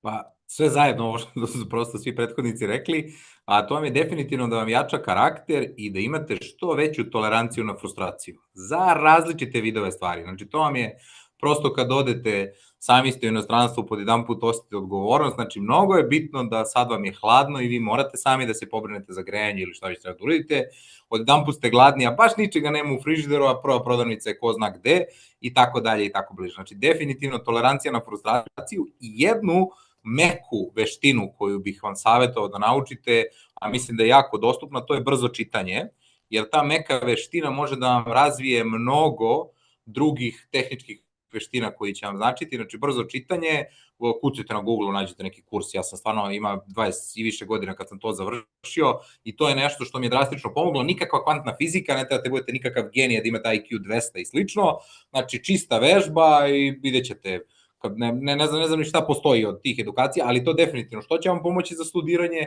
što će vam pomoći za bilo kakvo drugo znanje, jer ako prosečna osoba čita, ne znam, 300 strana, a vi čitate 1000, pa bar ste 3 put brži od nje i ne mogu vam objasniti kako gutate knjigu, mislim, bukvalno sa te strane, a onda je manje više većina znanja, i nećemo reći sva, ali stvarno velika većina znanja će vam biti na dohvat ruke, odnosno na 300 strana od vas, tako reći. Ovo je baš bilo korisno. Sve što sam čula i meni je bilo korisno i iskreno. Hvala vam svima još jednom što ste bili deo panela i Milice, Milane, želim vam puno uspeha u biznisima i novim proizvodima, a Dragane i Katja, vidimo se na platformi, možete zakazivati sastanke sa našim predstavnicima ili dobiti više informacija o njihovim univerzitetima. Pozdravljamo vas sve i puno pozdrav. Ćao, hvala. Hvala, pozdrav. Ćao. Sljedeći naš panel je za 2 minuta, tako da vas pozivam da za to vrijeme pogledate našu platformu i vidimo se vrlo uskoro.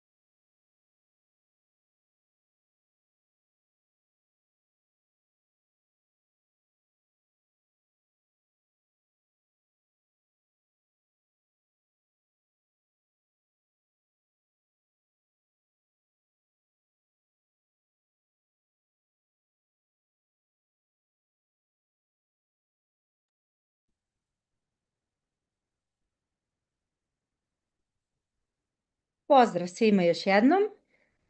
Dobrodošli na naš sljedeći panel. I will continue in English because our next panel is Two Cities, Two Experiences: How Location Shapes Student Life and Careers.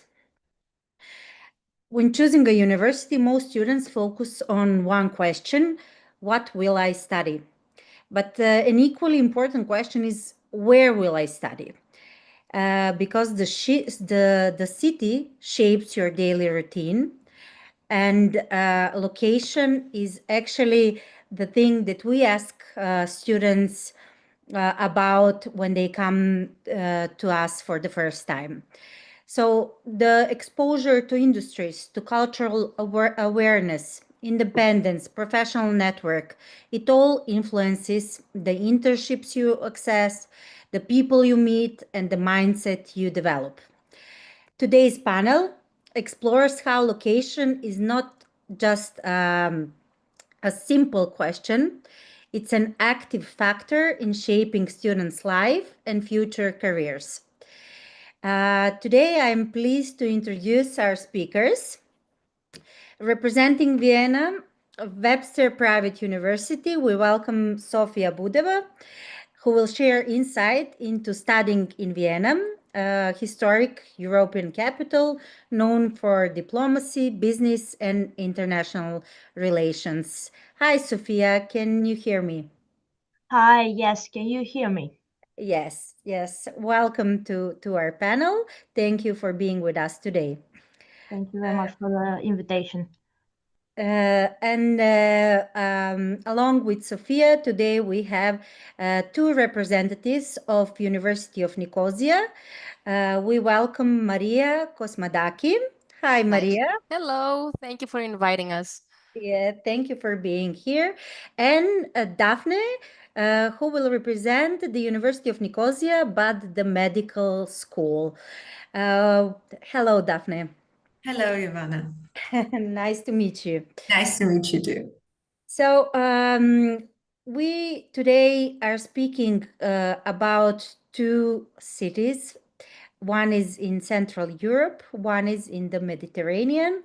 University of Nicosia will present their campus in Athens. Together, they will help us explore how the two different cities, Vienna and Athens, offer distinct academic, cultural, and professional experiences to students. So choosing a university is not only choosing a degree, right? We can all agree on that. It's choosing an environment. So can you tell us a bit what are the strongest study programs and academic focus areas of your universities for the students to get to know a bit better your institutions? Maybe we can start with Maria. Yes, sure. Thank you. Thank you for the question. I kind of hate this question. I'll tell you why, though. Because we have so many different programs offered. It's like asking a mom to choose who is her favorite child. So, but I understand it. So I'll answer as, honest as I can.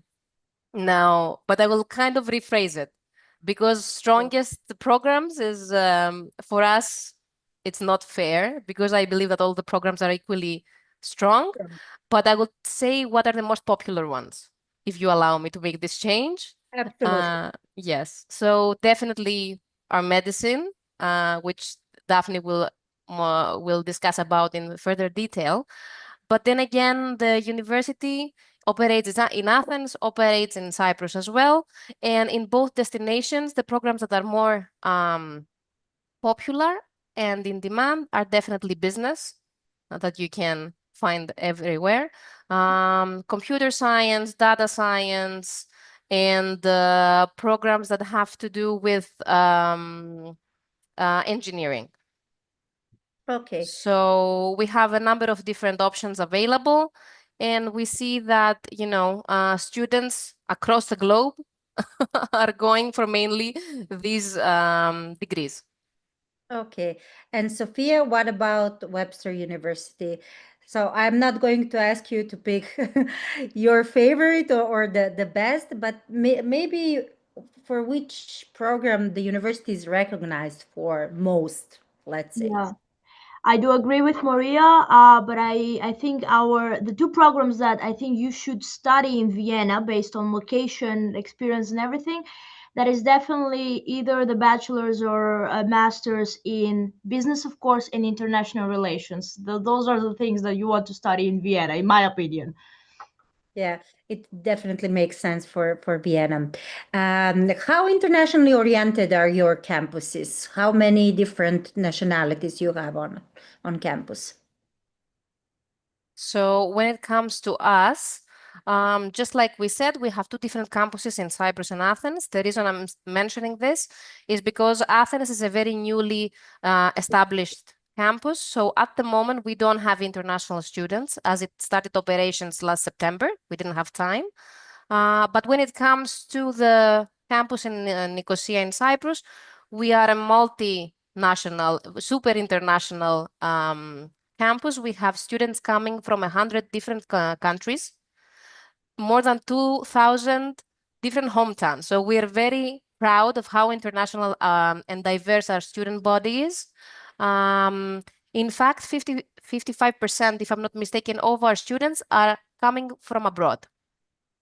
Wow. So even though it's a small country, it's a small campus, campus compared to others maybe, our student body is coming from everywhere in the world. And we see how they thrive here and how it helps them go back or go anywhere else in the world and proceed with studies or job opportunities. Amazing, yeah, amazing numbers. Sophia, what about Webster University? We also have a truly global classroom. We have students from more than 75 countries, of course, very diverse in terms of professors and staff as well. Maybe what makes us even more international is being part of the Webster community all over the world. All of our students can study abroad in our European campuses and the one in the US in St. Louis. So I think that makes it even broader. Yeah, definitely. And is Vienna more like corporate, institutional, creative, or international hub? What would you say now, living in Vienna? How do you feel it? I think Vienna, without trying to sound humble, it's a good combination of all four of them. It's truly international. Walking down the street, you will hear so many different languages. About half of the city is actually based on foreigners, so it's truly international. It's a key hub for multinational companies, NGOs. A lot of headquarters are based in Vienna, so that gives you the corporate and institutional part of the city as well. In terms of just being a very creative city also, because think of any of the arts, you can find it in Vienna, of course, and there's so many innovative hubs and startups opening, so a good blend of everything. As long as you want to find it, you will find it in Vienna for sure. Yeah, I can confirm that since I live in Vienna as well. So completely agree with what you said, especially regarding the institutions like the if you study international relations, that can be a good fit for you as well. And for Maria and Daphne, a question: is Athens more entrepreneurial or innovation driven?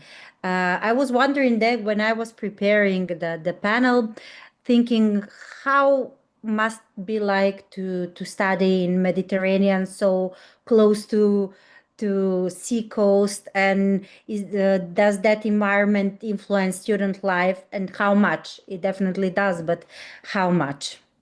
Mm-hmm. So, yeah, I think the Mediterranean vibe also plays an important role in the students' lifestyle. And concerning the entrepreneurial or innovation-driven aspect of the Athens city, I think in the past, Athens was known mainly for traditional professions and public institutions. But in recent years, and this is very important, the city has developed a growing innovation environment.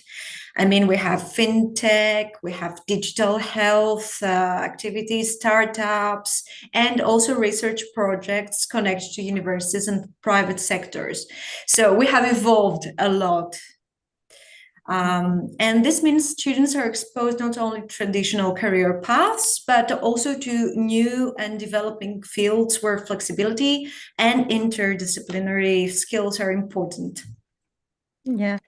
And while we are at it, can you tell us some more about the medical school in Athens? Because I actually, for the medical studies, I'm speaking for the region now.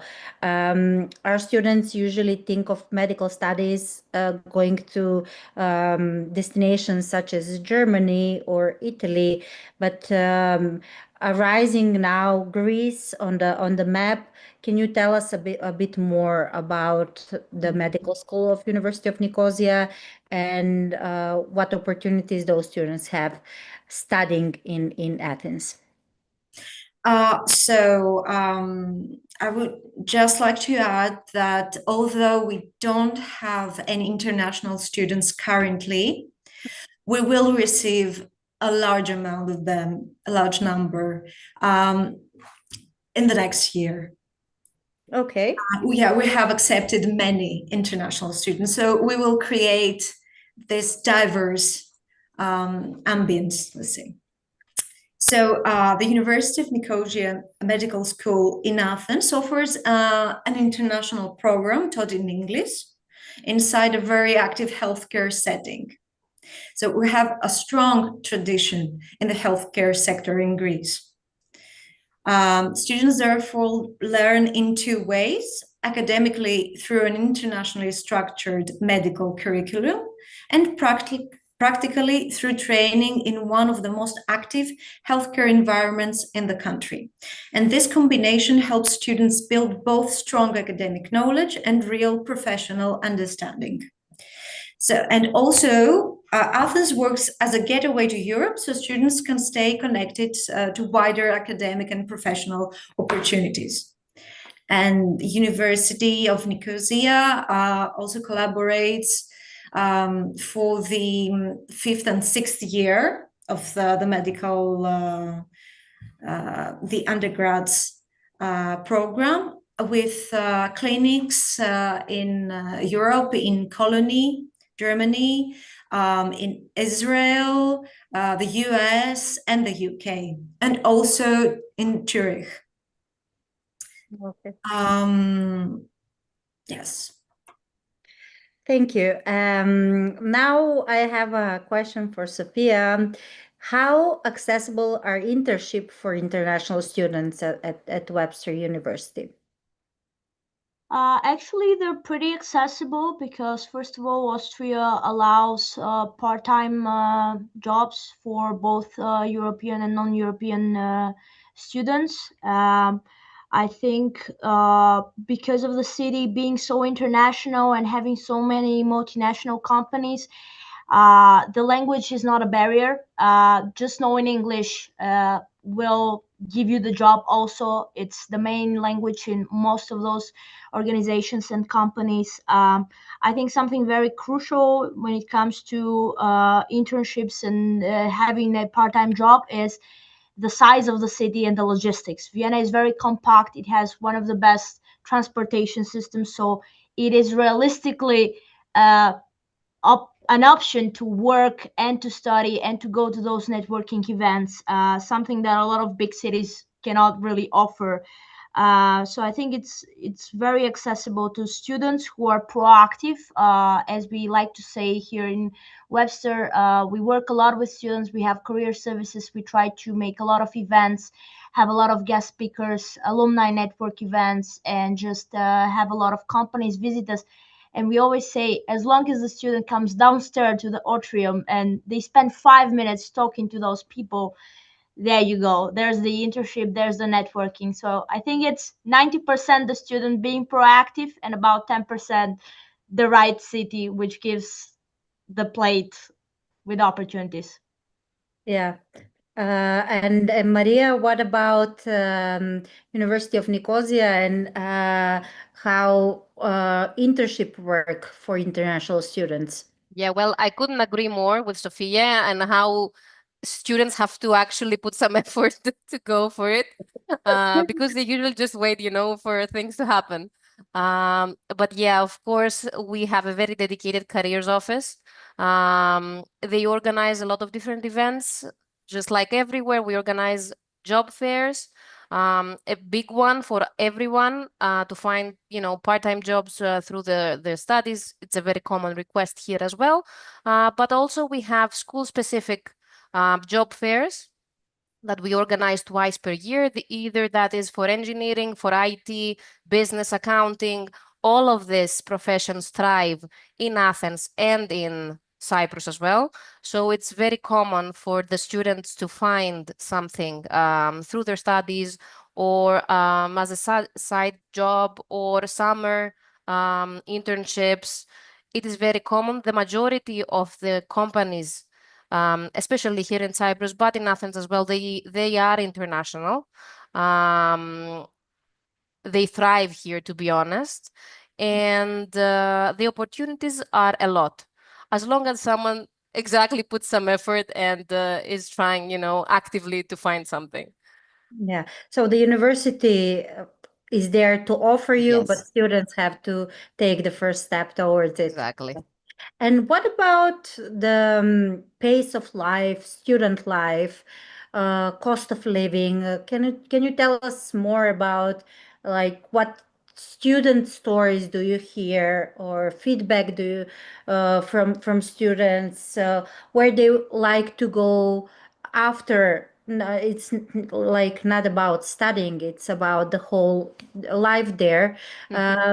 What maybe new habits they developed? What is some curiosity that you heard from some students? So you can share some story with us. I do have a good story, to be honest. We're First of listening. all, we are very blessed to live in the Mediterranean climate, either in Athens or Cyprus. It's the same, more or less. And how easy the access is to the seaside. So students that come from different parts of the world, they are so surprised how they can be 1 minute, having sunbathing next to the sea, and within an hour they're right into the class. So I did have some foreign students that I think they were living in Prague, telling me they came right, sunburned and happy, and they were like so excited how they can be doing this in a day, be right next to the sea, and in the afternoon just joining the class with the rest of their peers. So it's nice, to be honest, because it's like you combine both studies and pleasure, if you ask me. We have more than 300 days of sunshine here, so it's always a good excuse to go out, but enjoy your studies, while doing other activities during the day. And if you would ask me, generally Athens and Cyprus as well has a lower cost of the everyday life. We have a slower pace, especially in Cyprus, because Athens is a big European city, so inevitably some things are different there. But I think that the overall climate, along with the slow pace and the lower cost, give you a mental space to create. And I think it's very important. I know how important mental space is. I have 2 small children, so I have 0. So I can understand and I appreciate it. And yeah, I think it's Yeah. great. I feel you on this, Maria. Thank you. About the mental space. Yeah. Yeah, because some cultures as our students like to go to Italy as well because of the aperitivo culture. So I guess also Greece is offers something similar to its students. And Sophia, what about the Central European Vienna vibe? First of all, I would like to start by saying that this comparison is very hard for me because I grew up in Athens and I love Athens, and Oh, you cannot wow. top the sea. I'm telling you, Danube cannot compare with the sea. But what I like about Vienna in general, and I will cite my colleague, Vienna is the classroom itself. Vienna is a very beautiful city in terms of the size. It's big enough to get lost, to explore. There's 23 different neighborhoods. Every neighborhood feels like a different city, so you can never get bored. But it's also small enough to actually meet your people, find your friend group. I think it's I mean, it's been voted for the last 10 years the most livable city for a reason. It's really chill, if I have to say it in Gen Z. It's a very low-key city also, because it looks, when you go on TikTok or on Instagram, you see how beautiful Vienna is and how classy it is. Vienna is much more than that. It offers a huge variety of events for every style. And I think that's very important when you study, because it's not all about studies and professional career and internships. It's also about having fun. Vienna offers that for sure. It gives you that lifestyle of the big city, but accessible city also. And I think that's what makes it really great. I have been here for a couple of months, and I am still amazed by every day by Vienna and what I discover here. And in terms of just how Webster students cope with, being a freshman and trying to make friends, it's a relatively small university, I would say. So kind of everybody knows each other, but also because we are an American university, we have the very typical for America student clubs. So there's a lot of actually activities on campus for them, especially for the first year students. It's kind of important to meet my minds like yours. So of course the university is the space where you want to meet them. So there's a lot of different clubs, sport clubs, hiking clubs, just clubs for movies. So I think it's very easy to make friends in such a international space that really has the motivation of, okay, we want to study, but we want that We want to have lifestyle. fun. Yeah. Yeah, I mean, our students are coming like they want to study, of course, but they want to have fun. And those students' years should be like the best years of their lives. So definitely, I completely agree on that. So, in one sentence, what type of students thrives in your city, Maria? Oh, definitely active ones. I like those ones. From any part of the world, literally. That's the part I loved about this university, is the exposure to other cultures. So any type of students could thrive here, if you allow me to be this greedy, as long as they try to do it. The opportunities are there, they're everywhere. Opportunities to work, to study, to travel, to learn. So as long as you try and you put some effort, you can definitely thrive in Cyprus, in Athens. Both environments are, how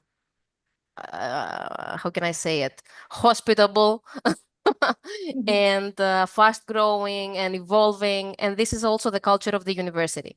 So anyone is welcome for any type of profession, and especially in Cyprus, we, like I said, we have a big variety of programs, as long as they can put some effort for it.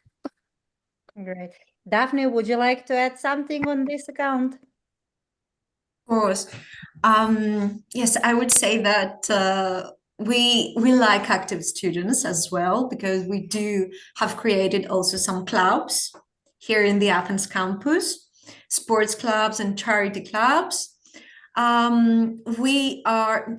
Athens especially is an international city, let's say, with multicultural city now.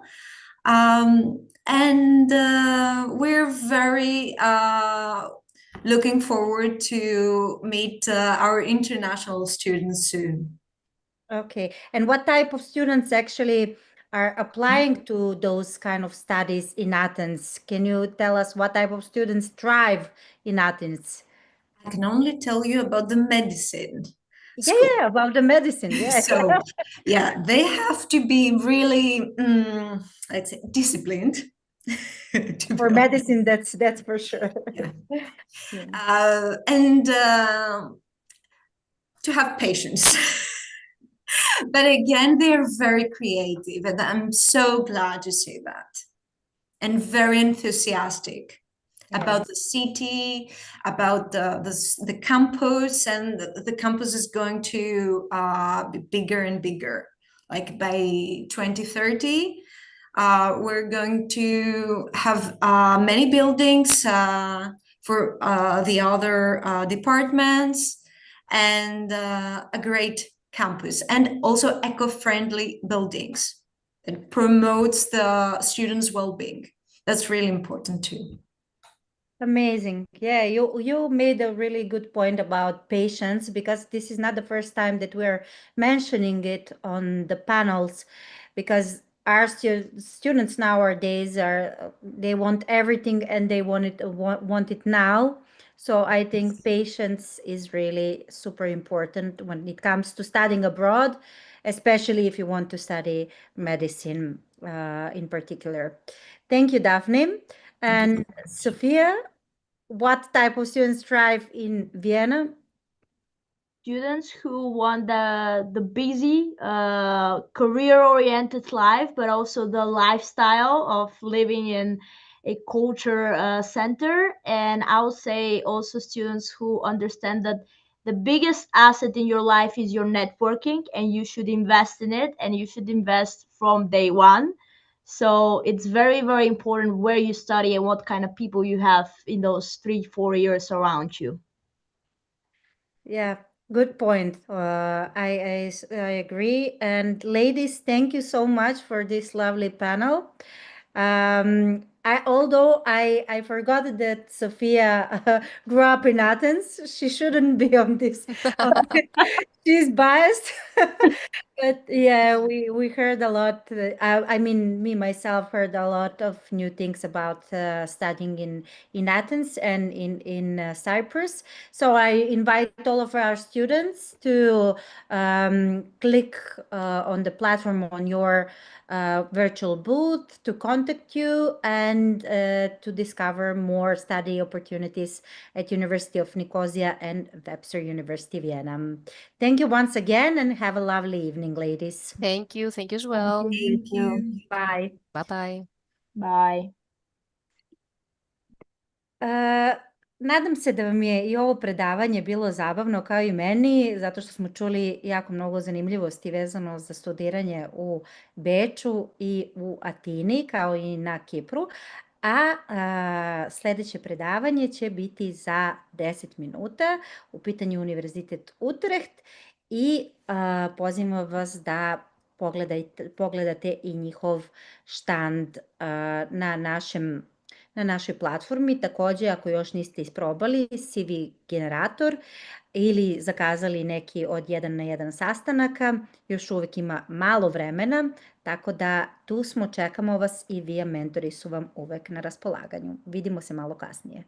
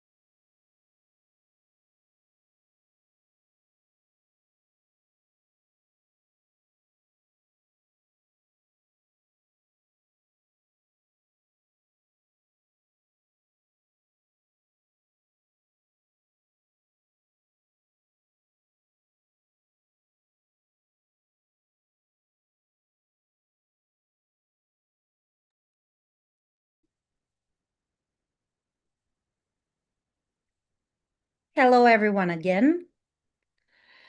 Welcome to the final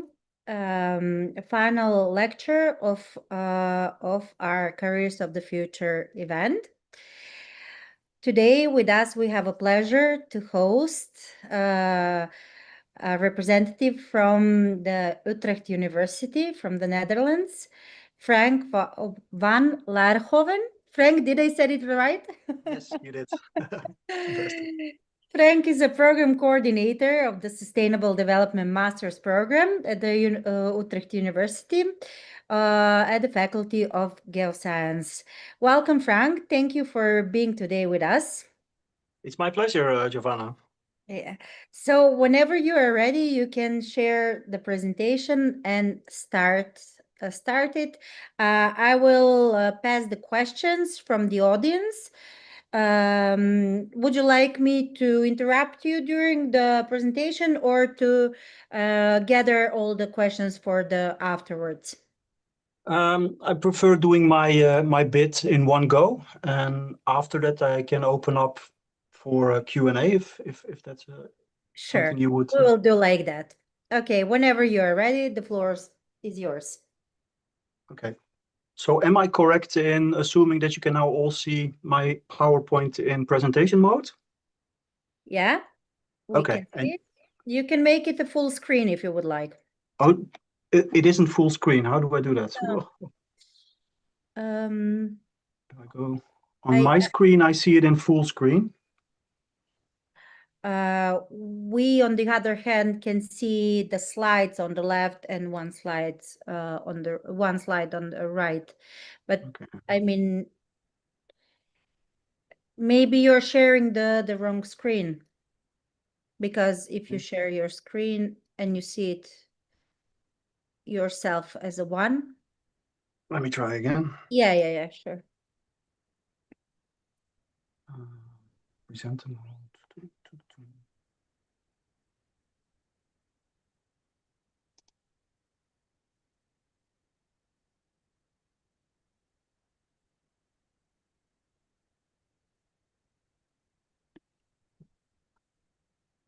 Yeah, nice.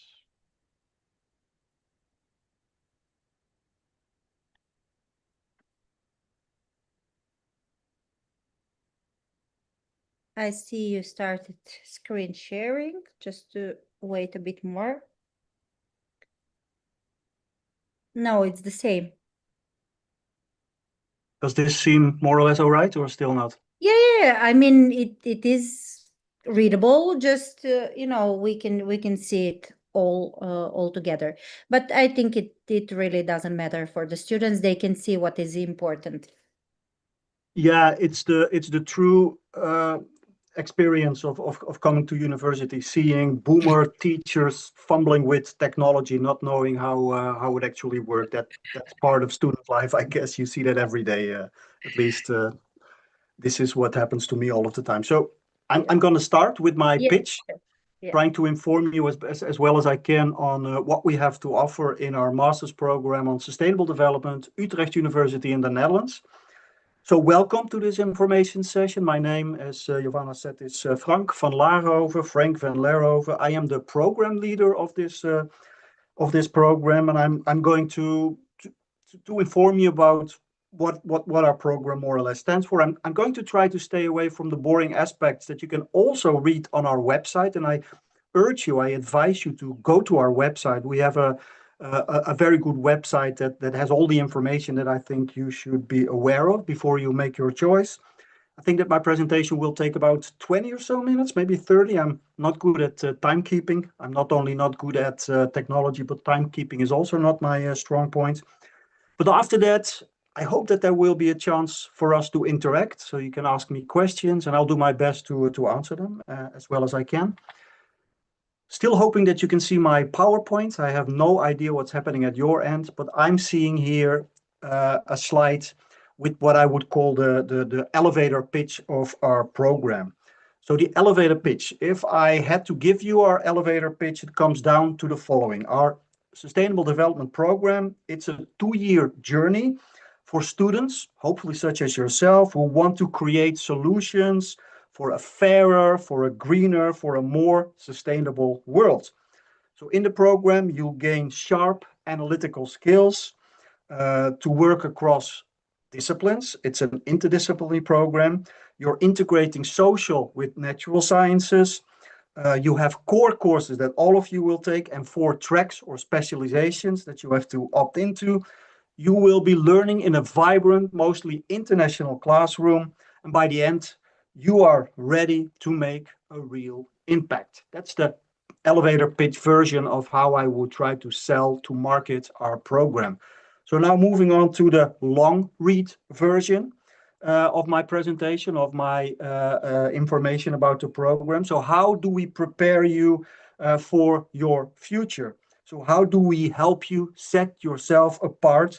What is our proposition? Well, firstly, we imagine that future sustainability professionals, hopefully such as yourself, master the scientific method. So you are able to produce credible analyses and you can spot unfounded claims from miles away. So the scientific rigor is the keystone, the foundation of what we do in our program.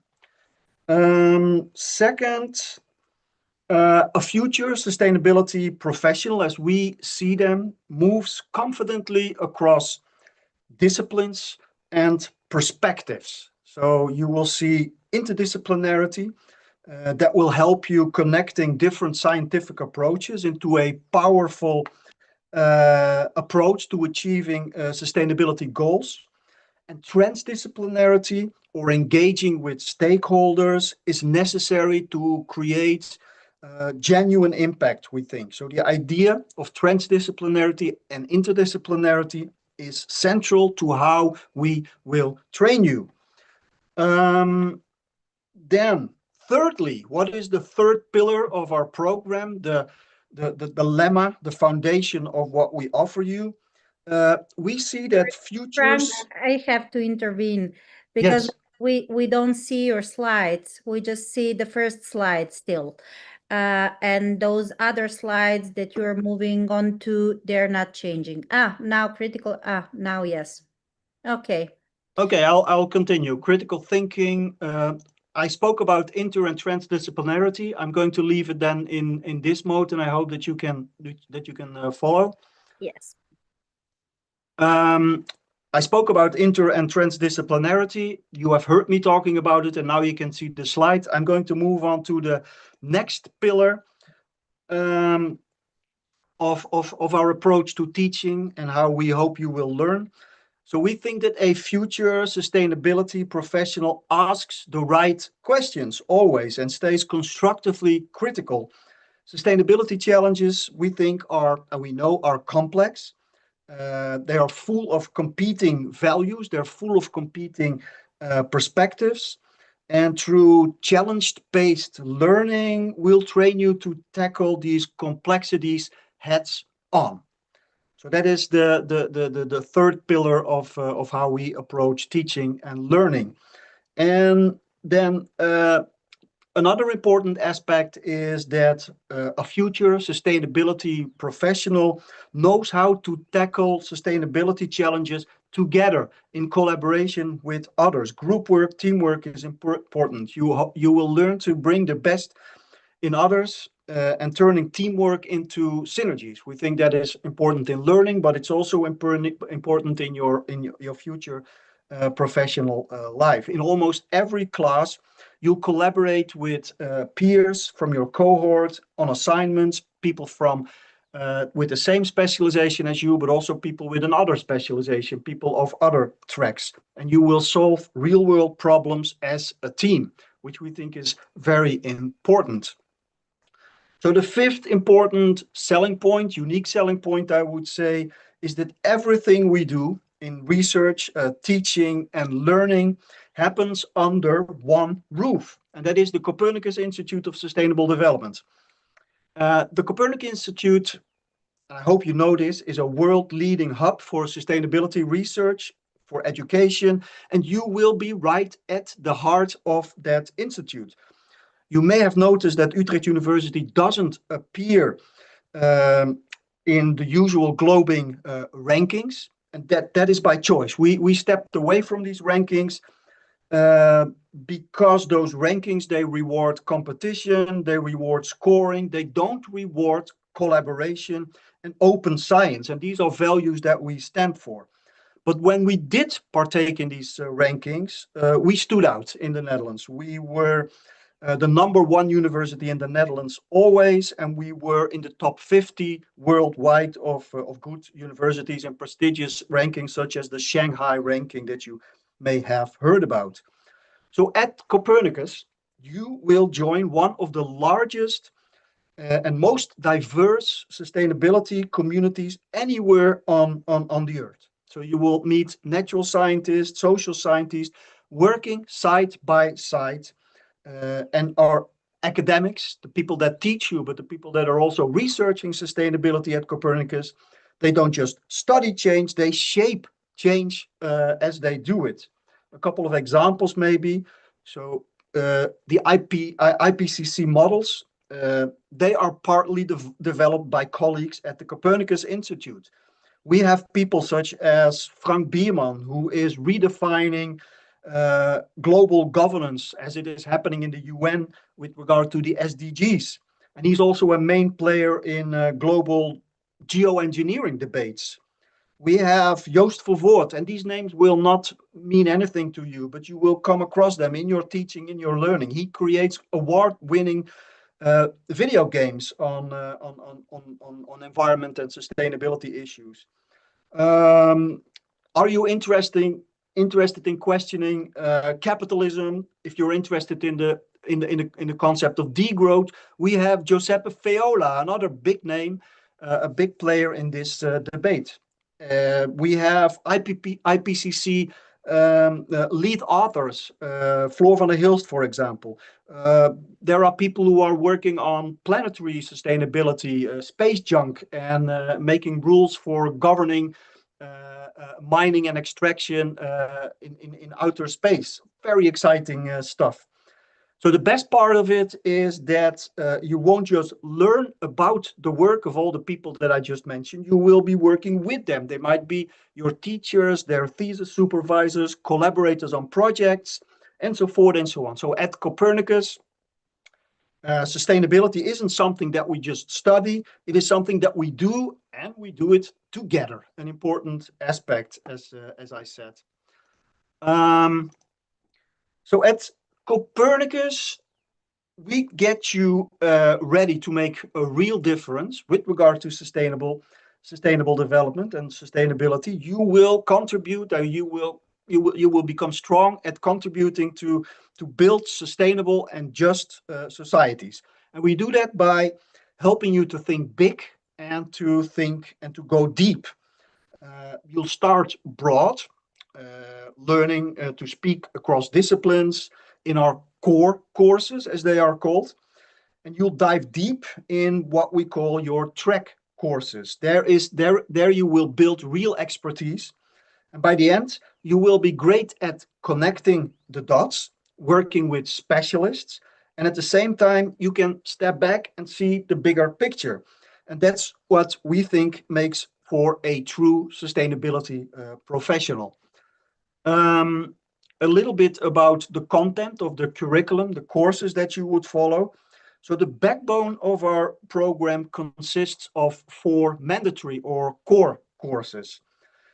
You will all take them. All the students in the cohort will sit in these classes, about 60 to 80, maybe a little bit more students in one class, where you all learn a common language.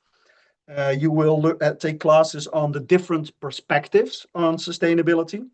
There is a second class that has you all learning about system analysis. We take a system analytical approach to about everything we do in analytical terms. The third course that all of you would take is a course on research design, the scientific rigor that I mentioned as one of the important pillars of how we organize teaching. And in the fourth course that you will all take together, you will work together on real-life consultancy projects. So these are the core courses, the mandatory courses that all of you take. That's the breadth that I highlighted in the previous slide. The tracks that you can opt in on and where you can gain specialization and specialized knowledge are the following.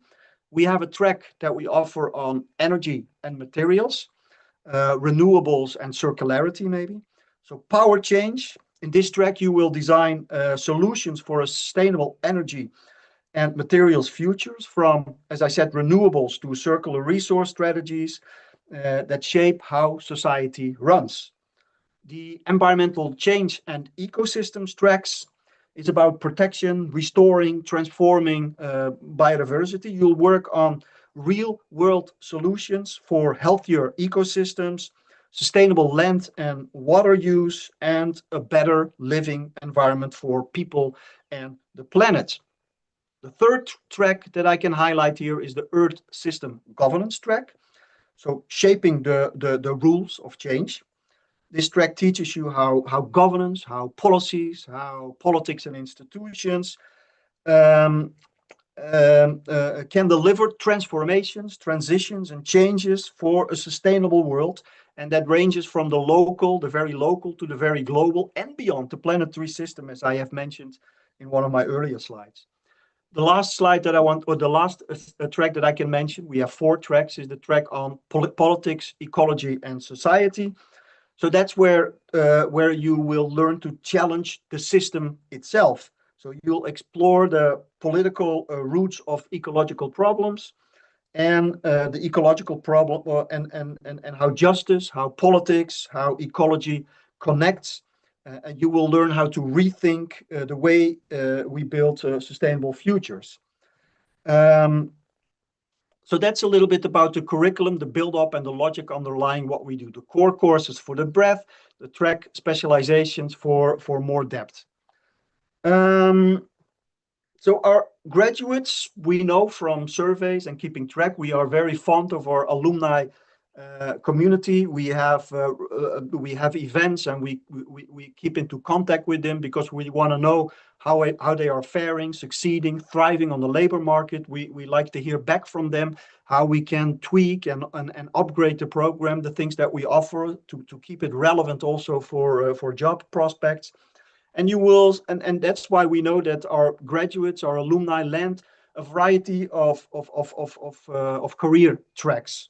They go on to make that impact in consultancy, for example, in governments, in research, in education, in NGOs, as you can see here on this pie chart. So 9 out of 10 people, they find a job within a year.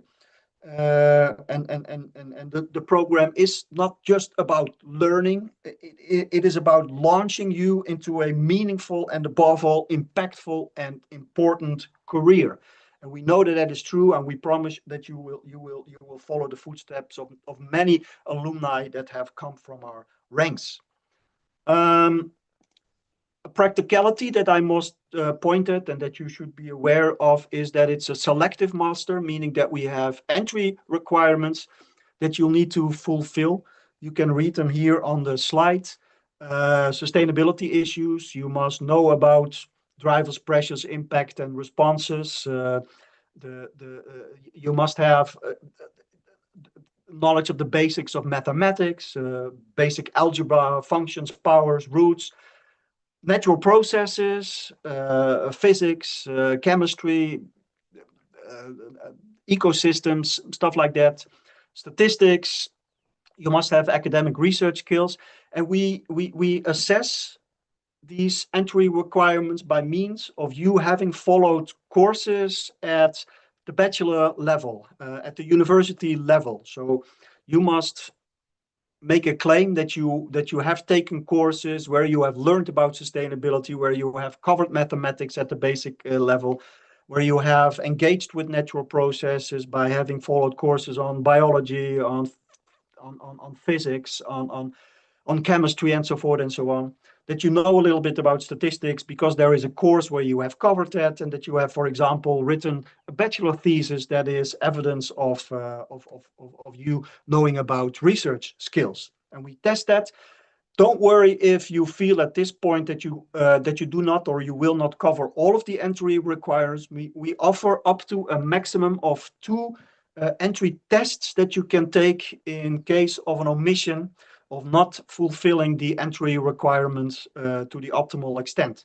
And you can prepare for these tests by means of online learning environments in some cases, by means of texts that we will provide you with, by means of video clips where things are explained. So you can prepare yourself for maximally 2 tests to make up for any omission regarding your entry requirements. So I think that is important. If you want more information, I went rather quickly to everything, and I can imagine that you haven't absorbed and processed everything I said. And I know there is much more that we can offer you in terms of information. You can always shoot me an email on the email address is given here on this slide. You can go to the website where you can chat with our student ambassadors. You can go to the website for general information. I find that our website is extremely rich in information that you will need before making your choice. You can, well, for you it's maybe a bit difficult, but we offer the opportunity to come to campus and be a student for a day. A student ambassador will take you by the hand and take you to classes and show you what it's like to be a student. So if you're near, make use of that opportunity.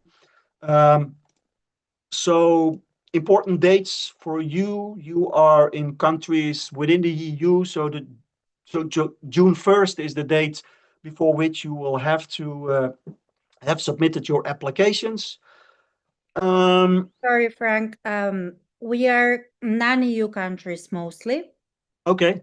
Yeah. So is it still June the 1st? Yeah, so Non-EU this is is not April. being a EU member, but in being in the EU region. I don't know exactly what the term is, but it's not confined to only countries that are member of the EU. Okay. But I know that, for example, Switzerland and non-EU countries are also considered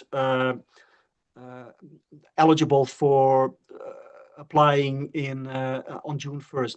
But make sure that you check on the website that I just mentioned what applies to your particular situation. Good points. Thank you for pointing that out.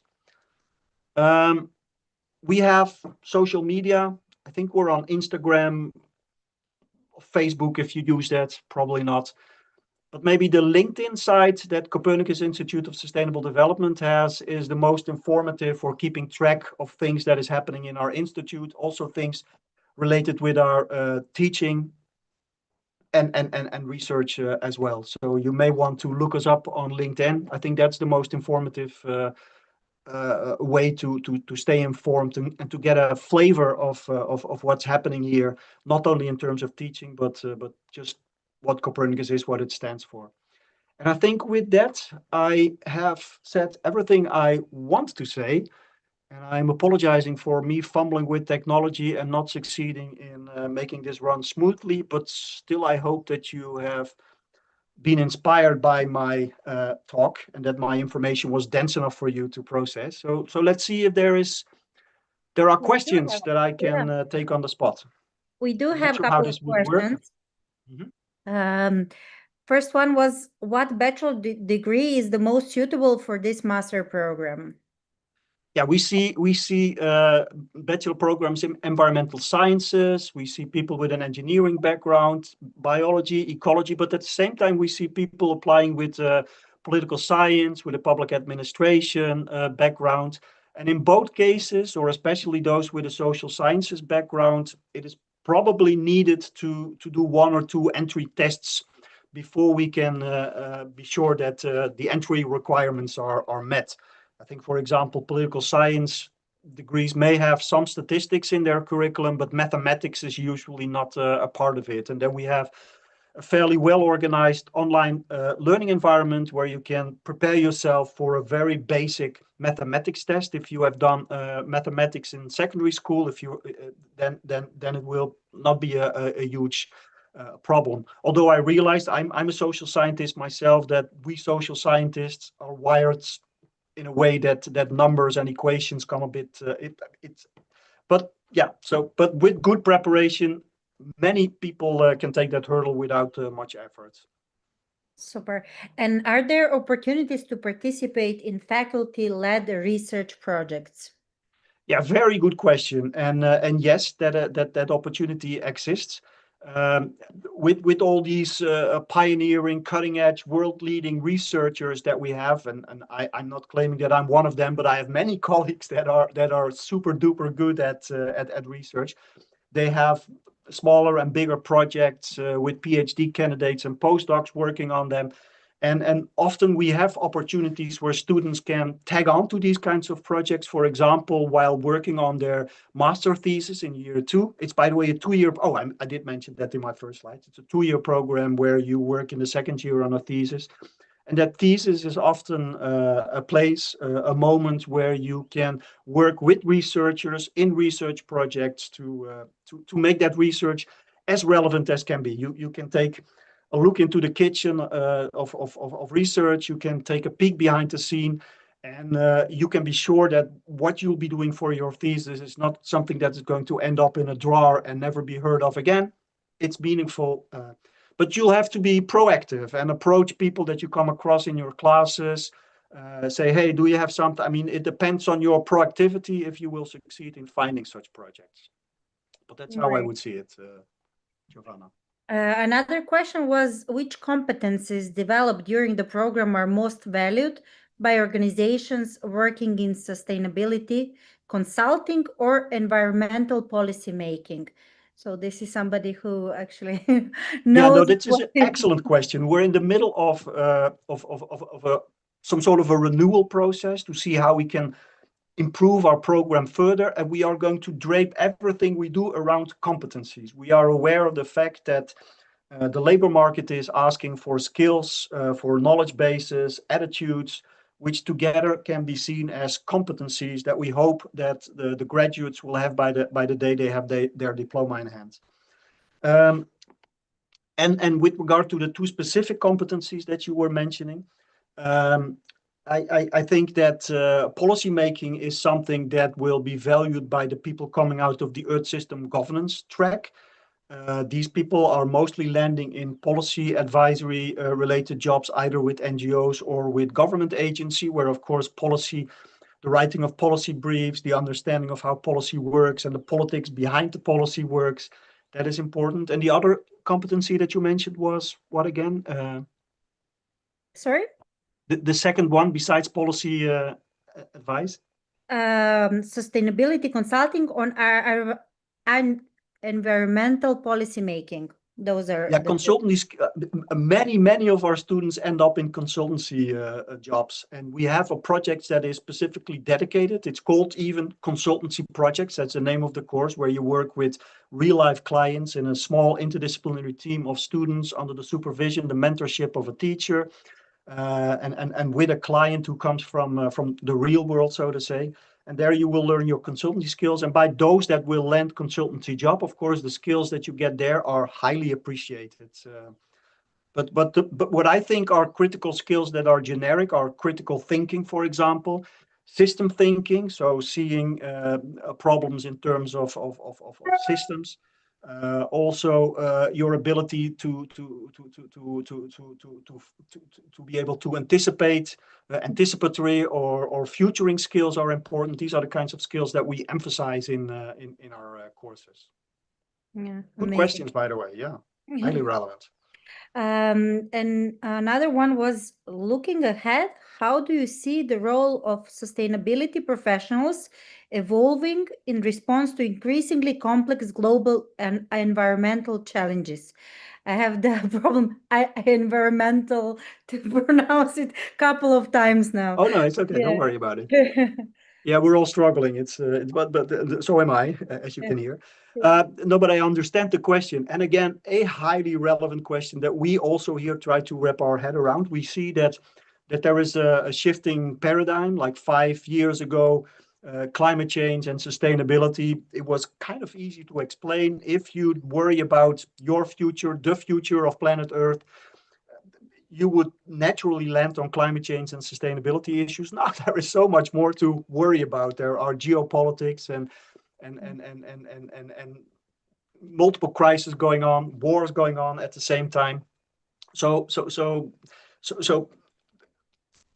Yeah, it's become way more complex.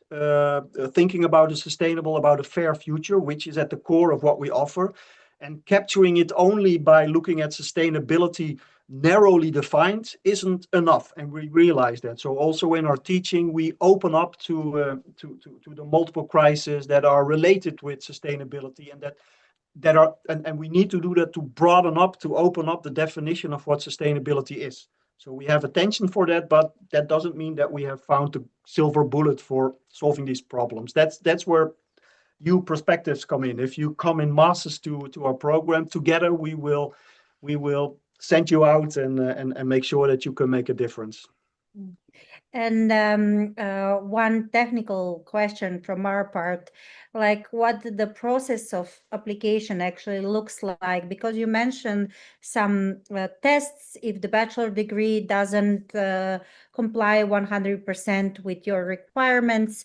Yeah. So what would be the best like time pace for those who want to apply now to start in September, let's say?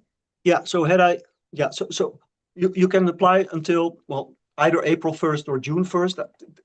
Please look up the exact dates. It's important that you don't miss the deadline. So sorry for not having realized that completely. No worries. But if you apply, you should be getting an answer in 2 to 3 weeks after your application, depending on whether or not your diploma would need to be certified or compared to Dutch standards. But that's what we aim for. You will get either an acceptance, a conditional acceptance, or a rejection. Hopefully not. But a conditional acceptance, which is what most people get, would maybe require you to, well, still get your bachelor's diploma. That is a reason for a conditional acceptance. Or you would need to take 1 or 2 tests. And the test that you would need to take, it's indicated in the letter that you will receive 2 to 3 weeks after your application. In that letter, it's indicated when, on what date you can make the test. It is also indicated, and you are added to an online virtual learning environment where you can find the materials that will allow you to and the instructions that will allow you to prepare for the 1 or the 2 tests that you will need to make. You're given a date, and on that date you take an online exam or a test that is proctored. So there will be vigilation, and you shouldn't be able to cheat, so to say. Maybe you remember that. I mean, we learned how to do that during COVID. This feels like COVID also, speaking to my laptop and hoping that someone at the other end is listening. But there is some silver lining stuff that we learned during COVID. But also proctored exams is one of these things. So you would be offered a date. We have 4 dates during which you can make these set dates. Had I prepared myself better, I would now be able to give you those dates, but I can't. I'm sorry, I don't know them by heart. But you will definitely be ready to know whether or not you are allowed to come on time. Yeah. Okay. So just they have enough time between the conditional acceptance letter and taking the test to prepare if you are providing the materials. Absolutely, absolutely. I guess all the students need to know that the things before they decide to apply. Okay, we don't have any more questions. Frank, thank you so much. It was very informative, insightful. We mentioned a couple of times during other panels sustainability, so it's definitely the subject, and we are quite sure that many of our students are thinking in that direction now. But knowing that Utrecht University offers these kind of programs and on such a high level really gives the opportunity to our students to try out and apply for your program. Thank you once again. It's been a pleasure, Giovanna, and thank you for offering me this opportunity to talk about our program, and good luck with the good work you're doing. Thank you so much. The pleasure was all mine, and hope to see you in Utrecht. Not like in COVID now. Yeah, who knows? Yeah, in person. That would be great. Yeah. Okay. Have a lovely evening. Bye bye. You too. Bye bye, Giovanna. Bye. Došli smo do samog kraja našeg Careers of the Future događaja. Nadam se da vam je bilo korisno. Sigurna sam da ste mogli da dobijete jako puno korisnih informacija, ne samo od naših govornika i panelista, nego i od naših mentora, predstavnika univerziteta i sa samih virtualnih štandova. Sajam će biti aktivan još nekoliko dana, samim tim što ste napravili, što ste se registrovali na platformu, moći ćete da joj pristupite i da skinete brošure, da dobijete još neke informacije koje možda sada niste uspeli. Nadam se da takvih nije puno. A svakako vas pozivamo da nakon događaja da nas pratite na društvenim mrežama, na Instagramu, na TikToku, na LinkedInu, da budete informisani što se tiče studija, pogotovo što je sada još uvek aplikacioni periodi su otvoreni, stipendije su još uvek dostupne. Naš sledeći događaj koji imamo uživo u Beogradu je 26. februara, dakle vrlo uskoro, i to u organizaciji sa Modul univerzitetom iz Beča. Pozivam vas da, ukoliko ste u Beogradu, dođete i budete deo ovog događaja koji se zove Talks and Cookies, Vienna is Calling. Svakako, Academica organizuje još veliki broj događaja uživo i online kojima možete prisustvovati i doneti konačno rešenje vezano za vaš studijski program u inostranstvu. Sve vas još jednom srdačno pozdravljam u ime celog Academica tima i stojimo vam na raspolaganju za sve što se tiče studija i stipendije u inostranstvu. Ćao!